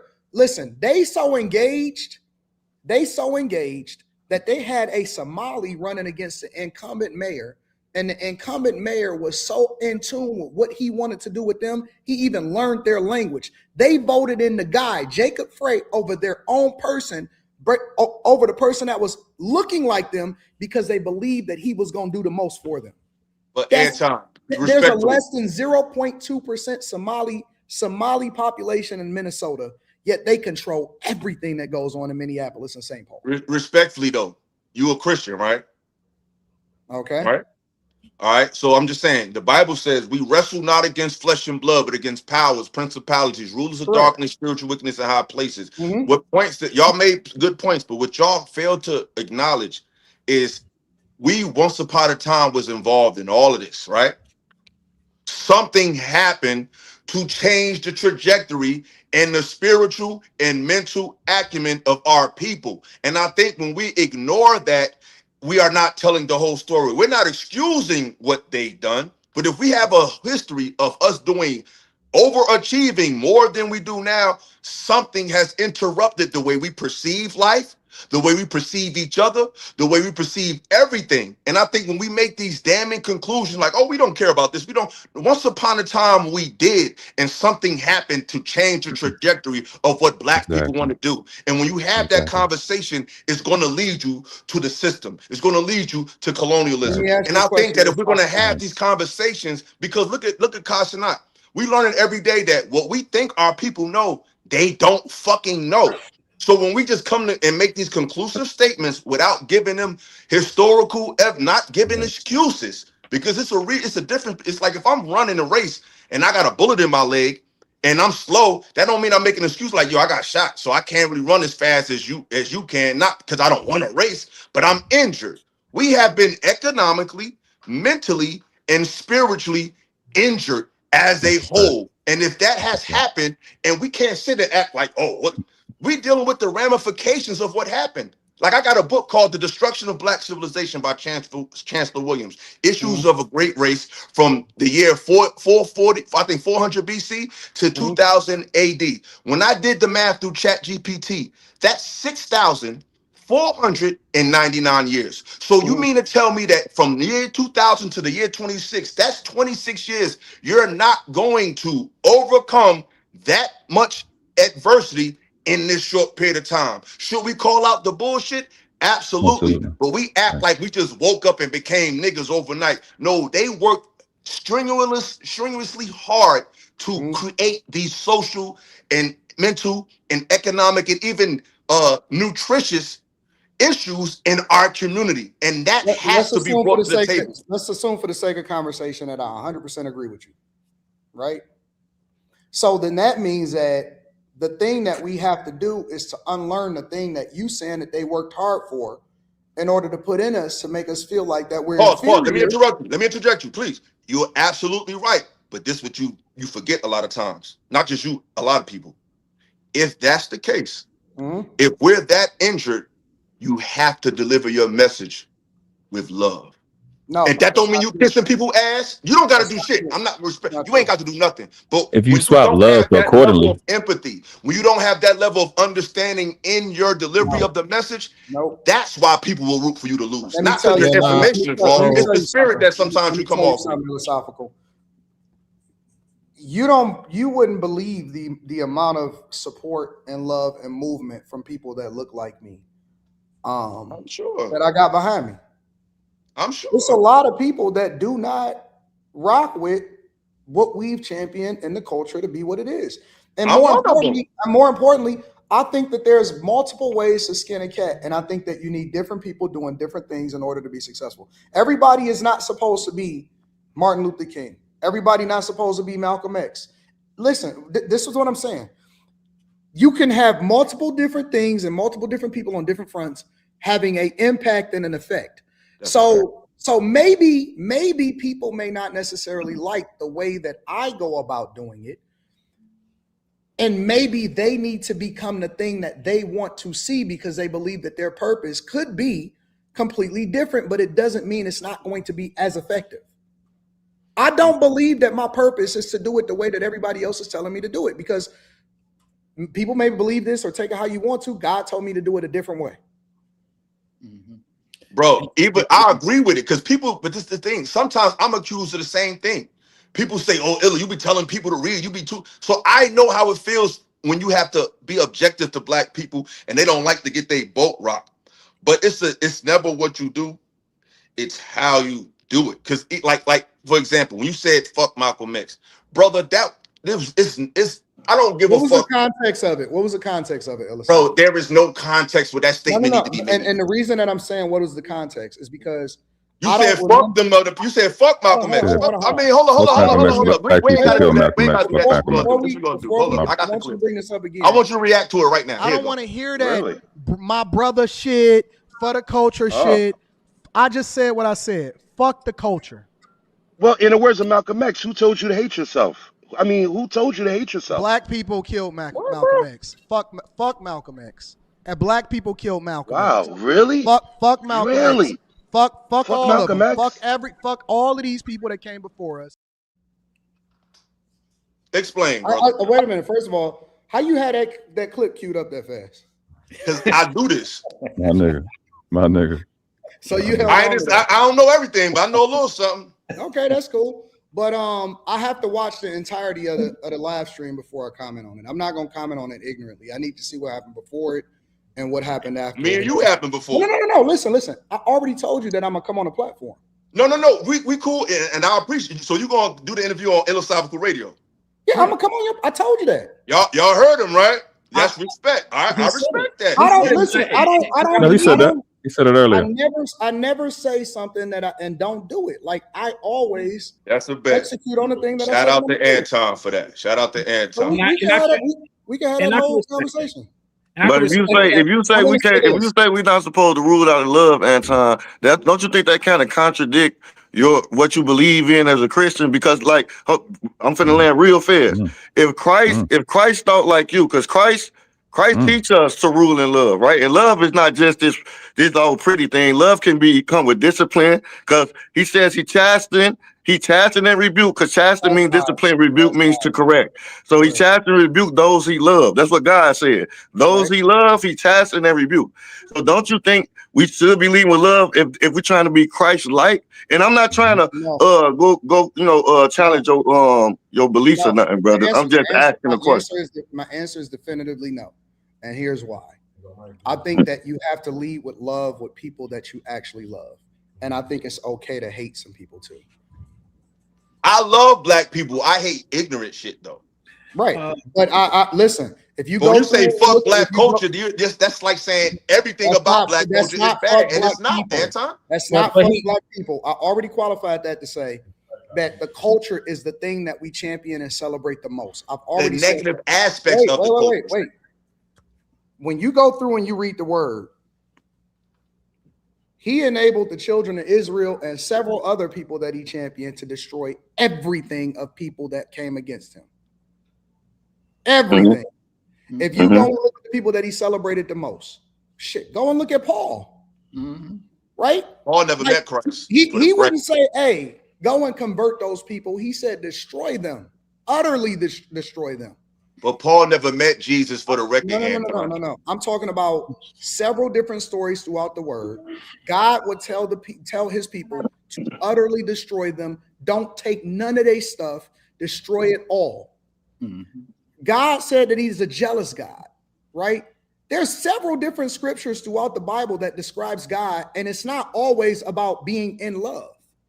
And so what I'm saying but we could debate the Bible and its relevance. I mean, the rabbit hole is deep because the Bible also says perfect love casts out all fear. Love, right? And you're not supposed to hate your enemies, Anton. Wait. He said pray for your enemies.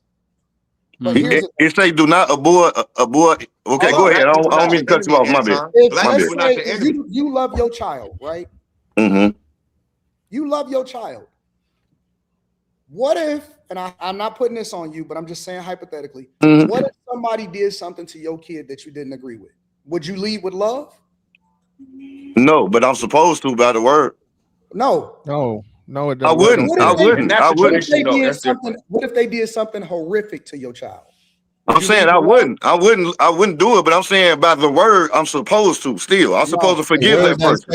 The word does not say that. Yeah, the word do say that though, bro. It doesn't. It does not So say what would be the that. equivalent? The word does say that, bro. I'm not loving nobody who did nothing to my child. It tells you there's a time for war, that's a there's a fact. time for peace, It's brother. definitely a time. That's what King David said. That's not what Christ said. That's what King David said, not Christ. Give Anton that point, right? If you play with my child, I'm gonna hurt you. Well, I don't believe that everything. If you give Anton that point, if you give him that point, if you give Anton that point, then what would be the equivalent of black culture hurting your child to justify your aggression? Good question. I don't believe that everything needs. I don't think that everybody can be saved. That's true, Anton. That's not the point. Because right now, I used to work with kids. I used to work with children. My supervisor, I had a white teacher, a white principal. He was gay. Ironically, his name was Mr. Man.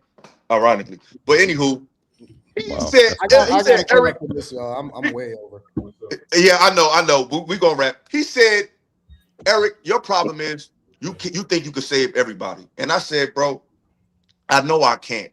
But if there's any place to have that sentiment where you feel like you can do it, it's when dealing with people. So of course you can't save everybody, Anton. It's like if I'm a basketball player, I know I can't average 100 points a game, but my mentality was going to make me produce a different result. So no, you can't save everybody. No, you can't love everybody. But if we're talking to a general audience, you should still have that in your spirit as your foundation of how you say what you say. Not saying you're going to save everybody, because like you said, our people fucked up, but our people fucked up for a reason. It's a reason why we like where we I at. believe that as we age and that we gain wisdom, we'll start to realize that in order to be fruitful, then you have to pick and choose, and you have to divide yourself against some people. I think that in order for you to really make your time meaningful and how you impact it, it's a reason why I say you don't cast your pearls to swine, right? I understand what you're saying, I get that too. as far as an overall message. What I'm saying is, I think that there's a segment of people that need to be thrown away completely, and we need to separate ourselves from them. True, but we got this. You got to know the difference between it's like hip hop. They got hip hop, and you got trap, you got drill. To the person who from the outside looking in, they think that shit is all the same. But since we're a part of the culture, we know it's not the same. Right. So when you say Dr. black Umar said the culture, same thing. Illa. Dr. Umar said the same thing, brother. I'm not. Just because I read books, y'all think I agree with everybody that's conscious? I don't agree with everything that nigga say. Shout out to I bet him personally. I'm not saying whether you agree with it or not. What I'm saying is a lot of people have that understanding, that the differentiation, bro, and it's a real hard, difficult conversation. But I'm responding to Anton. What Anton said. We said fuck the culture. Everything in the culture ain't worth saying fuck it to. We can say fuck gangster culture. We can say fuck prison culture. We can say fuck baby mama culture. But I refuse to let that define who we are. We But if that's the sometimes predominant the optics culture, look though, that way, Illa, but it's It's not. not the predominant culture at Here's all. the thing. Here's the It thing. might be the predominant optic. I don't is. believe that. I I don't mean- believe Optic, that yeah. you can say parts of it without the other parts of it. Right? It's almost like.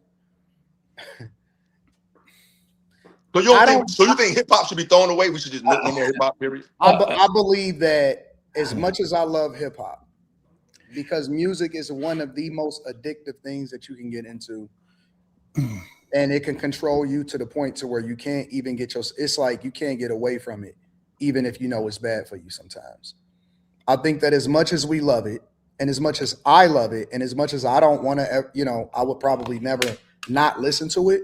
It's one of the most destructive things that has ever happened to us. No, I think gangster rap. But Because you that's can't tell me you making Illmatic my point. destroyed somebody's life. You You making my can't tell point. me comments Wait, like you Border making my point, Photography destroyed Elisafa. somebody's life. You making You my can't tell point. me the Roots albums is Hold destroying on, you people's making my lives. point. Think about what you just said. That's what I'm saying. You can't separate parts of it without it still attaching itself to the overall. Listen, Agree. all rap and hip hop is not bad. Can we agree on that? We're gonna have to do this on the show because we're getting too much in the bag. All rap and hip hop is not bad, right? No. Correct. I don't think rap and hip hop is the same thing though. But rap is not hip hop. Calling rap hip hop is like calling dribbling basketball. It's a part of it. It's a part of the culture. It's just like dribbling in basketball. About graffiti, when you're talking about rapping, when you're talking about DJing, when you're talking about the style of dress, when you're talking about everything, right? It didn't necessarily start off to be that. What it became and what sold the most and what affected people the most, right? Because let's be clear, there was a lot of it that got a lot of us killed. It's a lot of it that taught us some bullshit that we should have never adopted as a part of our lifestyle. You can't. Sometimes you can't. People not dying because of hip hop. People dying because of disrespect. The people that are the most impressionable about it is not me and you. Kids. It's the young nigga that's gonna go crash out. That's why people like me and you gotta filter it so we won't throw away everything. Listening to us to filter it, they know what feel good to their eardrums, and that's what they're gonna listen to. They're not looking for permission from me and you to listen to it. But Anton, most young people that do that don't have a father figure to filter that shit for I them. had a father figure, and you know what I was doing? You know what I was doing? Listening. I was carrying fucking razor blades in my mouth because I seen Pac do it. Yep. Because your father, you know why? Because he didn't tell you about that shit. I practiced because I seen that shit. Come on, Anton. Let's not go too far, brother. I seen Birdie do it. Nigga, we all was impacted by I didn't. Rap never made me do nothing. The only thing rap influenced me to do was get fly and get girls. It didn't influence me to do nothing else. I seen Wu-Tang do it. I seen Pac do it, and that shit was cool to me. As a young boy, impressionable, that was raised by his father in the church, even though I was in the inner city of Detroit, that shit was cool to me. You know why? Because your father didn't understand hip hop to filter it enough for you to tell you what to keep and what to let go. Here's the issue. Here's the issue from a person who carried. Here's the issue. Here's the issue. Are you telling me as wise as you are now, that when you were in adolescence, you didn't do some dumb shit because of some shit that you was influenced by that was directly tied to hip hop, rap music and hip hop culture? No, it's TV. What? Let me answer, y'all. Let me answer. Okay. This is what you feel, and I'm answering it, but this is what you're not connecting. Hip hop culture is talking about American culture. So what's influencing? So it's talking about what's happening in the community. It's just reporting it. So the shit that's influencing us is not hip hop. It's we're reporting what's actually happening. It's pushing an agenda for people to be influenced by it. And then they making money off of, bro. It's too many. Listen, philosophical. That's when we can save it for every nigga like me that woke up and said, "I'm a dumbass. What the fuck am I carrying razors in my mouth? I don't need that shit." For every person that like me that made it out, I can name 10 people that didn't. And it ain't for no rap music, though. That's the numbers for everything. Illa, let me say this. First, we can agree to disagree, but I don't don't think it's because of the music. You can't separate rap music from the culture. Yeah. It's First the culture. The hip hop just rap. The culture is the thing that tells us what's cool and what's not. Whether you should go to school or whether you should be a class clown. Whether you should, you know what I'm saying? Whether bitches ain't shit but hoes and trick, lick on these nuts and suck the dick. It ain't no fun if the homies Hip can't hop. laugh. Nigga, that's Hip hop all. is a subculture And of our Nas culture, said, though. I know I can be what I want to be. If I work hard at it, I'll be where I want to be. So Can he I can say pick and this? choose what he want to do. Can I say this? Wait. Hip hop, prior to it becoming a business, I have to go, y'all. I have to go. All right, yo, I'm gonna email you. Let me ask you this before you go. Do you subscribe to the point to this theory? Give them what they want so that they can listen to what they need, Anton? Give them what they want so they can listen to what they need. I never heard of that before. Well, that's something my mother told me, and it's something that similarly, because you give them what they want, but then when I listen to you, you actually speak to what people need, and that's kind of a principle in this day and age that is practiced but often not defined. But that is also something that a lot of the artists that are being promoted and that people are listening to don't even have the capacity to be able to be smart enough to do it. I don't think that you see many Nas's. You're not going to see many of those people. You're going to see everything else. Pushed. They're not wise enough. They're not even smart enough to, bro. Most of these rappers and they're not wise enough to be able to do that. But Anton, you're talking about the rappers that these white labels push. They don't push the Nas's. These labels don't own these labels. You so wrong. The reason why you're so wrong, Elisoph, I'm sorry, Sean. The reason why you're so wrong is because the way that the music industry has been, at least for the last 15 to 20 years, is that the labels don't even attach themselves to people that don't already have motion.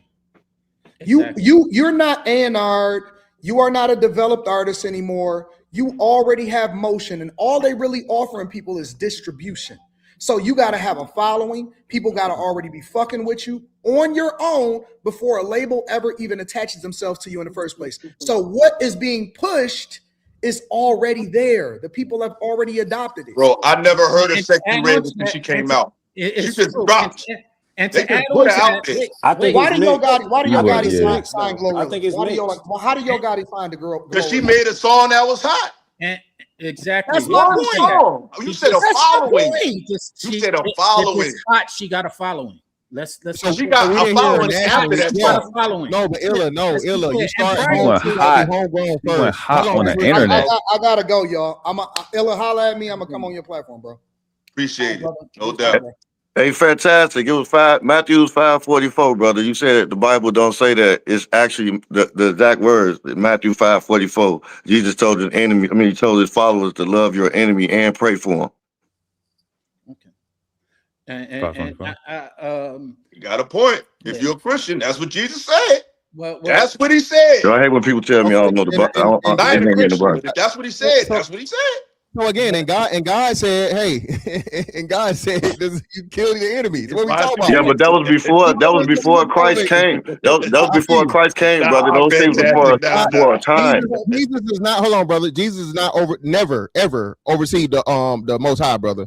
So this right, is what I'm saying the Father changed the Testament. He changed the covenant, bro. It was the old covenant and the new covenant. We in the new covenant now. So you can't do the same thing you did in the old covenant, brother.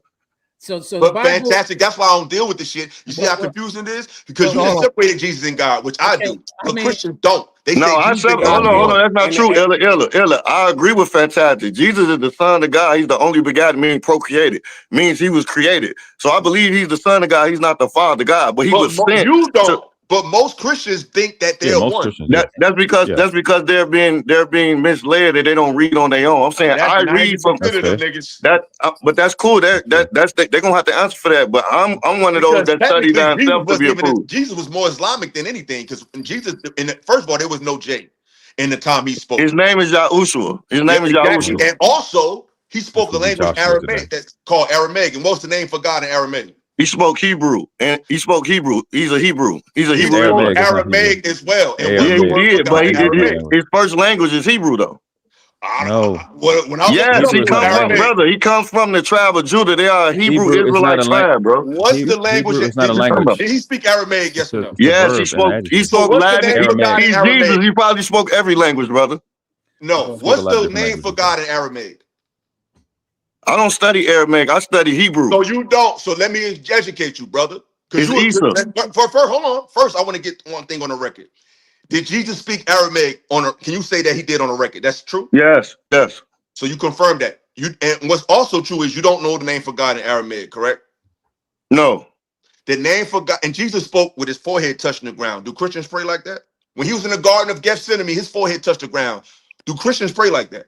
I pray like that, but every time he prayed, he didn't pray like that. I Not know, every but time. do Christians pray like that in a general sense? Yes or no? Real Christians, yes. Those people who claim to be Christians don't mean I've just because never you met no claim. Christian that pray like that. But I anywho, just told I've never I'm seen gonna it give in you my that. I'm life. gonna give you Yeah, that. I just told you I do.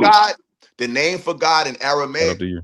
is Elo or Allah. That's why he was the Prince of Peace, because Islam means peace. So just because the Bible is talking about Jesus, don't mean they're talking about Christians. Yo, no, killed Christian. Jesus is not a Christian. Jesus is a Exactly.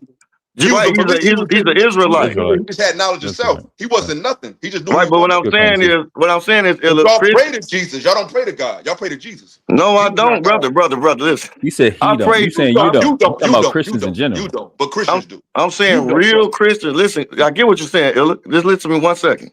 I get what you're saying. I'm saying if you're a real Christian, a real one, you don't do that. I'm saying those who just because you claim to be a Christian don't make you a Christian. It's a lot of people who gonna go to hell that claim to be Christians. They're not real followers of Christ. They're not really doing what Christ say do. That's what I'm trying to tell you. Just because you claim something don't make you that thing. I agree with you, And the but what y'all Bible have to doesn't. realize is And the the Bible title don't. Christian describes something that y'all not. That's why y'all always argue when people call themselves Christian. They are Christians. You're not a Christian. You're a believer.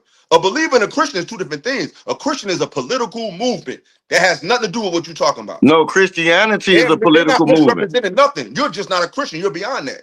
No, what You I'm saying think is you're a Christian. You're not a Christian. Christianity is a religion. That word is not in the Bible at all. That's a religion. That's some politician, a But you political said a movement. true Christian. But listen, because Christian is not Christianity. It's the difference. Christianity is the name of a religion. To be a Christian just simply means To to be a follow Christian Christ, is to be a brother. part of Christianity. No, it's not. Yes. No, it's not, brother. He No, it's disagreed to not. the It definitely is. And the Bible don't Okay. tell you to pray to Jesus. Right, it don't. That's what I'm saying. I don't pray. I pray through Jesus. I pray to the Father God by the blood of Jesus. But that's what I'm saying. We're going to agree to disagree with this That's because nobody got to get killed for you to have a connection with God. That's Can I- all satanic. Amen. That's all Amen. European shit that ain't got nothing to Amen. do with God. But we could talk about that another They time. they I do feel that like in Islam, Illa. In I'm Islam, you not got to Muslim either. sacrifice. You got to I'm sacrifice not blood. Muslim either, but I feel like our people, if You we're sacrifice gonna play what? the religion game, I think our people should be Muslim. That's just my personal preference. Nah, But y'all got to deal with that because this show ain't about that. But any last words? Because I feel like after Anton came, I don't even feel like going over the video because I feel like we was able to talk to the man himself, so it don't make sense to just go over and critique that. Like he spoke, we're gonna have a part two, and we're gonna Hey be able Trey, to what's the word, Joe? The interesting thing is that some of what he said is what I was alluding to before he got on. This is all entertainment. You speaking about hip hop prior to hip hop becoming a business. Yes, it had that pulse and it had somebody that playing music in the background. I can Yeah, hear who's it. playing music in the background? Yeah, somebody Yeah, is playing music. It might And I be. gotta get to these super Costco chats. stuff. Okay. Hey Illa, salute, brother. All Appreciate right, no doubt, bro. Appreciate you. Salute to the panel, Be man. safe. Salute to you Peace. too as well, love. So all I was sharing is that there was a lot of things spoken tonight, and we need to really hone in on our similarities as opposed to our differences. Divide and conquer has been the biggest tool that has been used to be able to put people in places of power. And we exercise it pretty often, whether it be by design or whether it be because we learned it subconsciously. We still do it, and we do it pretty regularly. And I think we've even displayed some of it tonight while we was having conversation. As far as hip hop, yes, definitely had what you described as a pulse and an energy. But once it became a business, and that's what I think Anton was speaking to today. He was speaking to business, not Black pride. And when you're speaking of business, that's a whole different mentality than Black pride. And sometimes they can coexist and sometimes they can even agree, but they are two separate mindsets and two separate approaches. And if we can't recognize those separations, we fall victim to all of the things that we are sitting here talking about. So Yeah, because that's like, because it's like right now, like fantastic. Like y'all, when we talk about the spaces we in, from the outside looking in, somebody could just say, "Oh, they just talk about bitches all the time." But somebody being in the space, is that true, Fantastic? Obviously not. No, it's not. So at some point, optics can't be the conclusion. We are adults. We're grown enough. We're intelligent enough to be able to remove the wheat from the chaff, because that's what Europeans do. They just lump us all in a boat. It's like we assessing each other the way they assess us. And I'm not saying we need to keep the negative shit, but everything in the streets and everything that happened in the hood is not just negative nigga gangster shit. Some people get gangster to protect their hood from another gangster who's being a bully. Like, it's nuance to this shit. It ain't just cut and dry, but I'm all for getting rid of the gangster, and the criminal should not be the face of manhood in the black community. And I can admit that in my lifetime, it has been. And I'm totally tired of that as well. But how you go about it is up to discussion. Well, Hey, yeah. look, can I say this? And I'm sorry, Sean. Yeah, I'm about to, I'm gonna go ahead and drop. Yeah, this gonna be my last. word. I think culture, when you had that conversation, or when we had this conversation, I think culture should be defined. I think people confuse music, with how you eat your food. I think people think that that's culture. No, culture is, hey, you better have my house clean before you go outside. Culture is your word is your bond. Culture is the things, these little principles, not our purchases. I think we've confused consumerism with culture, and that would lead an Anton or somebody that's not from here thinking that we push rap. A lot of people in my family don't even know who Kevin Samuels is. They don't even know who some of these popular Andrew Tate. They don't even know these people. Right. But it would make you think, if you're just looking at social media, that do we push talking to women like this, or we push, because and I've been said this, most of these men in our culture, outside our culture, look at women as authority. When a woman says something, they ready to jump. So I think culture got to be defined when these conversations happen, because I don't think our people really understand culture in the terms of highlighting what culture really is, how you talk to your children, what you teach them, how we teach protection. Like, these things are culture, right? How you go about stuff. And I think that's also the disconnect you have with foreigners, because they think our stuff is what they put on BET. So that's it. I appreciate you for having me up. Y'all make sure y'all hit the like button, subscribe if you're new to the channel, send it to your mama now. Y'all get the likes up, support the channel. This is a good show. It's funny how it started off and how it ended. It was almost like a movie, like, you know what I'm saying? Like, it ended up being pretty good, though. You know what I'm saying? I think my point was made. I think I like how it turned out. But yeah, Blu-ray, it's on you, brother. Any last words?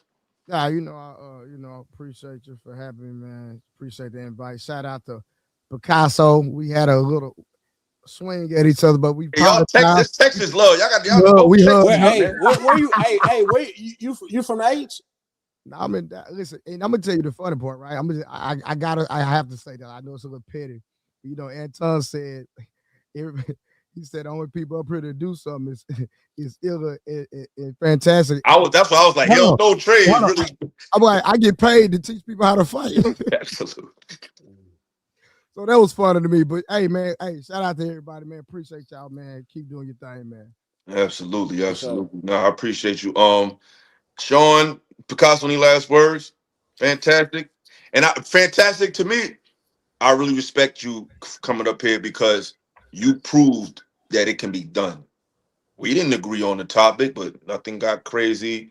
Like, the way you handled yourself, bro, A+, 5 stars, bro. Like, you put on a master class. I appreciate it, bro. Like I said, hey, man, I've been doing this for a little minute, man. So I done heard it all. I'm not trying to take over nobody's platform. I appreciate the invite, man. You know, you can pull up anytime. You're like, no, I'm saying, don't feel like I'm on this side or that side. I'm on the side of truth. It's never that, man. Like but I say, I know how it could be looked at. Yeah. So again, man, most importantly, Anton pulled up, the questions got asked, and everybody's gonna have their opinion. But I think the most important part got touched on towards the end. The black community has a lot of things, man, and I think you even agree with this. Degeneracy, unfortunately, is the majority of the culture. Okay, I understand, hey, everything starts at home, but we know that the homes are at a deficit because most of the homes are not with the father in them. Women control most of the homes, and mothers control most of the homes. The fathers can be involved, but a father getting a kid on a weekend and whatever, so on and so forth, is totally different than having that structure, that discipline, that order every single day. So, the culture is something that definitely needs to be adjusted. I do not agree with just, killing and throwing everything away. I think you can salvage the good things that are good. You know what I'm saying? Just like at the junkyard, you don't just crush the whole car. You pick apart the engine good, you take the engine, the transmission good, you take it, and so on and so forth. I think that's what needs to happen. But in order for that to happen, people are going to have to make some very, very tough and disciplined decisions. And I think that's something that's going to, like you said, Illa, that's never going to happen overnight, right? We probably won't live to see. We definitely won't live to see the turnaround in our lifetime, but hopefully we get to see the start of the turnaround, by the end of it. You feel me? And that's why we got to celebrate the small wins. You know what I'm saying? Like, if a brother, like, that's why I used to get frustrated, because if we got all these problems and I got grown ass men getting mad at me because I'm pushing literacy, that's degenerate right there. Like, we fucked up because we don't read, because we don't know how to speak well. We don't know how to articulate ourselves. A lot of men fight in the hood because they don't know how to talk. And they don't know the words to say, so they just got to hit your ass. But they don't read. They're not literate. They don't know what's going on. So all of these things, I feel like I've been pushing in this space for years. And I guess because it wasn't popular, but niggas need to read. Niggas need to start learning. Like, we need to really hit the reset button and take knowledge and intellectualism and make that the face of our people. Because for the most part, it always was the face of our culture. Black people was always spiritual healers, teachers. We was always adding to the intellectual faculty of the world. So that really is who we are. We've been altered to become something else. So I like, with that being said, like, yeah, I think we're on the same page at the end of the day. Anything else from Picasso, Sean, before we go? Yeah. While I agree with that, education and intellect is definitely something that I advocate. To the point that was made earlier, I don't think that it should dismiss those who are not that, because they have some attributes that can complement those intellectuals as well, whether it be creatives, who might not be as literate, but they are very literate in their field. Let's say a musician who might not be able to read, but he knows read music or read words, but he knows how to play, which can be the backdrop for those intellectuals. And when we come together, it makes a great song, or it makes a great movement, because no movement without music doesn't have the same impact. So the point that I'm making is, while I do agree with the intellectual, I don't agree and that everybody needs to understand everything. Fact. I get it. But the act of being studious should be applauded. You know what I'm saying? Agree. That should be a part of just our culture. It's just I agree wholeheartedly. Because we let that go for a long time. That's why you got cops not stuttering off of words like dichotomy. I agree that it definitely needs to be exposed more, and it definitely needs to be. It's not the end all be all. And it definitely needs to be rewarded more, but it does not need to be, because there are, for example, we use the YNs or the gangsters in the world. There's places for them that the intellectuals won't go to, that we need. No, I agree with that. That's why I said love. That's why empathy has to be in there, because some of them, everybody can't be reached, but some of them never even been seen or touched by anybody outside of their circle. And a lot of times when you come there with love, more than likely they kind of get vulnerable and start talking to you, surprisingly. But some people ain't never been in them situations, never talked to those young men, so it looked like they crazy from the outside looking in. And a lot of them are. A lot of them are more open to changing than you would believe. I don't think the culture is looking down on literacy in reading, because I didn't even know that the video even existed until you just let me know. You know what I'm saying? So I would have never known that video existed if I hadn't been on this platform and seen it. So. And so the average black man, the average individual in the culture is not looking down on somebody because they're having issues with reading. That's just my perspective. No, I'm not saying they looking down, but like I have, like, whoever seen the movie Belly? Whoever seen the movie Belly? Of course, that's a classic. There's a scene in the movie Belly where Nas is talking to DMX, and DMX say, "Yo, Shorty can't read no books, man. Shorty can't eat no books." That type of shit. Where we think that the money overrides knowing and being literate. Like, we so consumed with acquirement that we don't think we need to learn things that requires to sit down and read. So it's not about shitting on it. We just don't value it until we need it. You know what I'm saying? But well, I know y'all probably disagree, but I think, bro, all that go, because like I said, I was in education for 11 years. a lot of that go back to the home and go back to the foundation, bro. It's just my personal opinion. So It does, but it takes a village to raise a child. Because if you 100%. if I live next door to you and and you teach your children good things, and I'm teaching my children some bullshit, and they play together, therein lies a conflict. Well, I'm a. So eventually, the village got to get on one accord at some point. But to be transparent, my kids not gonna be playing with yours. Let's get that shit. That- That's just like right now, my kids can't go to people, even some of my relatives' houses, bro. Period. And I'm on that type of shit too. But sometimes they might be at the park bodies. I mean, even at the schools, you still dealing with other people's when your children still gonna run into other people's children. At some point. I get that part, but at the end of the day, it's all about you being active in your kids' life. Of course, okay, so like you say your kid gonna run into somebody at the park. Okay, so but guess what? My kid's not allowed to go to the park. You know what I'm saying? Like when my kid get out of school, he got a whole program. It's work, soccer practice, bro. That's every single day. I have a system that we not budging on. Period. So again, I get what you're saying. I'm not going against what you're saying, but I don't. Y'all act like I'm not gonna say y'all. Some people act like structure does not exist.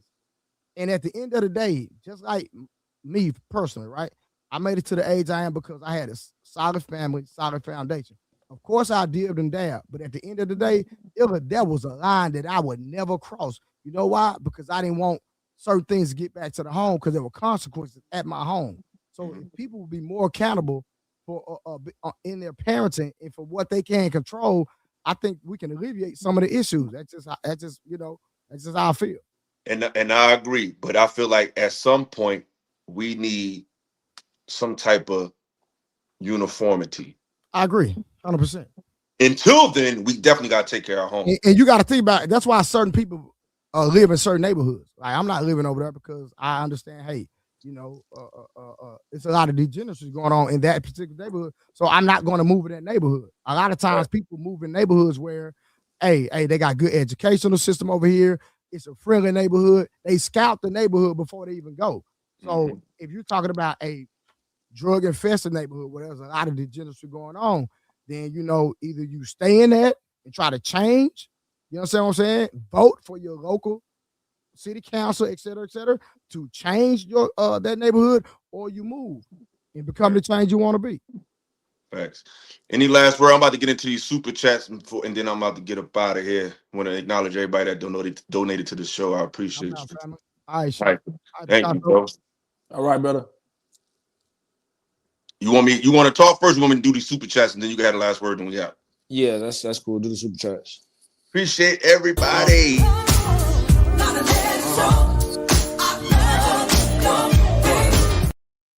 We got a $5 super chat from at 30K UVL.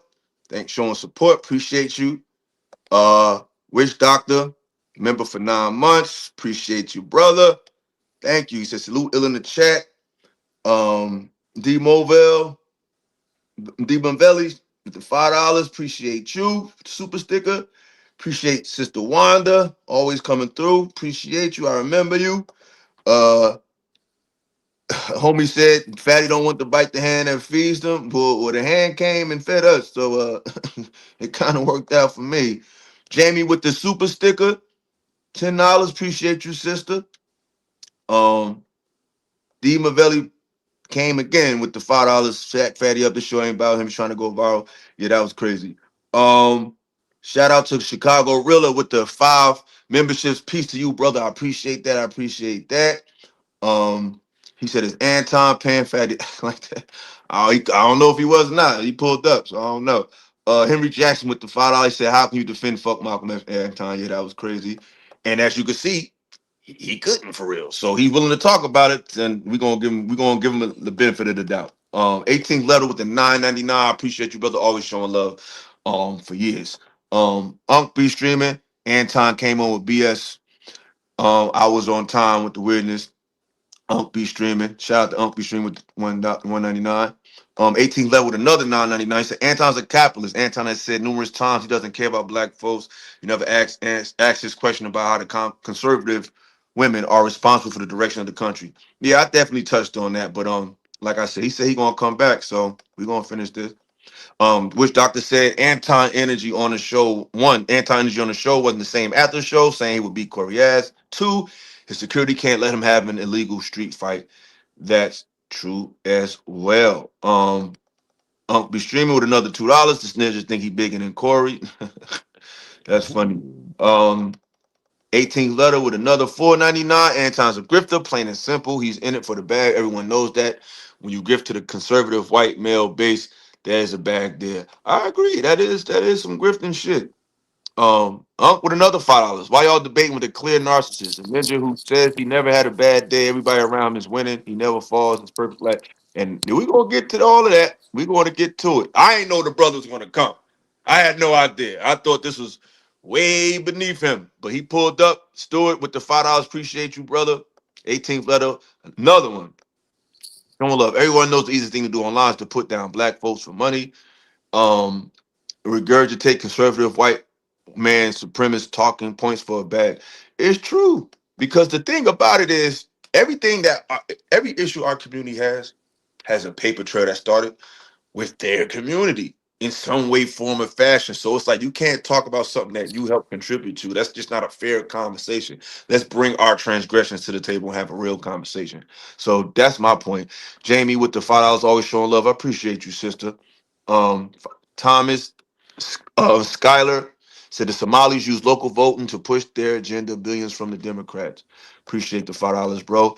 Be streaming with another $5. Say y'all talking to a nigga that say he a Christian first, not black, which is biologically impossible. Facts. Yet calls his wife his chick, flirt online with has 304. That's true. Team Fatty.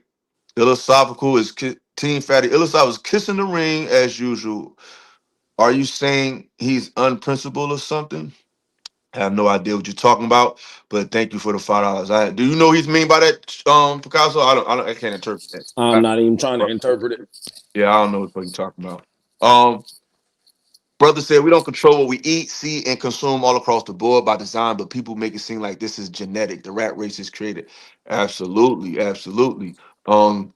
Ex-conism 199 said he gave it to 199. He said Agenda 2030 around the corner. We need to organize. Yes, we do. Christ told his blood that his family was here. All right, not 199 for that. Thomas Ford said, respectfully, brother, not all Christians believe in the Holy Trinity. Well, then you're not a Christian. You need to call yourself something else, because that's what Christians believe in. Like, I don't know. It's like people don't realize that Christianity is what it is. And if you don't agree with Christianity, that means you're not a Christian. You need to figure out what you are, because that's what it is. You may be something better than that. Maybe you something else, but that's what Christianity is. Y'all be trying to remix it. Like, no, that's what it is.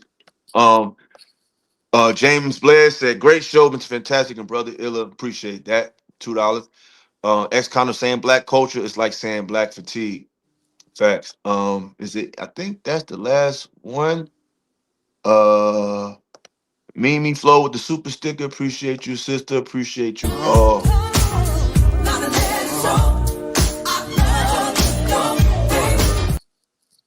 Yeah. So Picasso, last word, brother. Man, I got a mix of emotions. I'm happy for you. You know what I'm saying? You got to get some of this what you've been feeling off. Anton showed up. That was pretty cool. I want to say I apologize if I was taking over your show, like Anton tried to. Yeah. I just would like to say we need to move off of a premise of male advocacy. You know what I'm saying? A lot of guys, they want to be the biggest dude in the room, and smaller guys can't talk when the biggest guy in the room. So I shut up, you know what I'm saying? Because I just know I was challenging the biggest guy on the platform, and he, pointed that out, like, hey, who is this nigga talking to me? And I just feel like when we move off of a premise of male advocacy, all men should have a chance to have their intellect respected. And I think comedy and intellect is where the truth meet. You know what I'm saying? You can be super intellectual and you can have the truth, and then you can be comical and you can be talking the truth. And I think what Anton, I listen to this nigga Corey every week, and I know Corey is intellectual. He just don't have all the words. You know what I'm saying? But the fact that Anton don't respect his intellect, he don't respect his timeliness, whatever he don't respect, he feels like that's a opening to bring him down in front of people. And my positioning is don't do that to another black man. And that's all. You know what I'm saying? Don't do that to another black man on a public platform. If y'all got a problem, if it popped off on a public platform, address it right there, get it over and done with. Don't let it linger for clips and views. So I hope the conversation between you goes you and him goes really well, man. I hope you get whatever you need out of it. But he came on a platform doing the same shit, trying to show how his intellectual prowess, but not actually, talking about what he had done to cause chaos. I mean, I felt like I called him out. I just wasn't trying to have no big ass. Exactly. I called him out on everything I felt I need to call him out on, and he stood there. He ain't say nothing slick back, but he was having two conversations with me. Yep. He was having a black people conversation, and he was having a content conversation with me. But he don't realize that we wasn't talking about that. But I respect him trying to give me some pointers, but it's like I'm not a respecter of person. It's like I'm not into the cult of personality. But I just think he was what he should have said to me on here. He should have said to me like on the back chat, like, "Yo, give me some advice, whatever." But I don't think he realized like I don't run that type of show where just we kissing ass. But I think in his small defense, we are talking about him. He on the thumbnail. It's a big thing. He is a big content creator. So he like, listen, I'm here. I'm definitely going to get you views. So let me talk. So I get everybody's perspective. Yeah, I try to manage it the best way I can. Cause like I said, I had no idea that he was going to pull up and let alone pull up respectfully. I thought when I seen him, I said, okay, it's about to be round 3. So the fact that he was just like not like that, it's like, cause I deal with shit in the moment. Like even with Patty, it's like I apologized to him and he went on and on and on and on because I was mocking how he talked. It's like, yo, that's how I know. Like I said years ago, there's cultural disconnects, foreign and domestic. Some shit is not that serious. And some shit is not. Because people mock me. Yo, you talk like this. Blah, blah, blah. I've heard that by mad people on this planet. So, you disrespect how I talk? Like, it's like, if we men, that's light. That's a less light jab. But it was a huge jab to him. We not the same. I apologize. He tried to derail the show. But the fact that Anton came on after that, I think that's a dub for me. That was big time, bro. That was a dub for me. And that didn't slow down nothing I'm doing. That didn't slow down nothing I'm gonna do. Yeah. I thought he tried to derail it and make it about him. And I literally told Anton I would beat him up and all that shit to his face on a panel. I literally, he ain't come with that energy. So obviously there's a different way that we deal with each other over here than how he understands how we deal with each other over there. Because I guess he was speaking for Anton, but Anton came and spoke for himself. So shout out to him. You know what I'm saying? So people out there in YouTube land, I appreciate y'all. This was a great show. I'm about to call your phone right after I hang up. So get ready. All right. But yeah, I appreciate everybody that pulled up. Even Fatty, bro. Thank you, bro. I hope you got the content you wanted. Hope you got you a viral clip. Hope you go crazy. I'm sure you're gonna do a show about it, but I'm not going back and forth with you, bro. But appreciate everybody that pulled up. It's a good show. You know what I mean? Good outcome. And with that being said, I will see y'all soon. Peace and blessings. And we are out of here. I'm 10 toes. Hey yo, the game got me mortified. So I focus on being fortified. Twisted shit encrypted and codified. Products of a simulation. First generation sufferers of overstimulation. My stipulation got me looking for some ventilation. I changed the station, ignoring Satan's invitation. No visitation for my brothers off solicitations. Incarcerations, it's called the Matrix. If life's a bitch, then she's a dominatrix. So death got to be your masculine presence. Opening his arms while you bask in his essence. Sometimes when I talk to God, I call more passive aggressive. Will I open heaven's doors or just burn from my lessons? Blessings. You know the game been told. If I was you, then my soul would have been sold. Watch what you do, cause it's coming back tenfold. Either way it goes, man, I'm 10 toes, 10 toes, 10